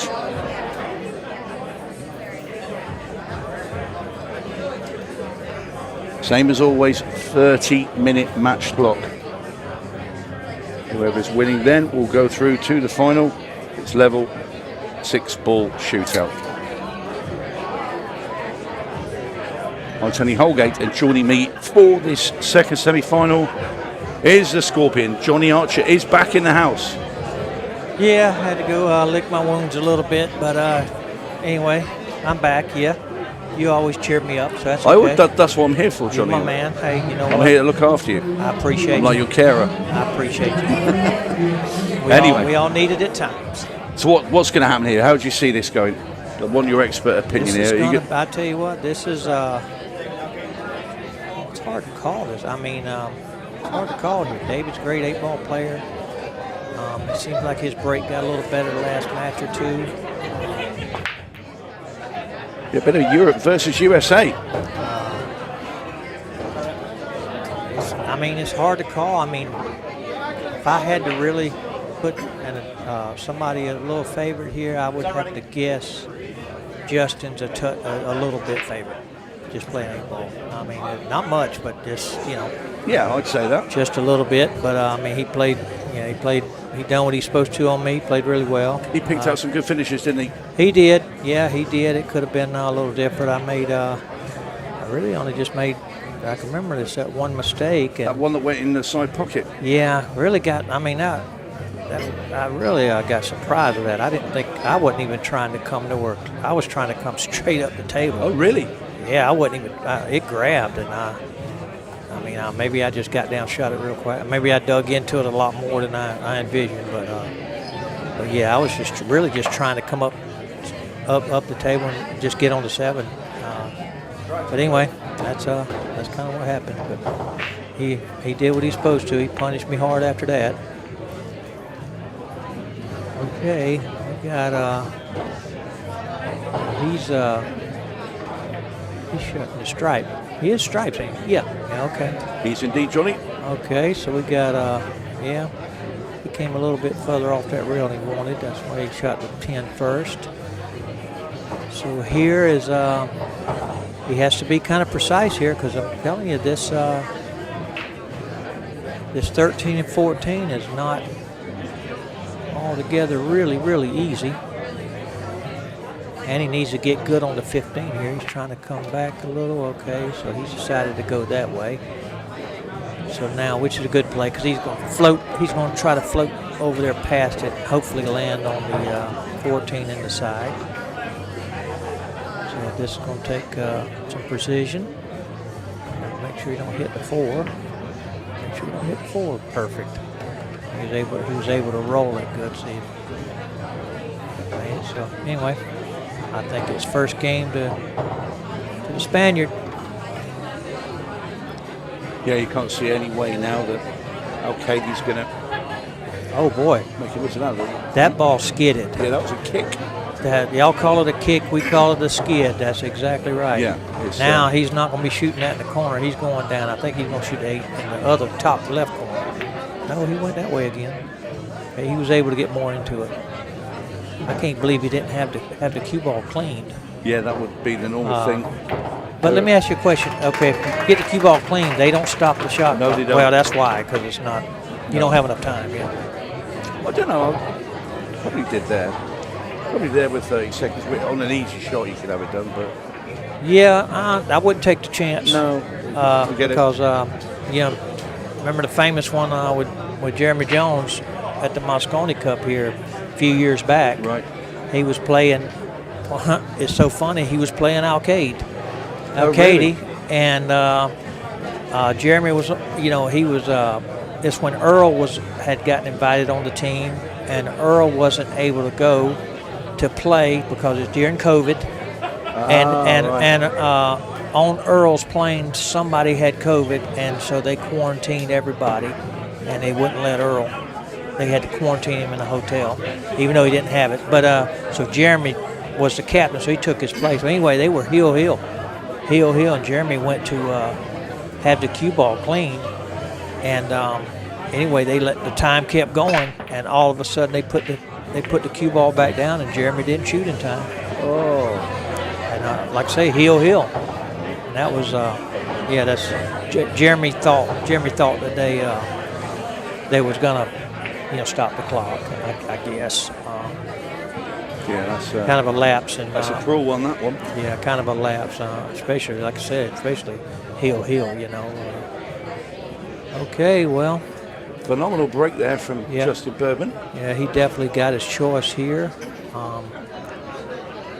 He's got his choice here. He's going to take his time. I think what he's going to see here is the 6 is a little tricky. But I think from the 4, I would go ahead. If I'm going to shoot he's shooting the stripes. Okay, which is probably a better play. He's got them all kind of grouped up there. And really the only one that he kind of needs to, he's able to land right in the middle in the gap to shoot the 9. Okay, that opened everything up there.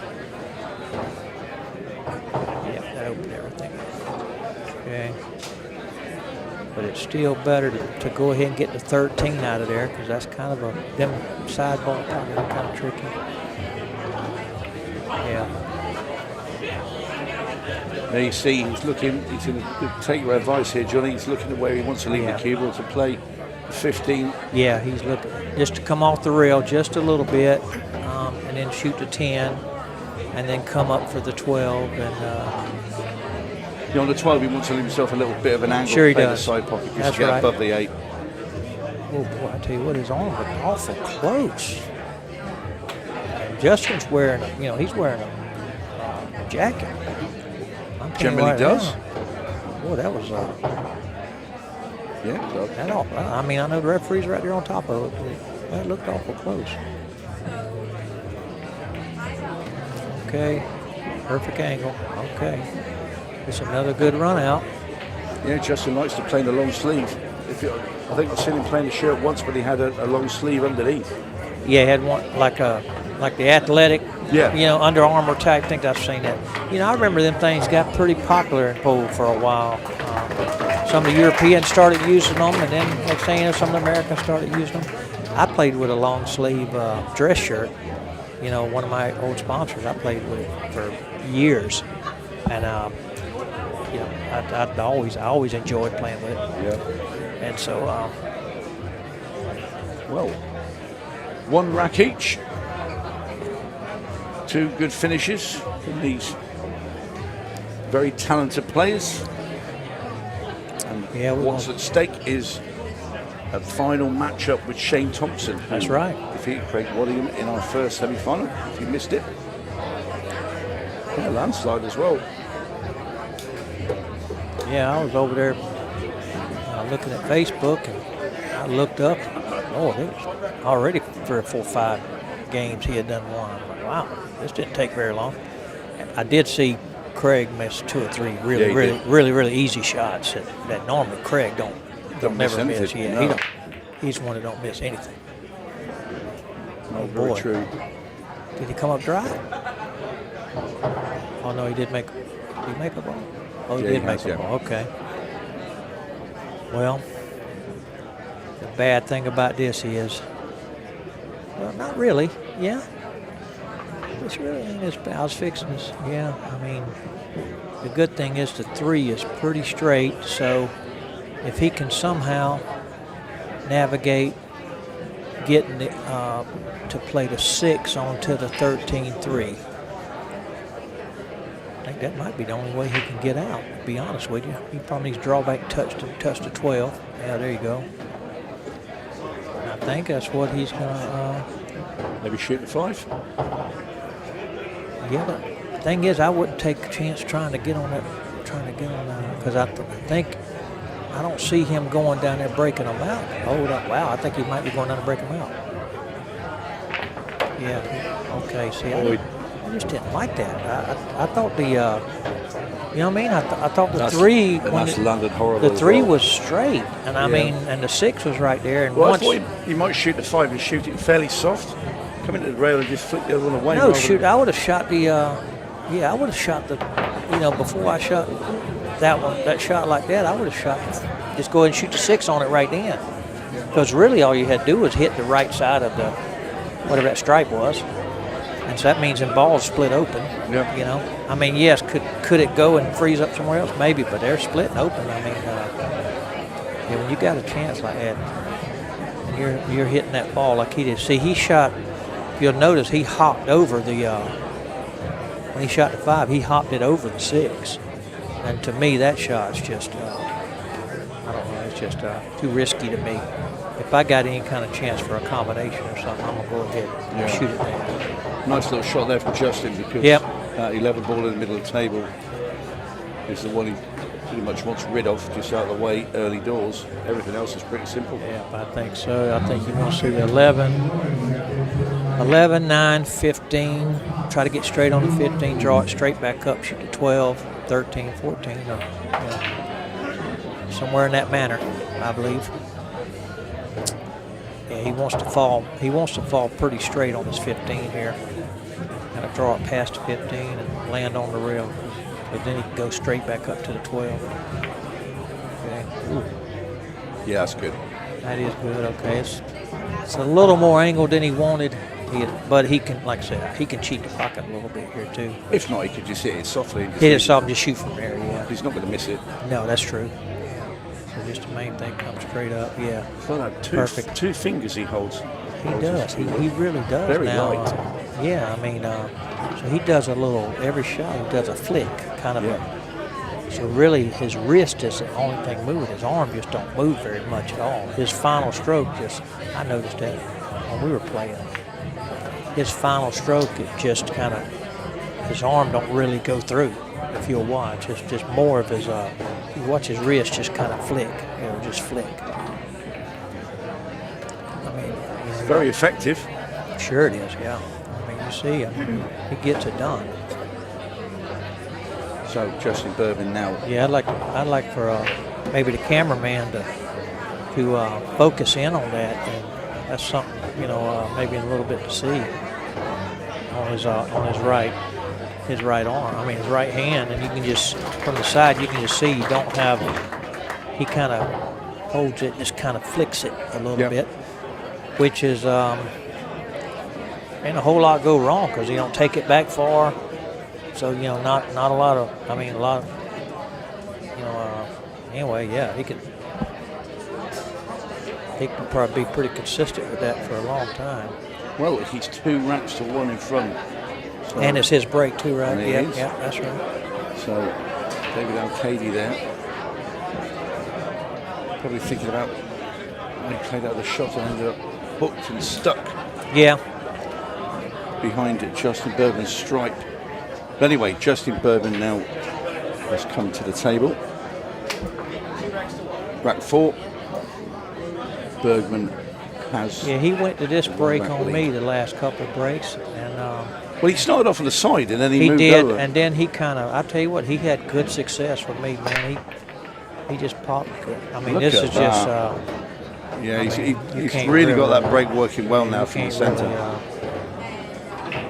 Well, this is where he ended up laying is not great at all, because he really wants to shoot the stripes. I mean, I guess he could. I mean, he could shoot the 3. And of course, we see what kind of shot, how hard that shot is, man, rail. But the good thing is, if he does make the 3 and can come out to the center, he's got 4 to go over and break 1 out. So yeah, this is really his only choice.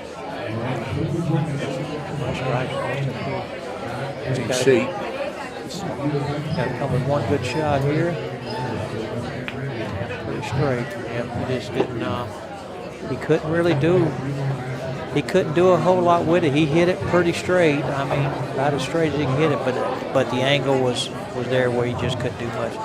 So he's looking to. I think he's looking to bank this. I don't think he's looking to cut it. I don't know if he can. Because if he can bank it and draw it back where his hand was just at, he'll have that angle there. Well, he's cutting this in. So maybe he can't cut it in. Very tough shot there. He missed it going in. And now David's got, well, I'll tell you what, he's still got to navigate. Oh, he's going to play safe here. That ain't a bad play. Okay, so yeah, that ain't a bad play, because the only thing he can hit is the 7. And he can only hit the side of that. But yeah, that's not a bad play. I don't think he can get that. Well, I guess he can hit the 1, but that really ain't gonna do him no good. He's got a kick. Well, he's hit the side of his head. Only thing he do is maybe clip the 7th in and go down there and hit the 4. And he's trying to. Well, he did hit it. Yeah, he caught the thin edge of the 2. Now he got to. Yeah, that 12 is perfect for him for David to break out the 11. Now he just kind of goes into the 1. Yeah, perfect. This is preference here. This is kind of. Get it. Oh wow, he went right. Oh boy, he did not want to get hampered here now. No, now you got to be careful because of the pace of the table here. Exactly right. I don't think I think he can only hit the left side. Oh wow, this is tricky here. A little bit tricky anyway. Oh, he was able to dig a little bit to the right. Yeah. I thought he was. I did as well. I thought he was going to have to rub up right over the top. I thought he was only able to hit the left side of the cue ball. Yeah, and that would have took the cue ball straight towards the 2 and the 4. I wonder if he could stop this, shoot the 10 and stop it right there, and then have the angle to go over for the 15 from the 13. If he don't, he's going to have to still maneuver if he's not able to stop perfect right there.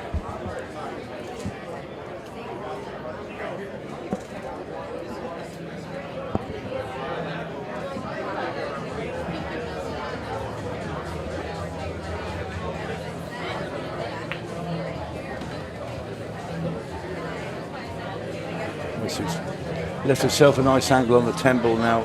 Take this into the top, cue ball off the side rail and back over for the 15.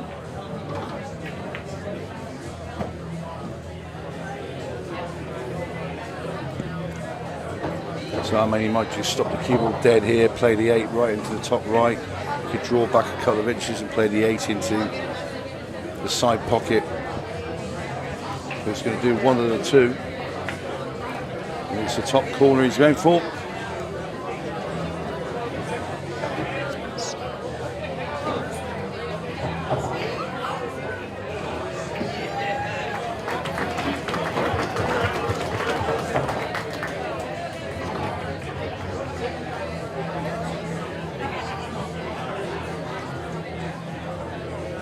So, 2-2.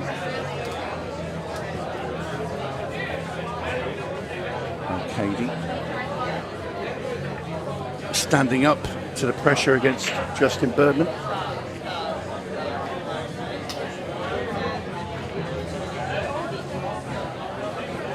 always going to be a very tight affair for these two.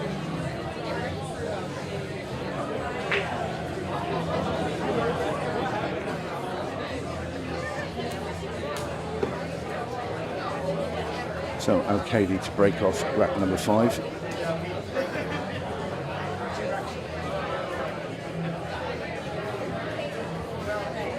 Nearly halfway through the match now. And nothing gives. Nice split there and a very good break. Makes the ball.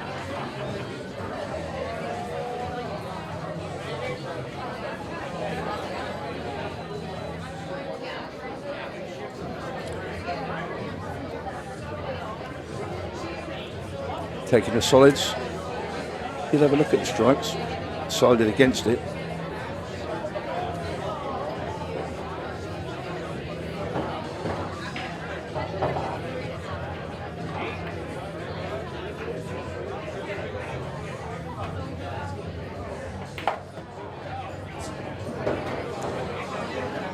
Now he's opened everything up. Now Alcaide get in front here. Okay. 3-2. Everything looks pretty easy here, don't it, Mr. Tony? It looks pretty good here. Gotta navigate here a bit. Here's kind of preference. I think I would be inclined to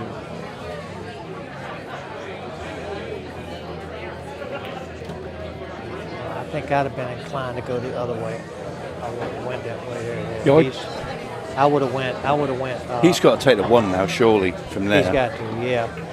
Unless he knows for a fact that cue ball will find that gap in between the 13 and 8. I think that's a bad. If he catches that 8, he could really get screwed up here. Okay, he's seen it, but I mean, yeah, that was just. Yeah, I thought for a second it was dodgy looking. Yeah, I would have definitely went to the right of the 3 there and just up and then take the 1 or the 3, either one. However, it is now pretty simple for Alcaide to get this 5th rack, go 3-2 up. Just over halfway through. And the man from Spain is in front.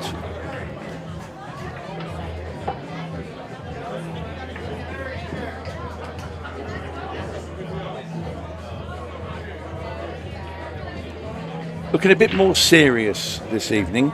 Played earlier and he was all smiles and laughing, and now it's sort of, you know when it's the business end. Business end of the tournament, that's exactly right. Everybody gets, everybody does. I mean, let's see, so what time do we have left? We have 14 minutes, 33 seconds. So it's kind of, it's not real emergency time, but Justin definitely he don't need to give this game up here and be down 4-2 with, let's say, 10 minutes go. Wow, I tell you what, he's getting a lot of action from that break there. I'll tell you. He's getting a lot of action.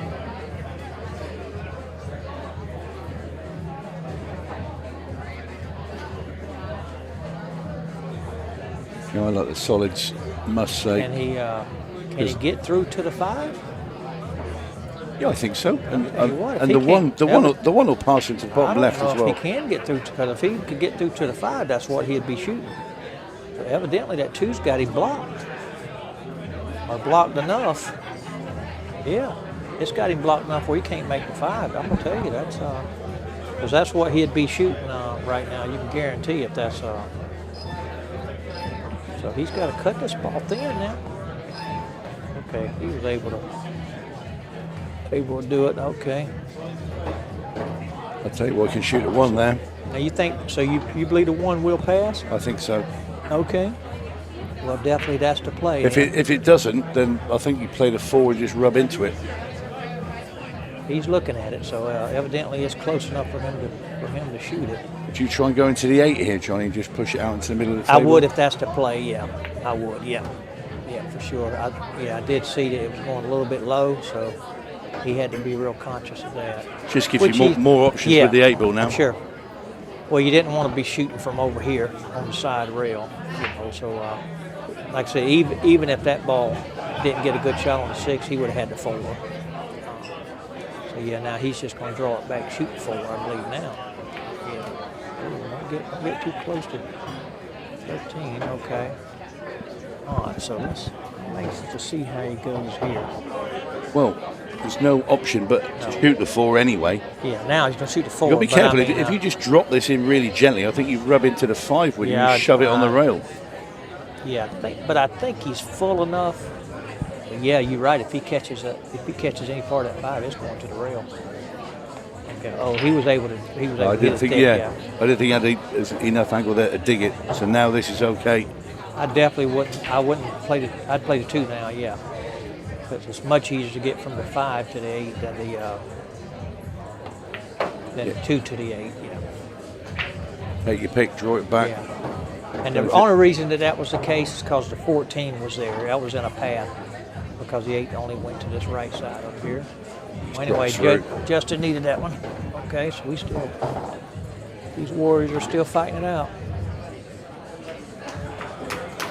3-3 in racks. Justin Bergman fires back at Alcaide. It's a bit of a battle.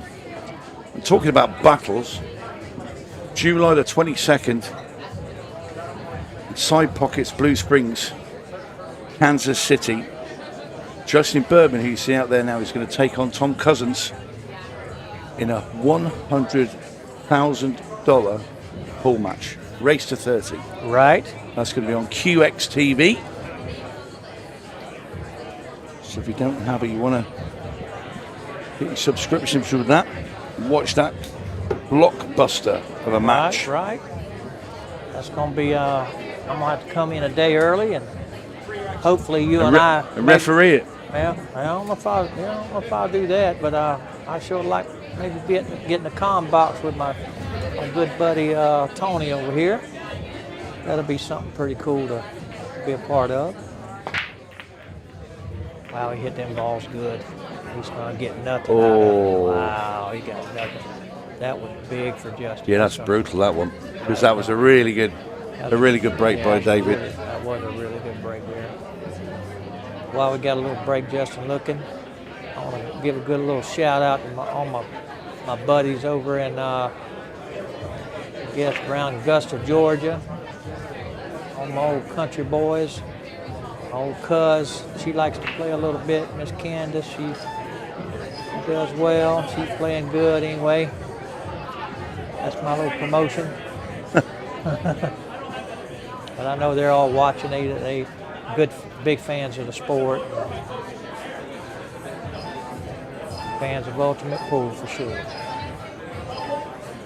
Okay. Justin has not got, well, he did get past the 12. He was, as you notice, he was trying to get on the 5. Yeah, you want to shoot a 5 and a 6. Sure.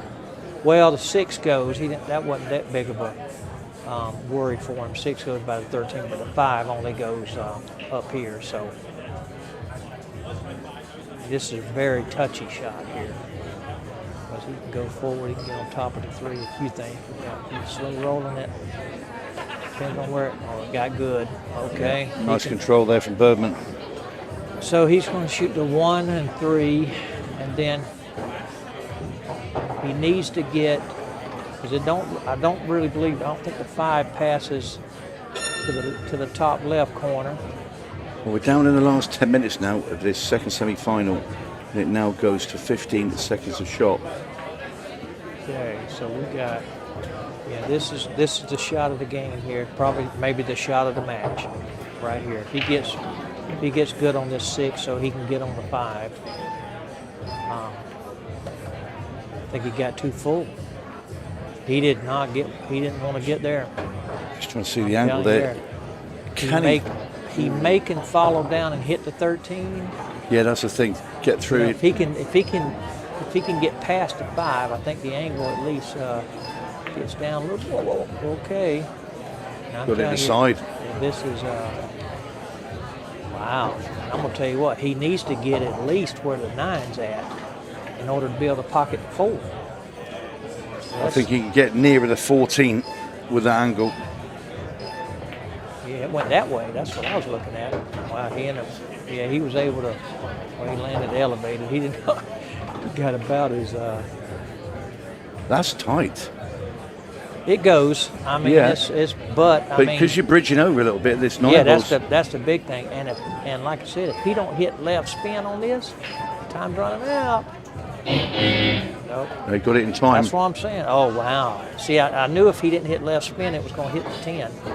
Wow, he ended up getting a good rub there because that ball could have easily. If it gets on top of the 12 right there, so that 10 could have pushed that 8 easy on the 12, and then. But anyway, he sometimes you just got to take what the table gives you. Yeah, so Justin Bergman now gets in front. He trailed 3 racks to 2. Now he's up 4-3. And now it's David Alcaide's turn to worry a little bit. So how much time we got left? I can't see that. How much? Okay, they're saying we got 8 minutes and 22 seconds. Oh, now we can see it. I can see that one. Couldn't see the one over here though. I'm blind. Anyway, 8:22. There's still time. Okay, so there's plenty of time. Yeah. So some twists and turns yet to come. Yeah. If Justin has a good break again, like he's been getting, and he gets out here, this is going to put some serious heat on David from there. Okay, watch out. Ooh, boy. That could have been death. And it wasn't. Well, yeah, he can shoot any ball he wants here. He can shoot the 3 for the solids. He can shoot the 13 for the stripes. I think definitely he's going to shoot the stripes. Yeah, he's in good shape here. Yeah, I think that little cluster of the 3 solids there is a bit of a nuisance more than... Yeah. Because the stripes are a bit more spread, aren't they, Johnny? Definitely, for sure. Yeah, for sure. Yeah, stripes. And yeah, I just don't see much... problem here now. No, because you've got a lot of space to land in as well to get from each ball. Yeah, so he's going to get the 15 out of there. 15 is a little bit tricky. He can get it out of there. He can probably try to land on the 14 because that one's still kind of out in space. So he's going to try to land on the 14, I believe. Yep, he came a little far, so he won't be shooting 14. That I can tell you. 14 still goes up into the top it right, does. so he could switch around. But it's just one of them. It's one of them balls that kind of, with the 2, it kind of lands in space where you still got to aim to get to it. You know. Okay. He was. He's still kind of. Boy, he's. I mean, the 14 will pretty much go in most pockets, but he's been trying to get on it now for 3 or 4 shots. He's got where. He's come a long way. I'm telling you, that 14 caused a lot more problem. I mean, if it does go in the side that he's looking at, that's going to bail him out. Or he has to go past it and shoot the 14 in the same pocket where this is going. It must go in the side. Okay, that bailed him out. I'm telling you what. Yeah. If it didn't go in the side, I'm going to tell you that one. I had a feeling that 14, it's just weird how some of them balls, it's just, there's ways, I mean, there's little things that just causes a little bit problems. And he tried to get to it a couple times. He still got there. Wow, he come way too far there. Well. It's been a bit funny one, really, for what was such an open rack. And he's had to go around the houses a little bit. So this 8 for a 2 rack cushion. He's got to aim it good here. And it goes. He did, okay. Justin Bergman now gets a bit of breathing space away from David Alcaide. 5-3 now, Bergman leads. There you see just over 5.5 minutes left on the match clock. Yes, David needs a fairly quick, not a real quick, but because he only needs 2 games to tie. You look at it that way. He definitely has plenty enough. He's got to have a break and run out here. He needs a break and run out, and then he needs a mistake on Justin's break. Yeah. And then that's enough time. Bergman's eyes are set firmly on the final now. Yeah, he's got one hand on getting to the final. He's got one hand on it. So Shane Thompson awaits in that final. David needs a big break. Okay, he made a ball. Oh wow! See, David gets his balls tied up. See, I will say that is that's the one thing about 8-ball that sometimes you just don't seem fair. You feel like you broke the balls well, and you just look up and there's a couple puzzles.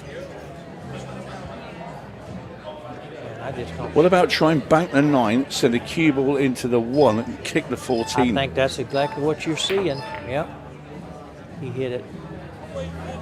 Wow. Oh, he's hung it. That's unbelievable. Yep. I thought whatever contact you make with that 1 ball, it's going to send the 14 into the corner. Yeah, you're right. I think he just hit it. He hit it. Well, he just kind of hit it too hard. He could have aimed more at the. He could have really kind of aimed more at the 9. Because he really had a good shot of making that. And then, like you said, and he hit it really hard. He hit it so hard that the 9 it had to split the hole. It just had to split the hole right in the center in order to go. We're in a very similar position. We were a couple of matches ago where you've got one player 2 racks in front. Not very much time on the clock, and it's about let's just knock all the loose balls in. But then, when you look at the split here, Bergman should really just mop up this rack. Well, he put the 13, but now the 13 still goes on the side, so you're going to see him pocket this 9 ball here, then just come up for the 13.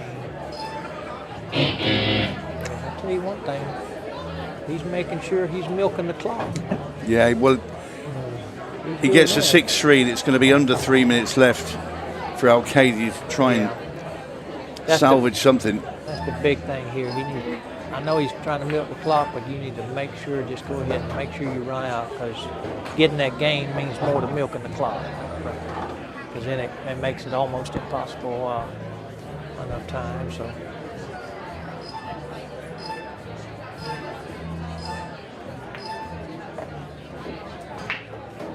Yeah, I see. I just see it. Yeah, I think David's. Yeah, he's kind of shot his wad here. Thin on this, but I don't think it really matters. Yeah, he's okay. Just slip a little bit of left-hand spin on this, just to come past that 6 ball. That's all. Well, I don't think he can slow roll it in. I think he's trying to hit the 6 maybe. No, actually, no, you were right. Good call. Okay. Yeah, 6-3. Yeah. Yeah, this is probably just about. To be honest with you, it's probably just about concession time. 2.5 minutes to go. Yeah. In goes the 8. Justin Bergman now firmly in control. 6 racks to 3. He leads Spain's David Alcaide, and he's got his eyes on the prize. He's in touching distance of the final and a matchup against England's Shane Thompson. Should be a great final. I'll tell you what, I think it's not going to lack any excitement. I think it'll be. He's had to weather the storm there early days in this semi-finals, Justin. Three racks to 2 down. Yes, that's right. He made a big comeback. He went on. What, did he go all the way to 5? Yeah, he pulled out a couple of big shots when needed, and his breaks been on point. His breakout, he's had some great success with since he moved to this kind of pop, aim down center break. Yeah, makes a ball here, it's over. he's getting. Now them balls, I tell you what, now them balls didn't break open very well. No. They kind of. So. I think our man put a little bit of mojo on that one. Well, we wanted to see a little closer back. No, I'm just kidding. This is going to have to be potted at breakneck speed. It's got to run this, break and run and pray. Yeah, it ain't no. Nah. I don't think there's. I hate to say it, but I don't know if God Himself could come down and help David. The 9 ball, David here. 9 ball's in a world of hurt as well down there. Not enough time. Yeah. Not enough time. Well, he's got the 9 out. Yeah, I mean, now if he was only down to where, like I said, needing 1 game, it'd be exciting. He can still have that chance, but yeah, he's not able to.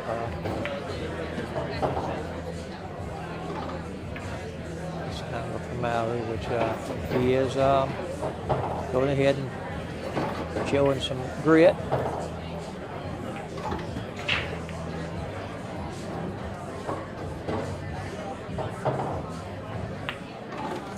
Well, 6-4.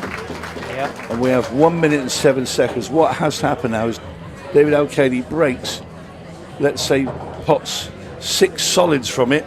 Leaves 1 over the pocket, or even all 7. That's right. Leaves the 8 over the pocket, and then taps in, because that's the only way he's coming back from this. That's right. I mean, back in the old days, Could be stripes, when you can make the 8 on a break and win, kind of gives a little bit of a, something to kind of watch, but no, not now. Which this is, like I said, this is a much better way to play. I mean, overall,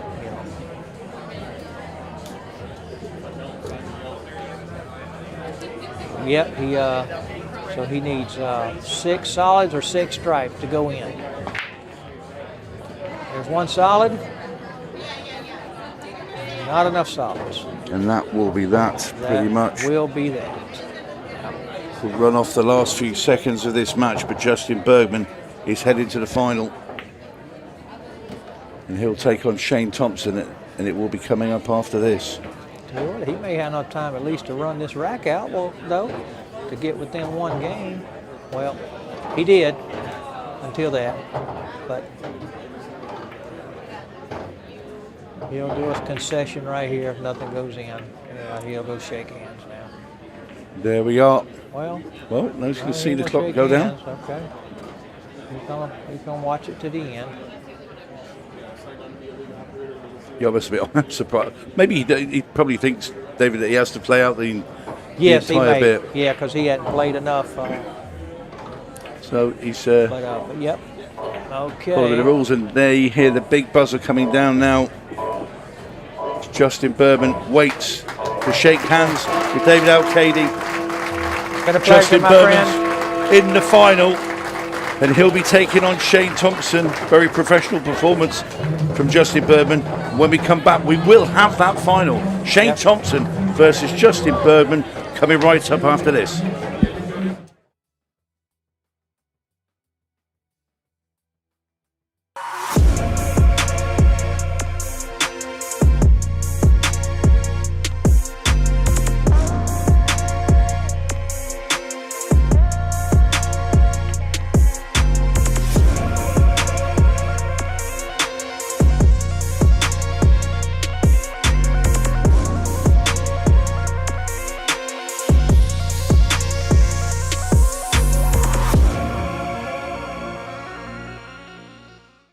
They don't hand out crowns in this game, you take them. 2-time world champion Tom Cousins steps to the table to face U.S. superstar Justin Bergman.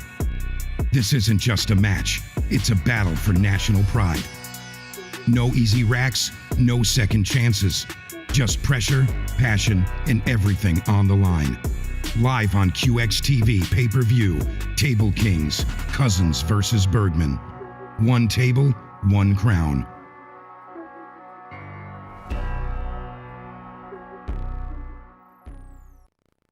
At APD Studios, we don't just design pool rooms. We build experiences around the game that we all know and love. I'm Adam Pfeiffer. a licensed architect for 10 years, and a nearly 25-year pool player. I bring nearly 2 decades of real-world experience designing, setting up, and optimizing pool rooms and tournaments, both locally and nationally. Whether you're upgrading your pool room to host larger tournaments, planning a full-scale event, or just looking to perfect your home playing space, I design with purpose. From traffic flow and lighting to vendor zones and spectator comfort, every detail is considered, making it efficient for staff, welcoming for players and spectators alike, and compliant with local building codes. For residential spaces, I bring the same precision, crafting rooms that feel luxurious, play beautifully, and reflect a true passion for the game. At APD Studios, we design for more than just gameplay. We design for the future of your room.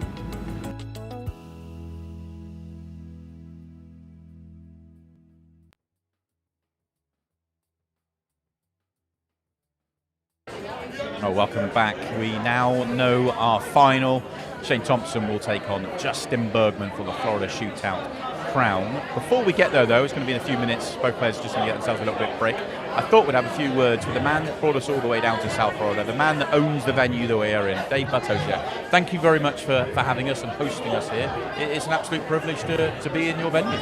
No, it's awesome. I think when I came out to Iowa, we were talking about having this over here, and I was so excited about what I saw over at the Rack, a fantastic room over there. Yeah. And I had a couple key takeaways from there. I thought we could, incorporate over here, and so far it's a fantastic event, and it's a little bit star-studded there, my friend. It's really and a lot of that's down to you as well. You've got a lot of connections, and they all wanted to come and play for you as much as playing Pool USA as well. No, it's been fantastic.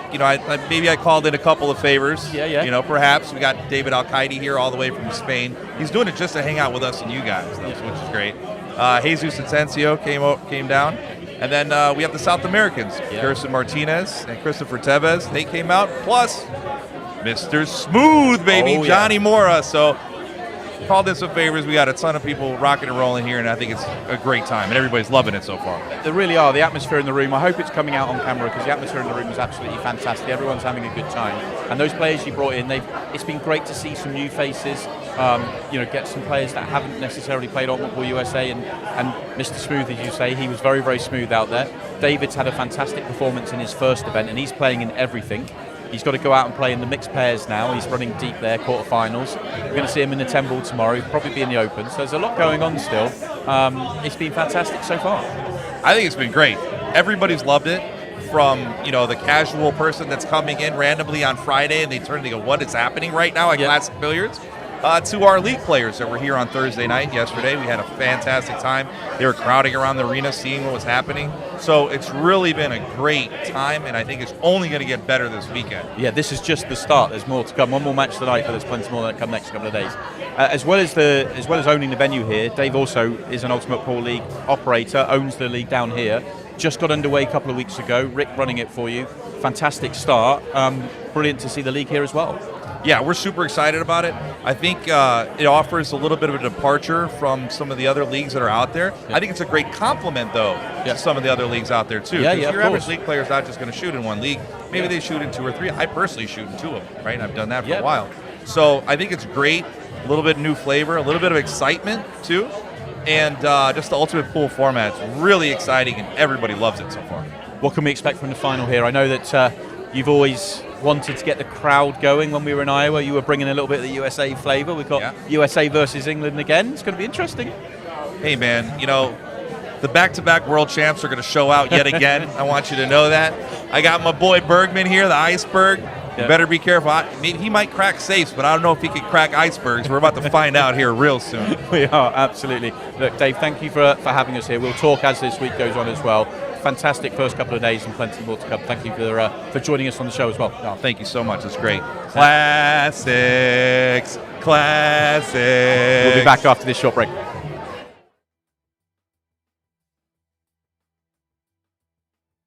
They don't hand out crowns in this game, you take them. 2-time world champion Tom Cousins steps to the table to face U.S. superstar Justin Bergman. This isn't just a match, it's a battle for national pride. No easy racks, no second chances. Just pressure, passion, and everything on the line. Live on QXTV pay-per-view, Table Kings, Cousins versus Bergman. One table, one crown.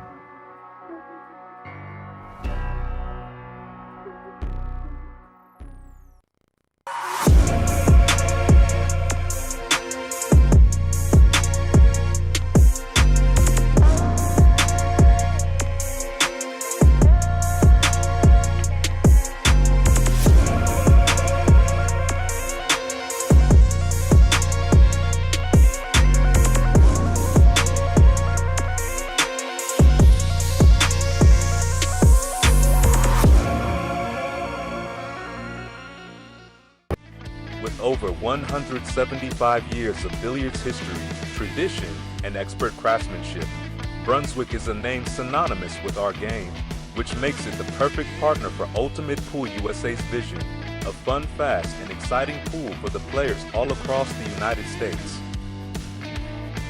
Brunswick, Ultimate Pool USA's official table partner.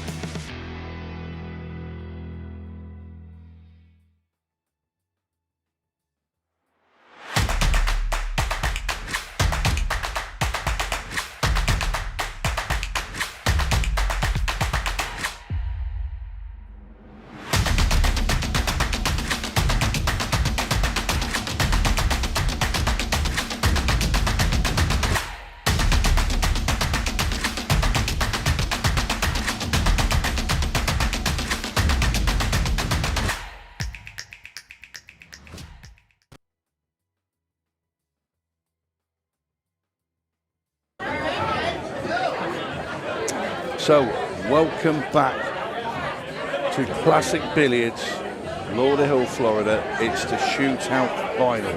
Shane Thompson from England taking on Justin Bergman from the United States of America. I'm Tony Holgate. With me in this final, Mike DeMarco. He's back. Tony, let me tell you something. This is an epic final for the Florida Shootout. Let me tell you why. Shane Thompson playing Justin Bergman. Shane Thompson has played against Justin many times. Really turned into his arch nemesis in Justin Bergman. And Shane Thompson has had a flawless performance thus far, but he's got one more hurdle, which is Mr. Justin Bergman. And he always says, the man that he really struggles against all the time is Bergman. Exactly. Yeah. And I'll tell you what, he looks like he's ready to get that title. It's always kind of, escaped him. Justin Bergman, very familiar with the finals and also the title. Can Shane Thompson pull it out here? We're going to find out right now. One final match in the shootout. And Shane Thompson does get the first break.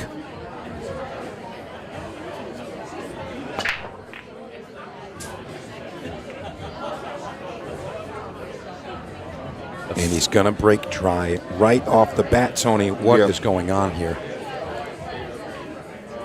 Yeah, superb win against Waddingham in his semi-final. But is it going to be the hoodoo once again? Bergman. Very professional performance in his semi-final, beating Spain's Morris-Alcaide. Earlier when he beat Johnny Archer in the quarterfinals, he picked out some great finishes with Bergman, so he's in pretty good shape, good form, but this is as well as I've seen Shane play for quite some time. And perhaps a slight advantage to Bergman as he just finished his match here. So having that second match in the semifinals, giving just a small nod. The most recent player in the arena table. Shane did have a little bit to kind of cool down and get out of the heat, but Bergman's still in game mode. Yeah, I'd kind of prefer to be in Shane's position. Go and have a break.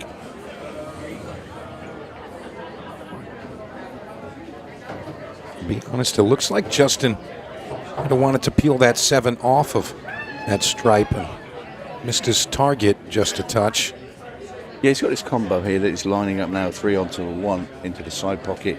Also in the same thing, going to drop onto the 7 if he can. A lot going on with this, lots of working parts. Reball doesn't end up so great, but he's going to have a chance to get at it right now. Yeah, he'll take the 7 first and then play the 3. 4 and the 5 are happily near the rails, and the 8's open in the middle of the table. You think Bergman should really get out here. Well, he's come a bit too far back there. He's okay, but he's not ideal. No, he doesn't love it. And the only other alternative he has is the bank on the orange 5, but still going to take on this 3. Doesn't want to work himself back to it. It's kind of as good as it's going to get for him in his mind. Just going to reset here.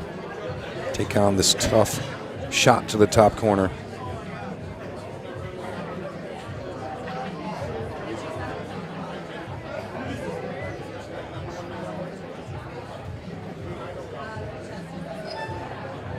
He's steady. Fantastic shot there.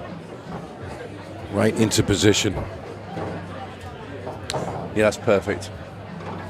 Picks the 5 ball now, just brings that cue ball off the rail, back out, so he just comes, so he can just go past the 9, shoot the 4. Perfect. Bergman looking very, very good out there. And you know, it's kind of a familiar story. You see Bergman in the finals and kind of just have to like him to get the job done. He's done it so many times before. And this could be a repeat. And Bergman takes the first one. Tell you what, you know, Shane Thompson had perfect breaks for the extent of his previous semifinal against Craig Waddingham. And I'll tell you, breaking dry right there, he's got to forget about that first dry break. Focus on the task at hand, get up there, and do what you've been doing the entire shootout thus far. As far as Justin's concerned, another day at the office, going to do what he does.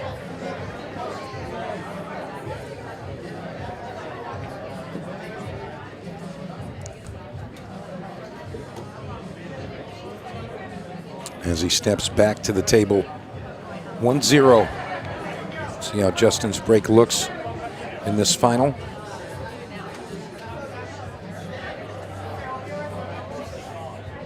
Quick reset. Well, he started breaking from the side earlier today, and he's since moved. He wasn't having much success, and since he's moved to this other break here, he's been phenomenal with it. And just look at that split. Yeah, very nice indeed, Tony. And I'll tell you, it's really helpful, that head ball break. You know, he had the cue ball travel up table a bit, but I feel like, you know, perhaps Justin was losing the cue ball a bit. A few more clusters with that side break. Balls. He wasn't making balls. He normally makes, when he plays that side break, he makes a ball normally in that bottom right corner. Not every time, but more times than not. And it's just, it was been failing him earlier today, and he's just switched to this thing. I'll say thing. I mean, it's a colossal hit, and it's been very, very good for the rest of the day, and it's put him basically in this final. Yeah, Justin is a very intelligent player, very high pool IQ. And he makes the necessary adjustments when needed.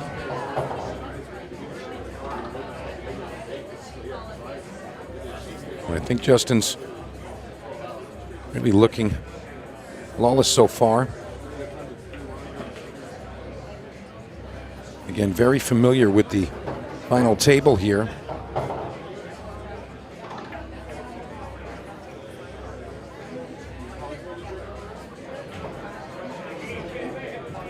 Just going to float this one over for the 14.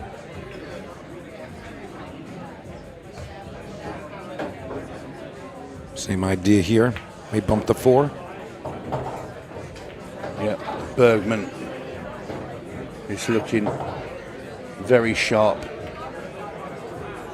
He's looking very Justin Bergman-esque, if you ask me. And I just wonder now if Shane Thompson sat there is sort of having deja vu. Yeah. Yeah, that's the thought, that he's got to get out of there.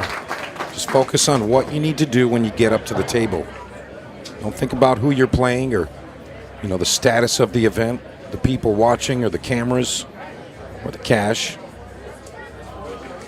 Really just get up there and do what you've been doing.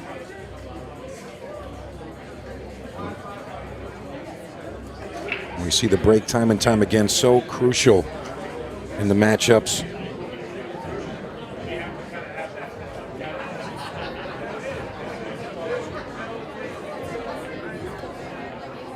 We're going to see exactly where Shane is. See if he can make that adjustment.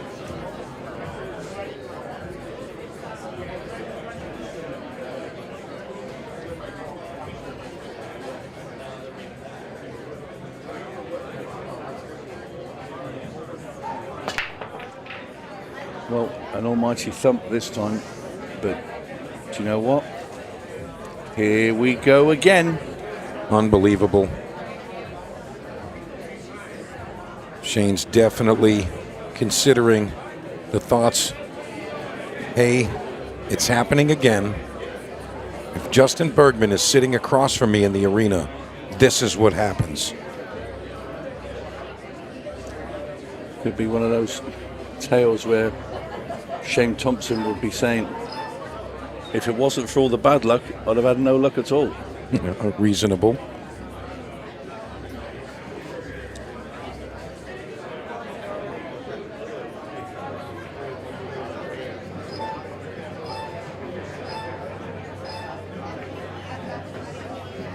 Nicely done there by Justin. Flicks that 4 out into the open. That 5 ball, I think that 5 ball might just slide past the 11. He's having a look now. Very gently, I think he goes. I agree with that, Tony. Just cheat the pocket slightly. Just a little soft dribble up the line there.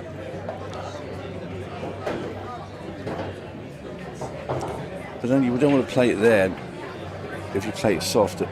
I think he's going to play this at a little bit more pace. I think maybe he thinks it can go in with a little bit more of a harder shot.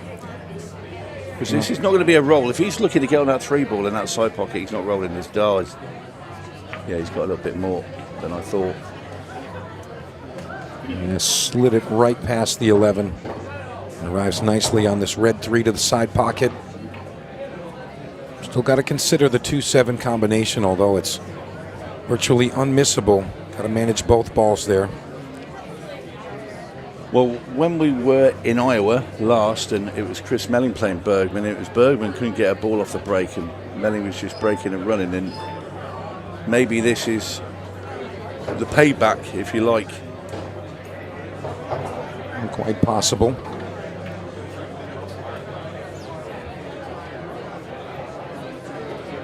And he's going to end up using that combination at the end. Gets on it good enough. He could make both in the same shot. And he's not going to play the combination. He's going to play the 2 ball outright. So 7 to the 2 to the 8. He's going to have to move the cue ball a little bit here, Tony. Yeah, you draw the cue ball up the into the left-hand rail there. Just come past the 2.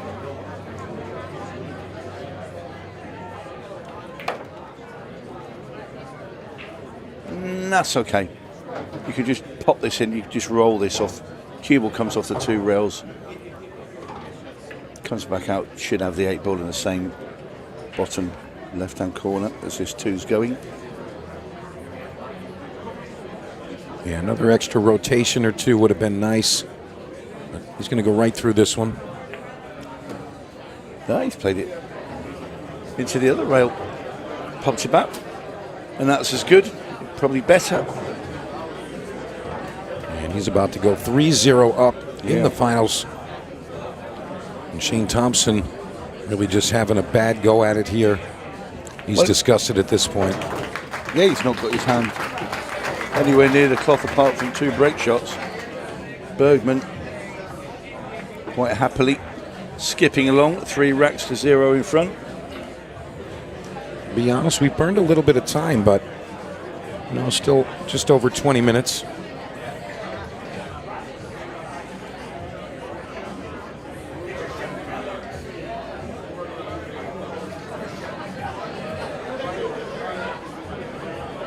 Shane Thompson talking to some of the fans on the side there, namely Mr. Declan Brennan, giving them a little bit of that friendly banter.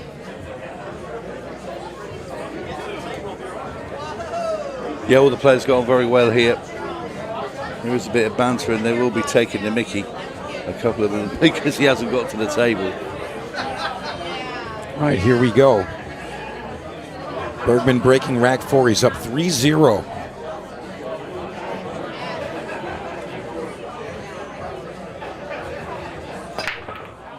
The monster break. Cue ball stays above ground. Yeah, I'll tell you what, I thought I was going to get double bumped into that corner pocket. And again, Bergman has a starting ball, looking at the table.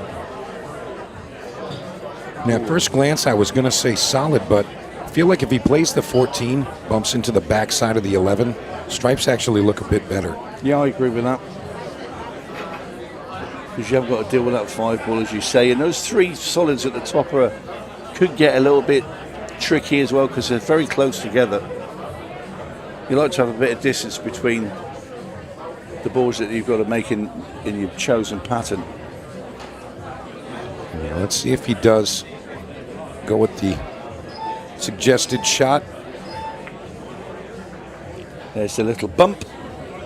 Yeah, didn't want to move him too much. He's got a 9 now. I'll tell you what, I'd like to just play the 9 and you want to get rid of the 13s now, the one over on the right there, just below the 3 solids. That's the one I want rid of early doors, or as quick as possible.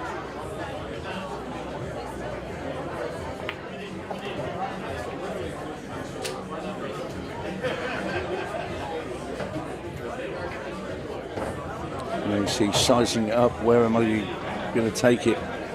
It will go in the side pocket. He'd like to get right behind it, make it as easy as possible. Yeah, I think he likes that. See him just roll forward. Yep, so it will be the 13 going next into the side pocket. Yeah, and that's a smart decision. Justin didn't want to flirt with going behind that yellow 1 ball. Yeah, it's almost as if Justin Bergman is just removing chess pieces off the board.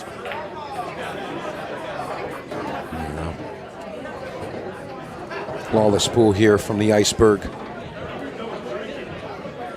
You've got to feel a bit for Shane Thompson, because all he's done is break dry twice. And he's staring 4 racks behind. Well, to be fair, you know, the same way that we mentioned Shane remembering his arch nemesis Justin, always just edging him out there. You know, Justin's got to feel confident saying, I've never lost this. Yeah.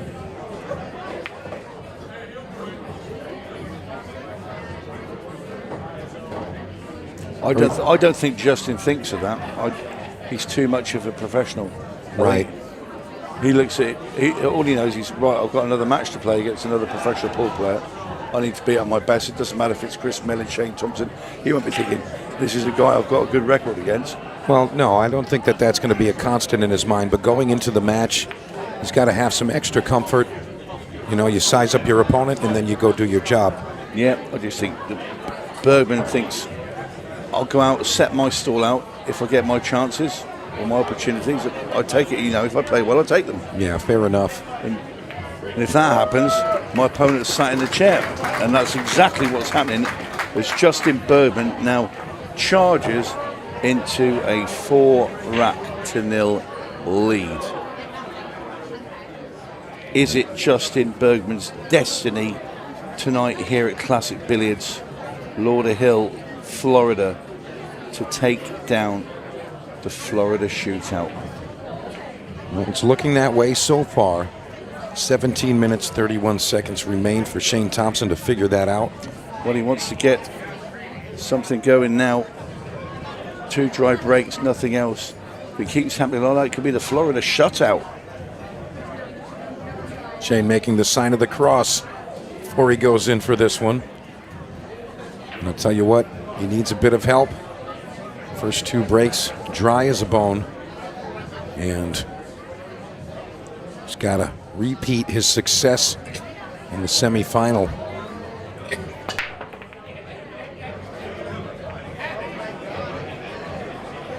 Unbelievable. Yeah, it's not funny now. Tell you what, got a feel for him. I mean, I'm not big fan. Was it the 4 ball that's going close to the corner? You think it's just, mind you, probably wouldn't have got there, but it gets nudged away by the 6. I'll tell you what, the 5 ball, that was the ball going to that top corner almost every time. So perhaps just a slightly different cue ball placement, you know, on the break shot. We know that millimeter on the cue ball is a mile down the road.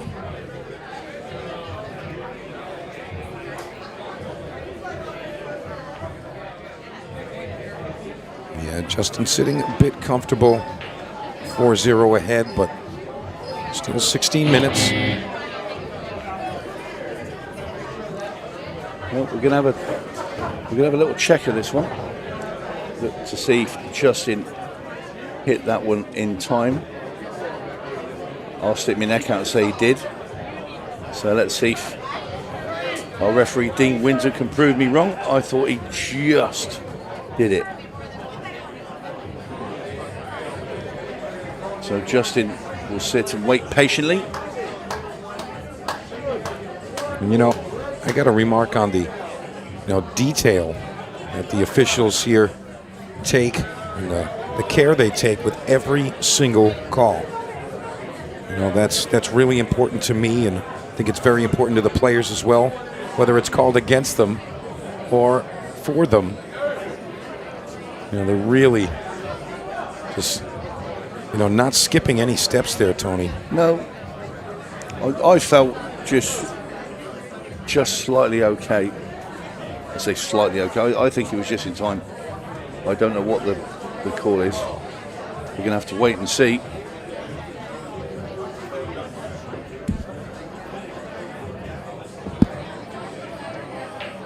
As Dean comes back to the arena, I'm going to guess it was legal because I thought it was. I thought it was okay.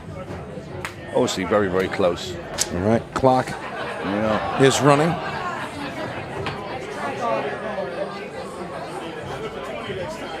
So that little incident cleared up. He's not going to go and do it again. We'll be back in another 2 minutes. Dean Winter's back in here again.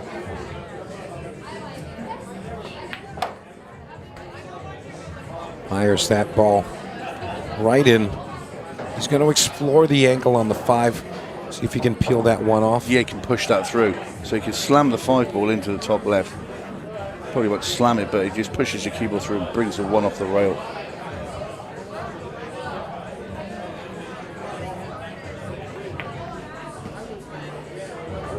And just enough. It looks like it is just enough.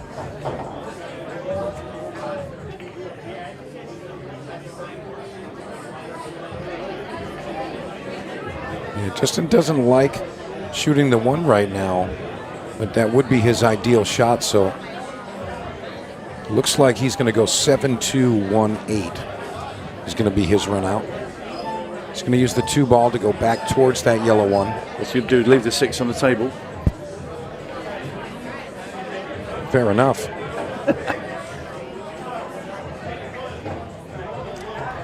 Yeah, that 1 doesn't have a great deal of room past it, but he wants to be right behind it. Yeah, 6 ball hiding from my perspective here, Tony.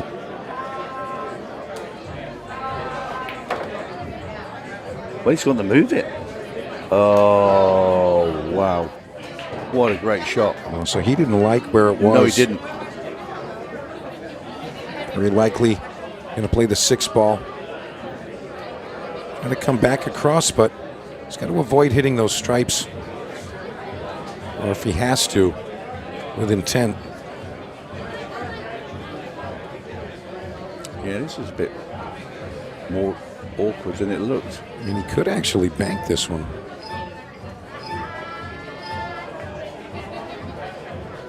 Well.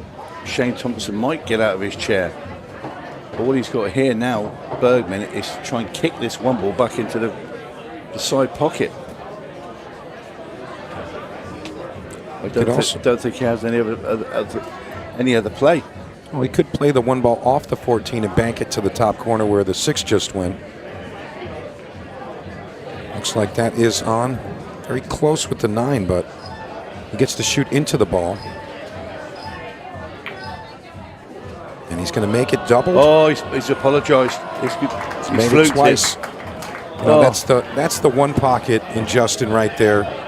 It's definitely a common shot, and probably the reason why I even recognized him addressing that. But then he put his hand up to apologize. Well, he made it doubled, but got a good swing at it. That's a huge kick in the guts for Shane Thompson. He probably thought, I'm going to get a go here. But Bergman, well, he is in a huge, huge position now where it's going to take an awful lot for him to not win this title. See him put his hand up there. I'll tell you what, Justin's dad, Al, watching, and he's very happy about that result right there. Watching your boy go up 5-0 in the shootout final. Well, I can tell you, I spoke to Al just after the final in Iowa, and I can't repeat what he said. It's not for the listeners, but at any time of the day or night. But yeah, he obviously supports him every step of the way, and he's a great guy, Al, as well. Yeah, Justin's sister's actually here as well. Danielle. Yeah. Yeah, so 13 minutes, 22 left, and the Bergman break is still working very well indeed. Let's have another look. Wow, stripes. Seeing that little combination there, you can just drop that in gently. Just got to be careful just to bring the 9 off the rail. He's going to shoot the 12 into the side pocket first. Is it the 14? No, the 12. Yeah, well, that takes it out. Ooh, got to go a bit further than that. You want to be able to shoot that combination without just leaving the 9 ball sat on the rail.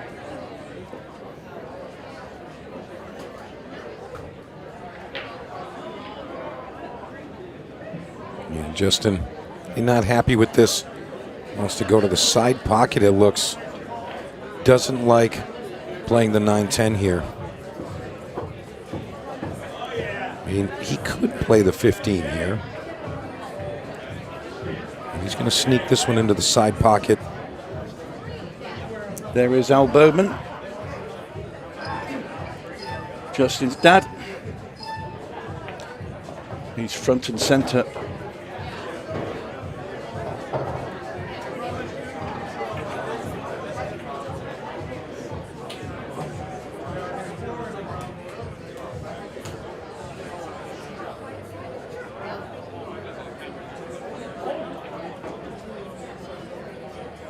So just drops his 13 in, leaves himself on the 11. Yeah, that was not really the route he wanted to take, but he's just got to get a cue ball. Well, he's looking at that one. I'd be trying to get right up there. Yeah, you don't want the 9 ball to get into trouble with the 2. Yeah, I know what he's going to do. So he's going to leave himself an angle where he can play with a load of left-hand English. He played the 9 ball, but he flick the cue ball into the 2.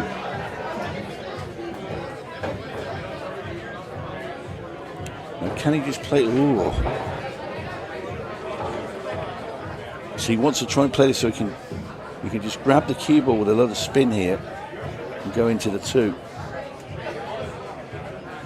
Boy, gently does it. That was delicate. Yeah, well, he's going to have a little bit of distance on the 9 ball after shooting the 15. He's going to have to come down table a bit.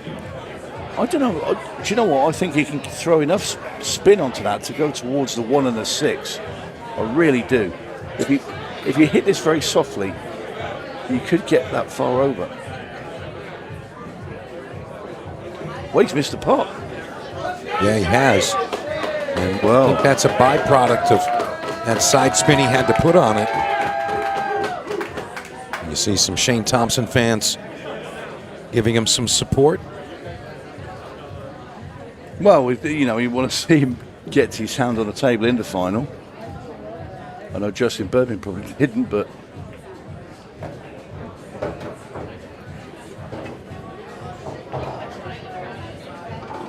Certainly not over yet, even though it's 5-0. And we are going into the last 10 minutes of the match now. You heard the chime, so it's 15 seconds of shot.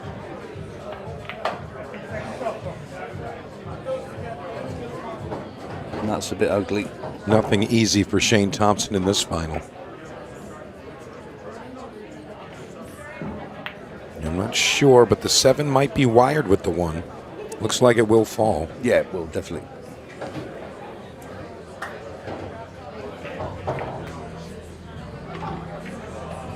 Barely making it. I'll tell you what, his heart was in his mouth then, Shane. He thought for a split second he was going to hang that 7 ball. And you see the man plays flawless, but can't seem to get that break to work for him. Shane takes a bow. Yeah, the crowd really loving that. I mean, really, they want to see this tighten up a bit and add some pressure to the players.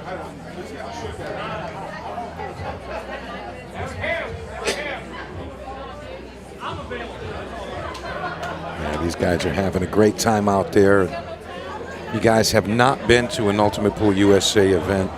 Really need to cross that off of your bucket list. I mean, it really is just a unique atmosphere and overall experience, whether you're just playing or coming to watch. Shane Thompson, another chance to break the balls in rack number 7. Looking for the 11, I would say, in the top corner. I think that's the ball he's been making. It's close. And there's the crowd.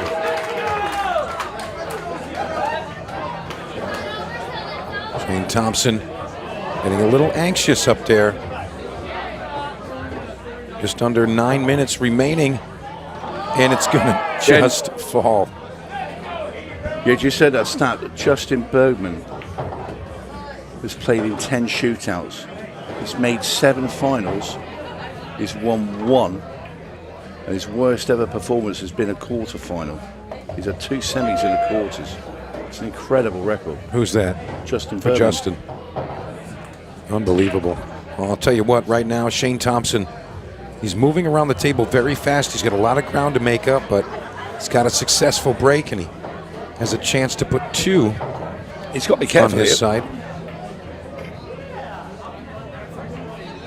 Corner pocket? No. I'll tell you what, will he come around the back? No.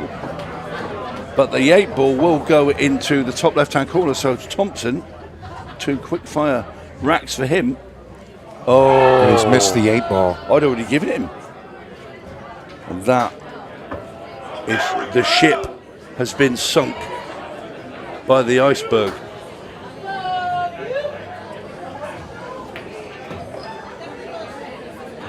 Yeah, Justin really just picking the litter here. I mean, that was a little bit rash from Shane, because he's still 7.5 minutes. If he makes that 5-2, that's easily doable. Yeah, fair enough, but doesn't make it happen, and Shane's starting to feel what's going to happen here. Yeah, Bergman's just going to chop a bit of time off now.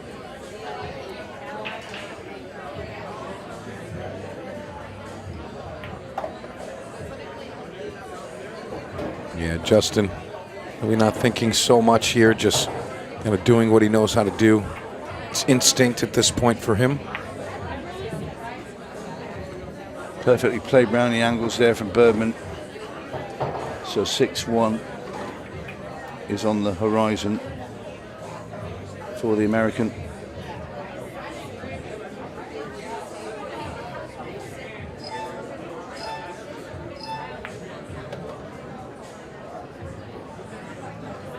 All right, 2 ball next. I'll tell you, Justin still managing the clock.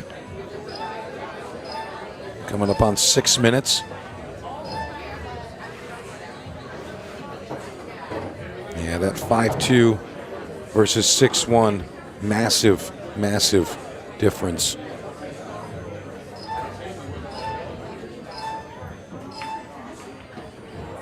Justin going to use every second of these shots.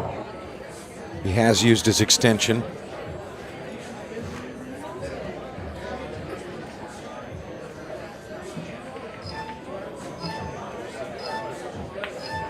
Down goes the 8-ball. Justin Bergman now in complete control. There's Al, his dad, sister Danielle there on the left. All smiles in the Bergman camp. He's nearly there.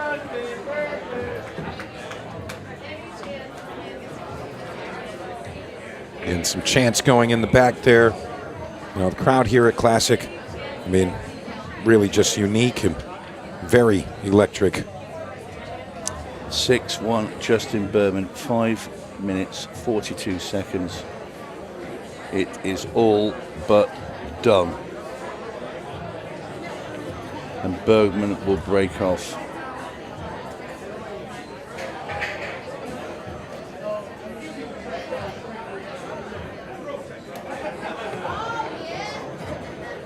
It's got to be bubbling inside Justin. Been a while since he's taken one of these down,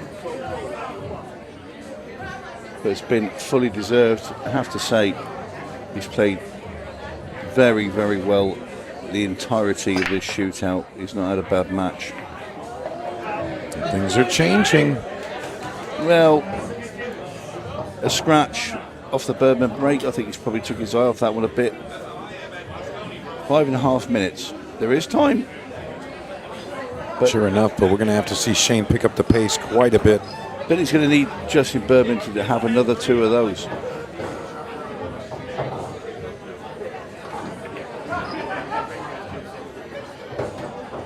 I think he'll be, when he looks back at this, he'll look back at that black he missed, you know, the 8-ball up into the top corner. And it was a little bit rushed. I know he hasn't got a great deal of time, but it was a little bit rushed. And you had plenty to, you know, that would have only put him 3 racks behind. He's currently sat 5 racks behind. Okay, this should now be 4. But, you know, we're going to have 430 odd.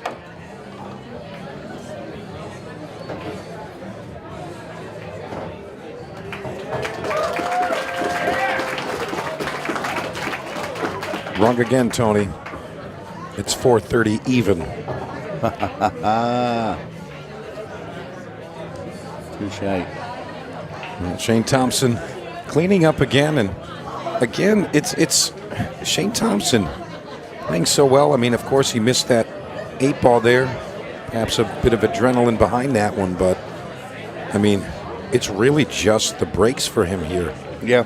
I mean, Justin's playing flawless pool, but I mean, honestly, aside from that miss from Shane, he is as well. It's all about the break. Yeah, he'll look back on the first 3 racks where he broke dry. He'll feel that Lady Luck has not smiled down on him.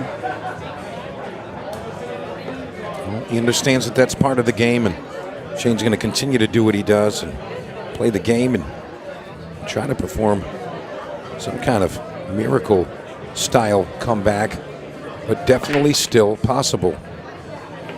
Very good break there. And Thompson will be thinking, well, where we are, mind you, look at the surrounded completely. He looks right at Justin and says, that's good, right? Unbelievable. Well, he can't play safe either. He has to attempt something. But he's handed the table to Bergman in this. Yeah, that was going to be a foul. This is now over. He's going to call the extension. Of course. And this will run enough off now for it to make it pretty much impossible for Thompson to come back. Well, I'll be honest with you. You might see that white towel get thrown here. You know, if it's just for his hands or if he's going to actually throw it in. I think he might. I think he'll probably wait. And if Justin gets down to the 8-ball, it could be coming any second now. He's going to do it. There you go. And that is lovely. Congratulations, Shane Thompson, runner-up, and your champion of the Florida Shootout, Mr. Justin Bergman. We're going to congratulate all the players who came in the top of this wonderful event. And don't forget, we're going to continue the action all through the weekend. What do you guys think about the Florida Shootout?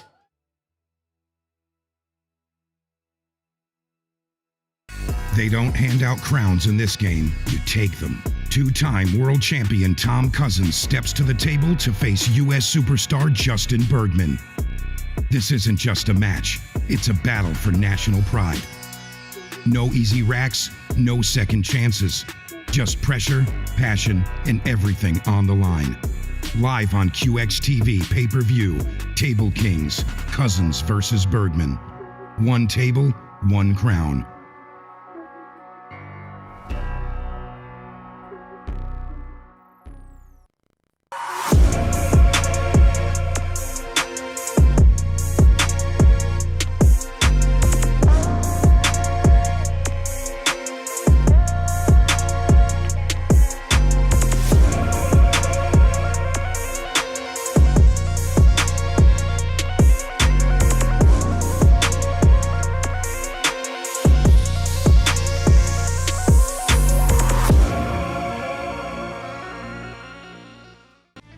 With over 175 years of billiards history, tradition, and expert craftsmanship, Brunswick is a name synonymous with our game, which makes it the perfect partner for Ultimate Pool USA's vision, a fun, fast, and exciting pool for the players all across the United States.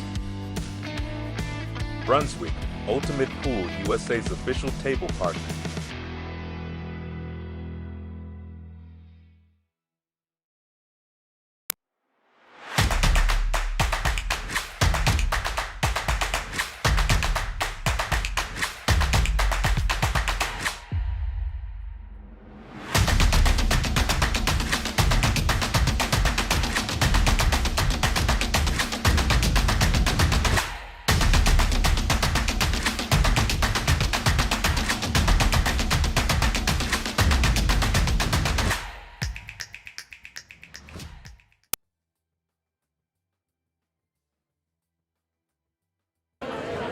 Welcome back to Classic Billiards. What a day we have had here. So much drama on the table, a little bit of controversy, and an awful lot of quality. Let's hear it for everybody here that's played in this event and had a good time here at Classic Billiards.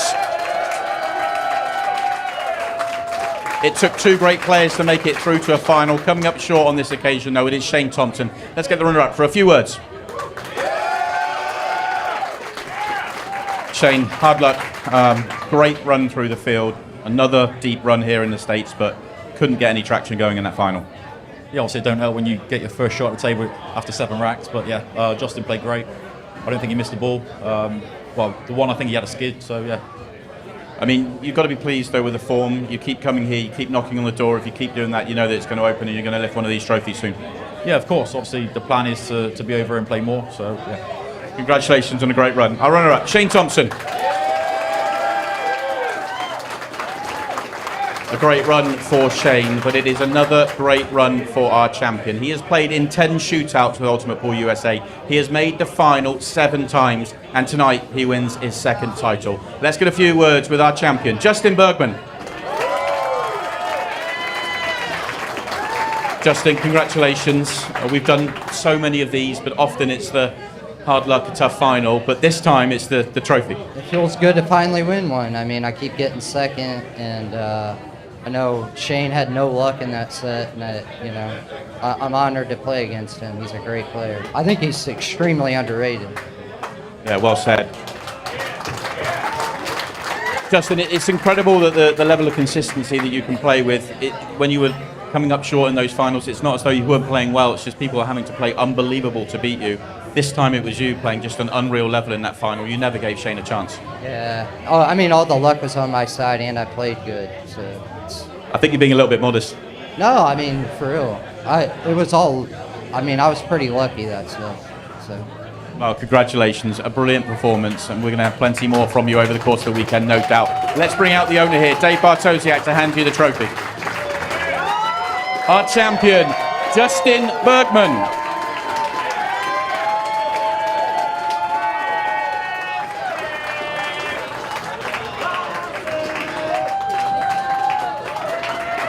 What a brilliant day we have had here at Classic Billiards. 2 fantastic days of action, so much drama, but we have got so much more to come. Join us tomorrow morning, action from the group games. We've got a great challenge match coming up tomorrow as well around lunchtime. Mixed pairs, and then tomorrow night it's the 10 ball showdown. We'll see you at 11 a.m.